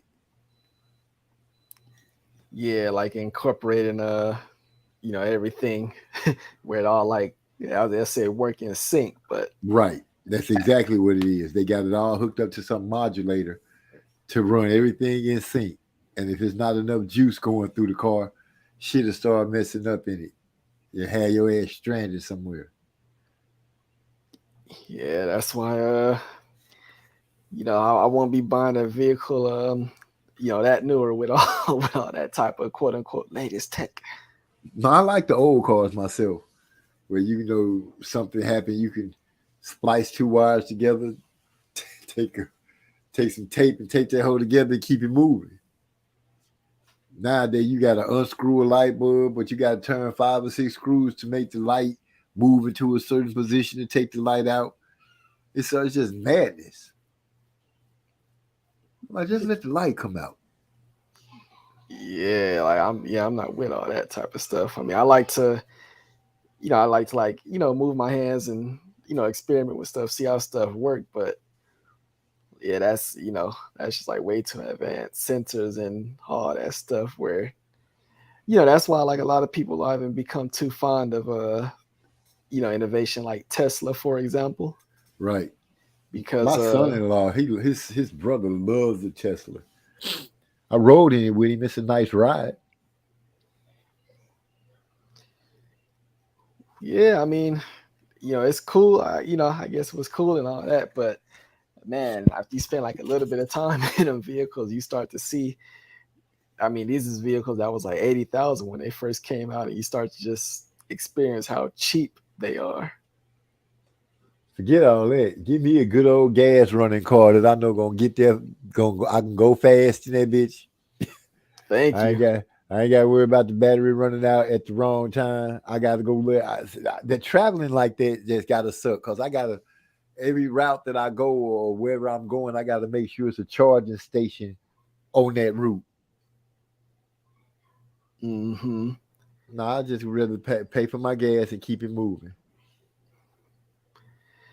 Yeah, you're right. And just at this moment, I mean, the electric vehicle movement is still considered fairly new. So at this moment, there's just still not enough charging stations out there. And then now you got to see that all of these there's other vehicles that's also coming about, which are all going to be sharing the same charging stations. So the amount of charging station at home. Well, I mean, yeah, that would be the most convenient, but you got a lot of people that got Teslas living in apartments, or like, what if you're on the road and stuff? Yeah, that's crazy because, well, my daughter and them, they got the plug in the house, which I'm like, okay, you charge at home, but like you could only plan a trip to go so far. And you have to make your trips in segments. Not like in a gas car, you can pull up to the gas station, don't even cut that hoe off, gas it up and keep it moving as long as it got oil and water in it, oil and coolant. That bitch gonna drive. I just don't trust an electric car right now. That's just not something I can trust right now. Hey, speaking of I know something you just said, like not having to cut it off while filling up. You ain't had no stories for us about a dummy almost burning himself up? No, that's one thing. That's one thing I keep my eyes open on those pumps The last thing I want to see is a flame over there. I hit that emergency stop so quick because it's a lot that can go wrong with that. That's the last thing I want. So people usually pay attention pretty good with that. And to blow yourself up at the gas station, it's a whole bunch of shit that got to go wrong at the same time. They got to actually be pumping gas and have fire with them and all kinds of stuff. All that stuff got to go wrong. Only thing I can say is the thieves have gotten a lot dumber. This old, so this old lady runs in the store, and I'm looking at her the whole time she walk in. She goes straight to this aisle, start opening up her bag, and start grabbing stuff. And right before she put it in her bag, she looked right at me. Oh shit! Walk straight up to the counter and say, "Can I have a bag? I just need the bag." But then his cat, he come in and ask for a phone charger. So I said, "They right here." So he bent down, people talking, I'm talking to other people. So I guess he feel like my attention not paying attention. So I walk around the corner and I seen stuff in the charger in his pocket. So he's like, "Oh man, y'all don't even got what I want." I said, "Yeah, since you got it in your pocket, huh?" Now this motherfucker gonna pull out $100. I'm like, "If I got this up in my pocket, I can use this $100. I'm like, "Dude, really? I just sit here and watch you put it in your pocket. You just trying to provoke me to touch you or something so you can cry wolf." And then when we step outside, they're gonna say, "Oh, that would have been the easiest 100 you ever made." I said, "You proud of you coming in the store to steal something for $10 and you got $100 in your pocket?" Well, you did tell us last time it's always the people who actually can't afford whatever they stealing. Just stupid. You stealing and you don't even have to. Oh, but this lady comes in the store. I really wasn't paying attention. She had on this like t-shirt, but everybody in the store, you know how people keep looking to the left or keep looking to the right, whichever, everybody keep looking over like that way. This lady that came in the store with a shirt and some panties. And she a big girl. I mean a big girl. Not big fat girl, but like a big thick girl. Like, for real, girl?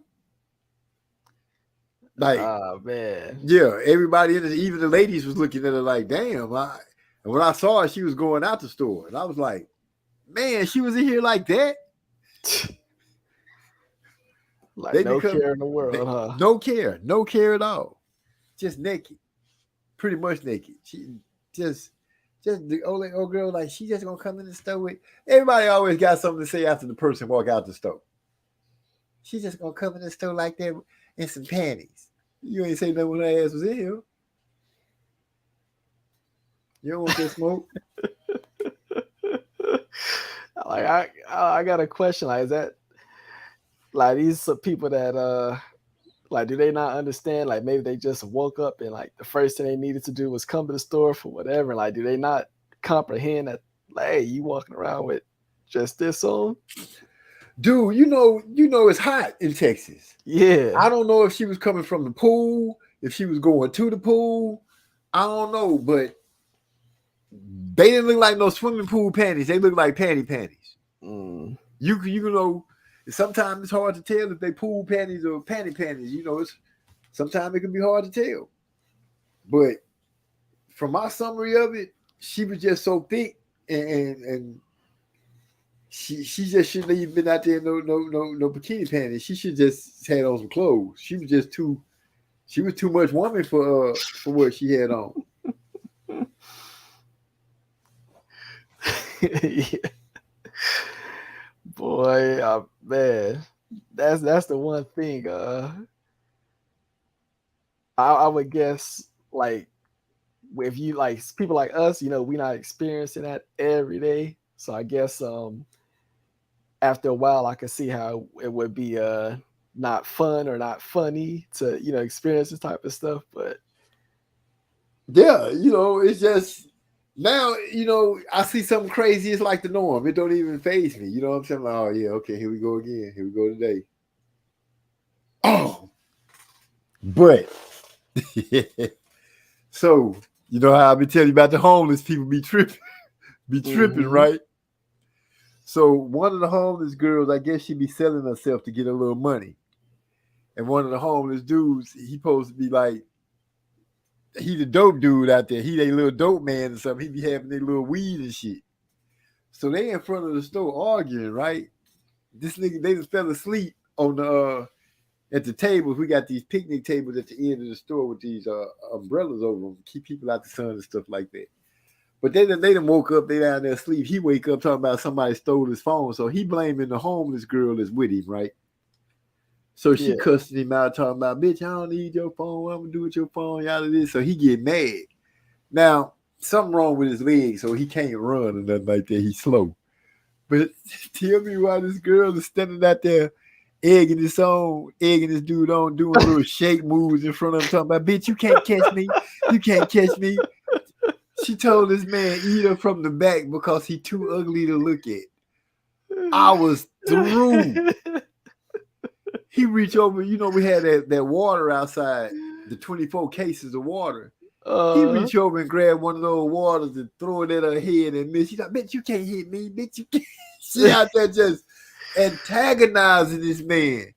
And he got a bike that's connected to this, like a wagon where he be pulling shit. She kicked his bike over and started jumping up and down on that hole like it was a trampoline. I know what you're talking about. Them type of bikes. Yeah. They was out there clowning though, but when she told him that he couldn't catch her and he was trying and she was putting the moves on him, and then told that man to eat her from the back because he too ugly to look at, I was like, whoa. She was lighting him up with the insults. I was like, dang, she going hard on this dude. I ain't never heard no shit like that before. How you gonna be homeless? Cause you too ugly to look at. Yeah, he got the cart and it's like the, you know, square type of cart. He got like certain stuff on it just to get him. I know what you're talking about. Yeah. You know, you seen no homeless people in Cali, they got that little wagon thing. It's a white guy I've been seeing over here for years, and I said this dude he always got like a dog, and it seemed like after some time go by, you know, one dog, whatever happened to it, this nigga get another dog, and he always got the dog on that thing. I said it's like you know, he don't understand like you making it harder for yourself. Yeah, carrying a dog on the back, dude. But it's a homeless dude. He got a dog, and I'm like, why you got a dog? Man, you mind if I just, you know, get some of the food out the garbage can so I can make something for me and him to eat? I'm saying to myself, man, fuck that dog. That dog gonna eat if you don't feed him or not. He gonna find something to eat. You need to be worried about you. You out here trying to feed somebody an animal that's well adjusted to get him something to eat. He might get kicked a few times, but he gonna get something to eat. Hey, I'm out here in this like city like Temecula, so I had to go to the library today to like print something. And you know, sure, like this, as soon as I go in, like this black dude, he hey young blood, like you got the time? And then so you know, yeah, I give him a time, you know, exactly 3 p.m. But then I see he got like a dog under him. But I guess out here, like the library, that's where the homeless people go, you know, just in the daytime, just to, you know, kill time and stuff. So I'm like, damn, you know, he got the dog all up in here. You're not supposed to have like, you know, these dogs unless they service animals, but they just put like one of those type of like these like collars, body collars on them. Right. They just said they service animals, but I'm like, yeah, you know, these people getting bold with it. He got the dog all up in the library. Yeah, man. And you can't, you know, the thing messed up about it, you can't ask if it's a service animal. Exactly. So they can come in there with any kind of mud. Who's my service dog? You know, goddamn well that old flea bitten dog ain't no service dog. You ever see him with like service cats? No. I haven't seen a service cat. Well, I mean, not service cats, but there's this thing that I've heard. They be giving like the bus drivers out here a hard time when they'll say they got like kittens for therapeutic use reason. Okay, I know what you're talking about. Yeah. I know what you're talking about. Helping with anxiety and stuff like that. Helping with anxiety, being in closed ear spots and stuff like that. For some people, it works. Some people, it's true. It's a true thing. I done had people come in there with snakes, kittens, iguanas, bearded dragons, dogs, cats. I haven't had a monkey or a bird yet, but I've had snakes, lizards, and all that shit coming in the store. My cousin girlfriend, she drives buses for the city in LA, but she basically said any animal, as if it's leashed, you technically can't ask if it's like you got service papers or not to prove that it's a service animal. Right. I said, what the fuck? Sometimes people just be like, don't ask, don't tell. They just going a little too far with it. Just a little too far. Yeah. That's until something go wrong or something go bad in one of them situations. Yeah. Then it'd be a whole new thing. But as long as they keep it to themselves, I ain't got to worry about it coming to bother me. I ain't tripping. And so right now, like, I guess this time of year, like you said, it's hot. So you just get like more people coming in and no, right? Because here in San Antonio, like today, or should I say yesterday was so hot.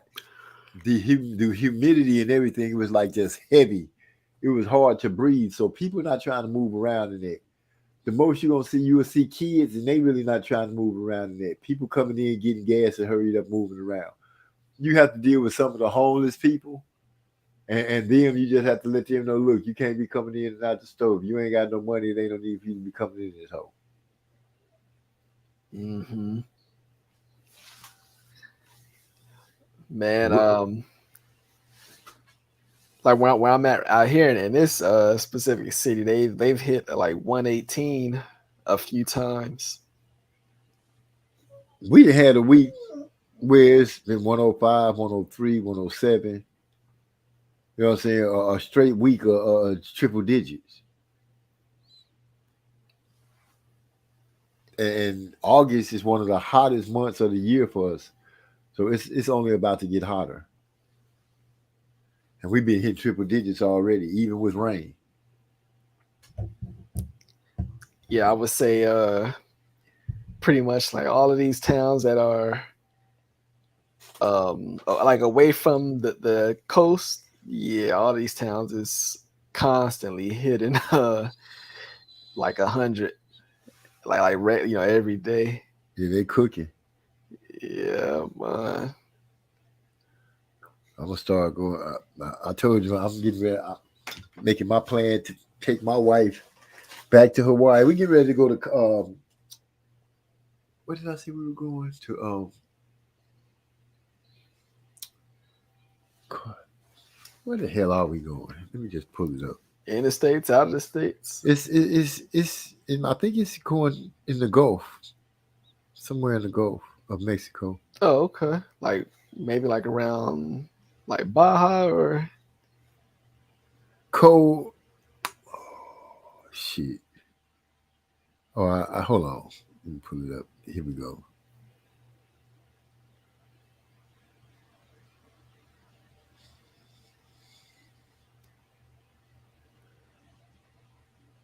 We going to Cabo. That's it, Cabo. Oh, okay.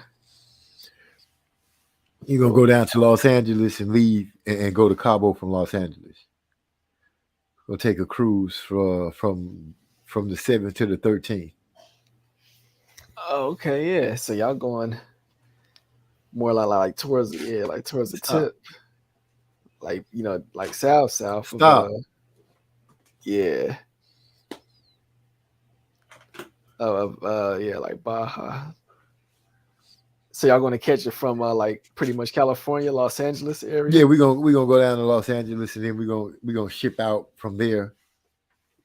Cause the last cruise we took right out of Galveston. So this time we leaving out of Los Angeles and we're gonna, it's gonna take us around to the go. We're gonna do 2 days in Cabo, and then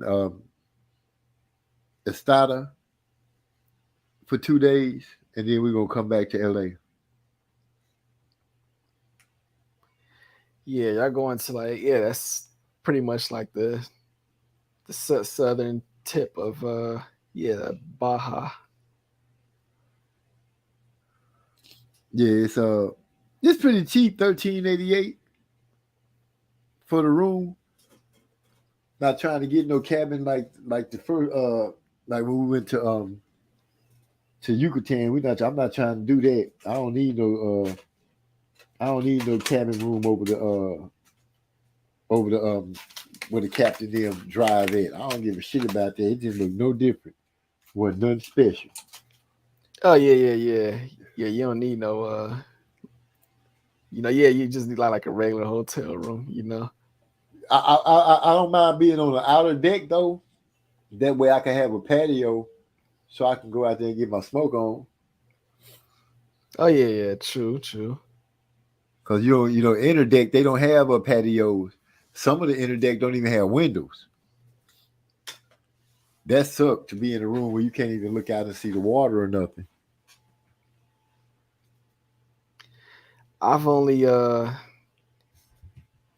I've touched Yucatan. I went when I was in Cancun one time. Like we just drove there just to just to say we did it, but right. We're didn't explore around too much. We was on the island. We weren't on the mainland. Yeah, lucky y'all. That's what I enjoyed about it. That's why I said, okay, I wouldn't mind living on the island. Cause being on that island, driving around, it was more primitive than way more primitive than Hawaii. Cause they didn't have any red lights in Yucatan. You know what I'm saying? When we were driving there was not one red light, no stop lights on the island.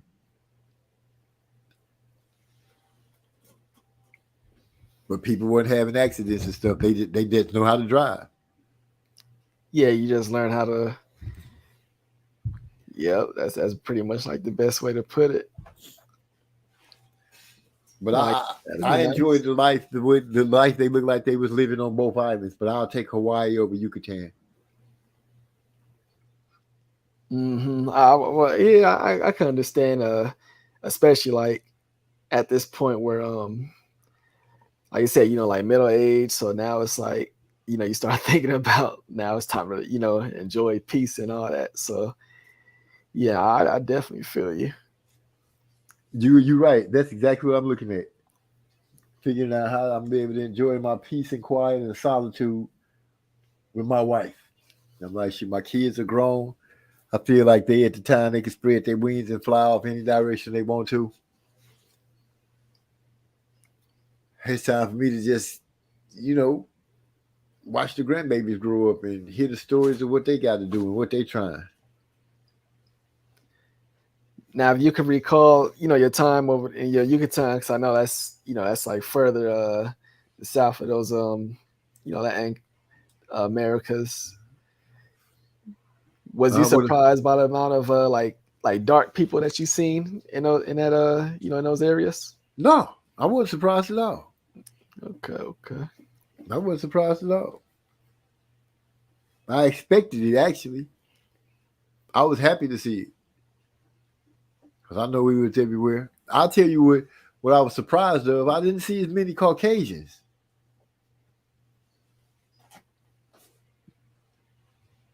Oh yeah, I forgot because you're in Yucatan, so yeah, I didn't see that many of them running around, floating around. Yeah, because I would say that's like less of a destination for like compared to Cancun, it's less of a tourist destination. Right.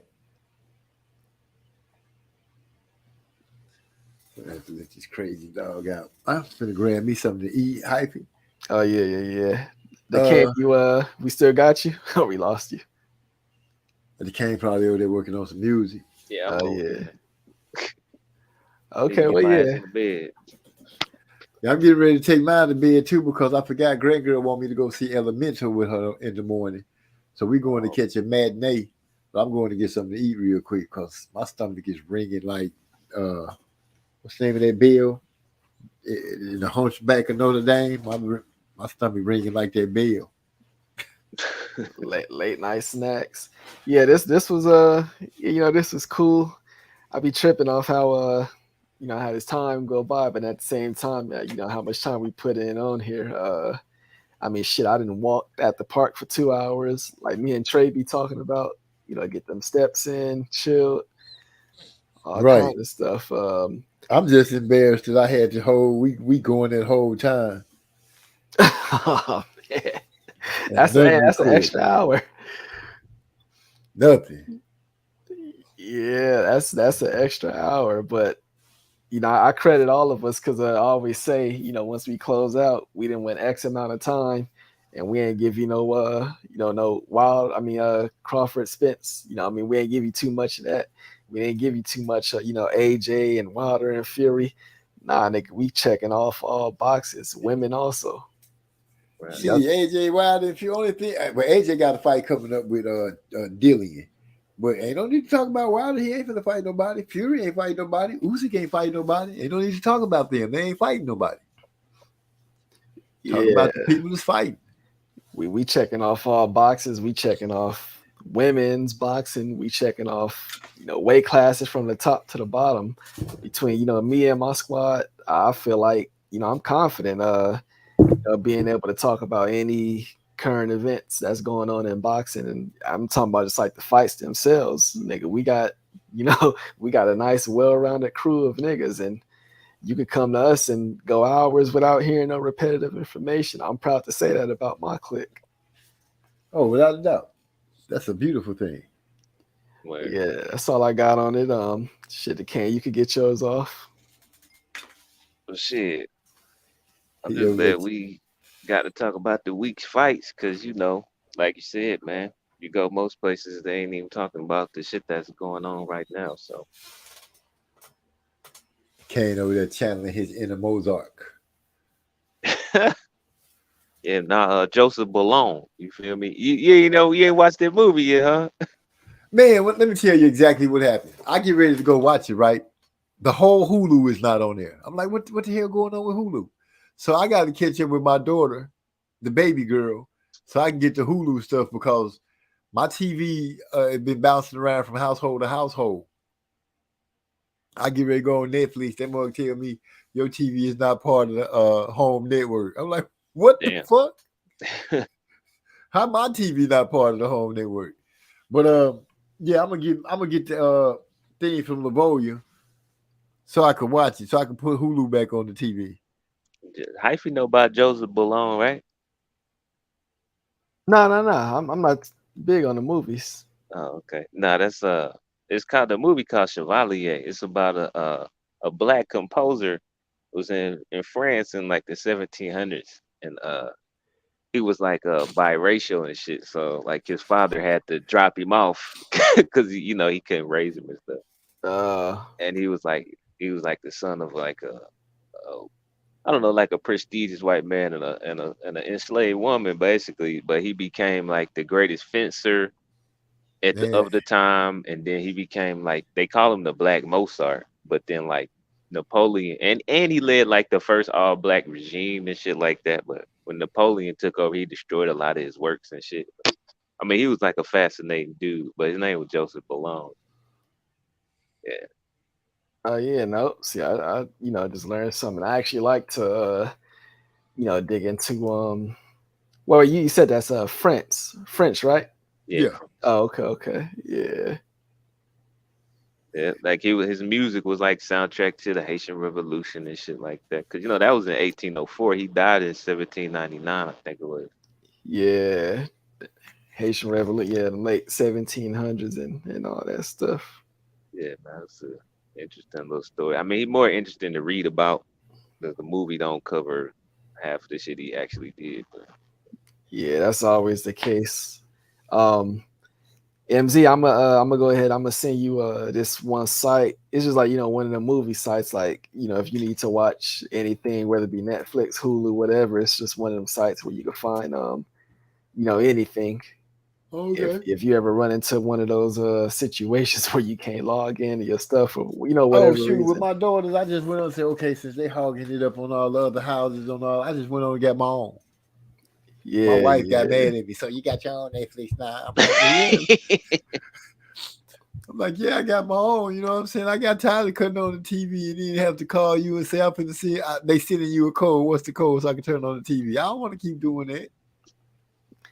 Me, I'm a little cheap bastard. I can't pay for no Netflix and none when I can watch it for free. Right with this site. The way things are now, I'm like, shoot. As long as my grandbaby, because I don't want my grandbaby them end up pulling something up that you don't want them pulling up. Right. So yeah, I'm paying for whatever needs to be on these TVs, and then it travels with them. So it's Netflix is messing up trying to tell me who I can share with. Yeah, I feel you. Then actually I'll be in contact with behind the scenes. I actually got some for you, MZ. So I'll be in contact with you on the Discord sometime this week as well. Okay, I just noticed because I'm still learning. I seen the Discord and I seen you left a message saying you want to check on the controls and everything before we start. And then I'm like, ain't that ironic that we end up starting the show in without going on live? Hyphy be having them hookups, man. Not to have the damn plug-in hookups. Yeah, that's where you got yours from. Hey, he posted that shit in the Discord that time about that one plug-in, the music plug-in. Yeah. Like, man, how the hell Hyphy find out about this shit? Well, ever since that day when he sent, I asked him, what did I ask you about? The Windows key to upgrade my computer because he was talking about it wasn't gonna upgrade no more. And Decane, whatever that music stuff was, I got no clue what that is. It just came across me and I'm like, hey, this shit free. It's it's not no bullshit. I'm gonna share it with the Man, I jumped on that shit. So that was something you would say that was like, it was a good deal. Good deal. Yeah, it was a good deal. He got some sounds out of it. Oh, okay. Hell yeah, that was a $99 product. For free, huh? Yeah, for free. Yeah, I ain't gonna send no bullshit. Have you downloading a virus or nothing like that? Oh yeah, I knew it was legit because like I bought this shit from like my regular site that I usually buy plugins from. Okay. Yeah, it gave the link to an actual site. Like I knew the shit was legit. But when you said what site it was on, I was like, oh hell yeah. Yeah, I'll try to keep in mind, if I stumble across stuff like that, like I said, even if y'all don't find it beneficial, it's probably, worth it to at least go ahead and shoot. If you got something to do with music digitally, ain't no need for me to turn my eyes from it. Shoot, I'm paying attention to all digital stuff. Yeah. Like it might be a sound that I need that I don't have. The Kano that making his own sound. Can you would you just be like on like some like late night stuff sometimes, just like staying up pretty late, just making sounds and shit? Yeah, I really need to be in the bed because I gotta be up in like 3 hours. Oh yeah. I'm just up late tonight because we talking and shit. So. Yeah. I actually got a song that I'm supposed to be working on. A guy sent me 2 tracks and he asked me to write to him. So I haven't really messed with him yet. So I guess I better start messing with those. I told him he was going to give me a couple of days so I can see how my new work schedule going to turn out. Yeah. But I guess I'll start churning on in tonight, this morning. I go to work at 10 tonight. I hate 10 to 6. Shit, here, oh, you work overnight? Tonight and tomorrow. Oh, hell no. 10 to 6. Let me look at my schedule. To tell you how crazy this shit is. That's why I put in for a transfer. When I read the schedule, you're going to say, yeah. It's time to go ahead and go. Because people playing. Yeah. I work 10 to 6 today, 10 to 6 tomorrow, 5 to 1 Friday, 5 to 1 Saturday, 4 to 10 Sunday. Then I'm off Monday and Tuesday. Tell me that ain't a fucked up schedule. Yeah, I guess that's what happened. When, you didn't became manager, and you didn't like you said, I'm about to clear a house. I'm about to clear. No, when I started seeing that the general manager, she preferred to try to save her people that she hired, but they steady fucking up, and then the people that's doing a good job, she's not motivating those people. She's not giving them nothing. She just steady dumping on them. I'm like, no, I can't be a part of that. I can't be a part of that at all.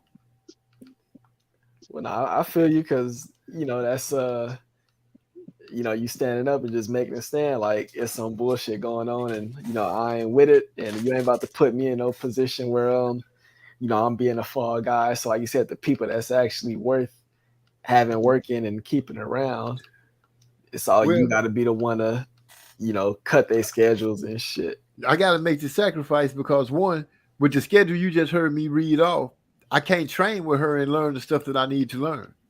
So I'm transferring to a store where they got the hours and the people that they can teach me, so I can go work through the daytime, shadow another manager that's doing what I'm doing, so I can get that information, so I can get that game up under me.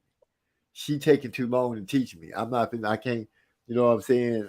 I ain't got time for that. You in the way of some money that I'm trying to get to. Yeah, that's right. Instead of just you up next. Nope, nigga, snatch fuck yours. that. I need to see it. I gotta take it. Since you ain't showing it to me here, I went and asked the manager. I was like, hey, I can go get this training there. Oh yeah, I know exactly where they'll take you. Called them right up. They like, oh hell yeah. I was like, first of all, do I have to worry about overnights? You ain't got to worry about no nights. Oh, let's talk then. Straight snatched mine. I tell my boss, hey, I want to transfer. Now all of a sudden, all this stuff got to be put in writing, and this manager got to write this, and then I'm like, oh, okay. So I wrote that shit up, went to this manager and said, I need you to write a letter to this lady and let her know that you want me to transfer to this store. So I should be gone by August. Oh yeah. So now you just, you got that thick skin. Like, hey, I don't give a fuck how much bullshit y'all put me through now, because 1 month and I'm patient. Yeah, I know what it is already. Yep. Y'all Any can't bullshit, tell me bring it on. Ain't nothing gonna fuck up my mood. Nothing. You right. Ain't nothing gonna mess up my mood. My family already excited about it. My daughters and my son been want me to leave that store. From the first day I went to that hole. But I told them, y'all gotta give me a minute, man. Let me go in here and do what I gotta do. Shit. We went to Hawaii off of Circle K. Hey, went to Hawaii off Circle K. If this Wilder AJ fight happened, we going to Dubai off Circle K. I ain't going to Dubai. Fuck that. I'm gonna jump on one of these ships and go on a cruise. That's the next move. But I am putting in bets. I'm betting with Trey on Bovado, trying to hurry up and get my money up so I can have my birthday pop off. Earl then messed it up so bad where nigga didn't know how to save his money up or when to start saving and try to go to the fight because we couldn't tell when they was negotiating or not. Next thing you know, bam, the fight on. People to use money for bills and stuff. I remember even back to like 2013 and stuff. I remember when fights, they would be locked in like 4 and 5 months before. Then it's like this new era where where it's like you get less than 2 months. So it's kind of like you can't get caught slipping out of shape. Yeah. You did kind of know that the fight was going to take place way in advance. Now it's like, oh man, this fight happening right here, and it's already there. Yeah, like they put undercards together at the last minute. Like these PBC undercards, I noticed like a lot of them fights don't even get booked till it's probably like 3 weeks later. So it's kind of like they just calling to say, okay, you in shape, you in shape. All right, let's make it happen. But Earl say, I ain't gonna even lie, man. Top Rank got the best matchmakers in the game. Oh, he said that? Yeah, he said they got the best matchmakers in the game, man. They got the best matchmakers in the game. But who you fought, man? Who you fought? You ain't fought undisputed at 140. Who you 135? Who you fought? Who you fought, man? He said, who was that? You fought Regis Progress. Yeah, man, he said Regis Progrerius. He just got knocked out by Julius Adago. Who is that? Regis Progrerius. I was like, well, at least I know I'll be fucking up people's names by myself. Because that's what Earl destroyed that boy's name. That's Texas shit. Hold on now. Hold on. I'm in Texas. Hey, I remember when that Pacquiao fight was booked, that nigga kept saying, September, blah, blah. Like, nigga, the fight is August 21st. He keeps saying September. Who was saying it? Earl. Oh, he was giving the wrong date for the fight? Yeah, he did it multiple times. That's how you know the speaking of universal saying shit wrong, that nigga had me crying when they was at the press conference and at the interview afterward, and he kept saying it's gonna be a war of nutrition. I ain't hear that part. I ain't hear that part. He said that shit over and over.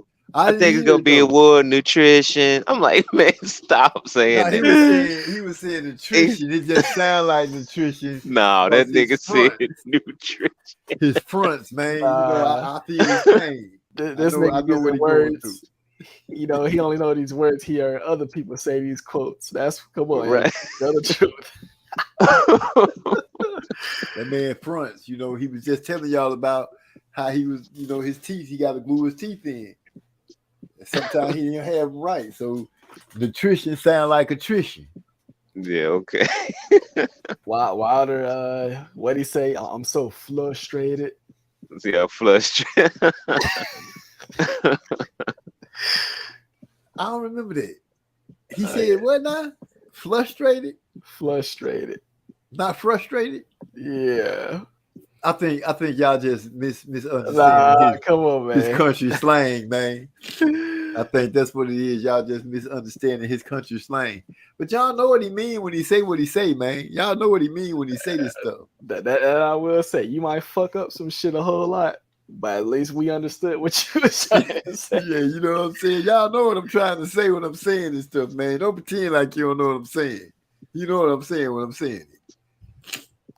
Man, I remember this one video. It's like 2017, but you know, he just talking about he like he like Rigondeaux, he like Lomachenko, he like Lamont Peterson. That nigga fucked up all three of them names.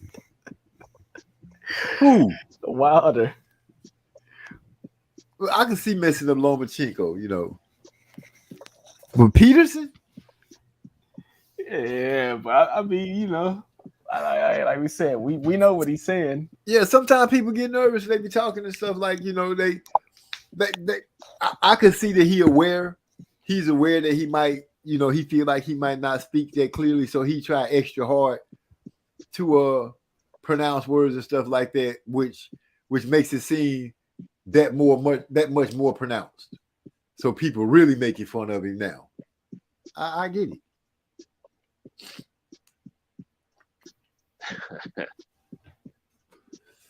What's the laugh about the cane? You found something you think you finna put? Oh shit! Okay, gentlemen, it's 2:00. Let me go grab. Yeah, shut it down before you burn the house down. It was beautiful talking to you guys tonight.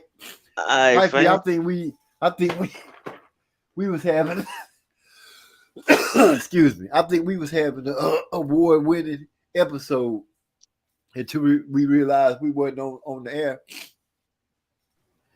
Yep. Maybe Yeah, next put in this time. Rick Glacier plug in, all smooth and shit.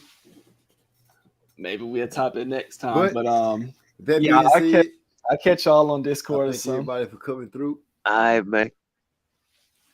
Let me know what you had jamming when you finish. Hyphen already bounced out. And we out. Peace, man. Peace.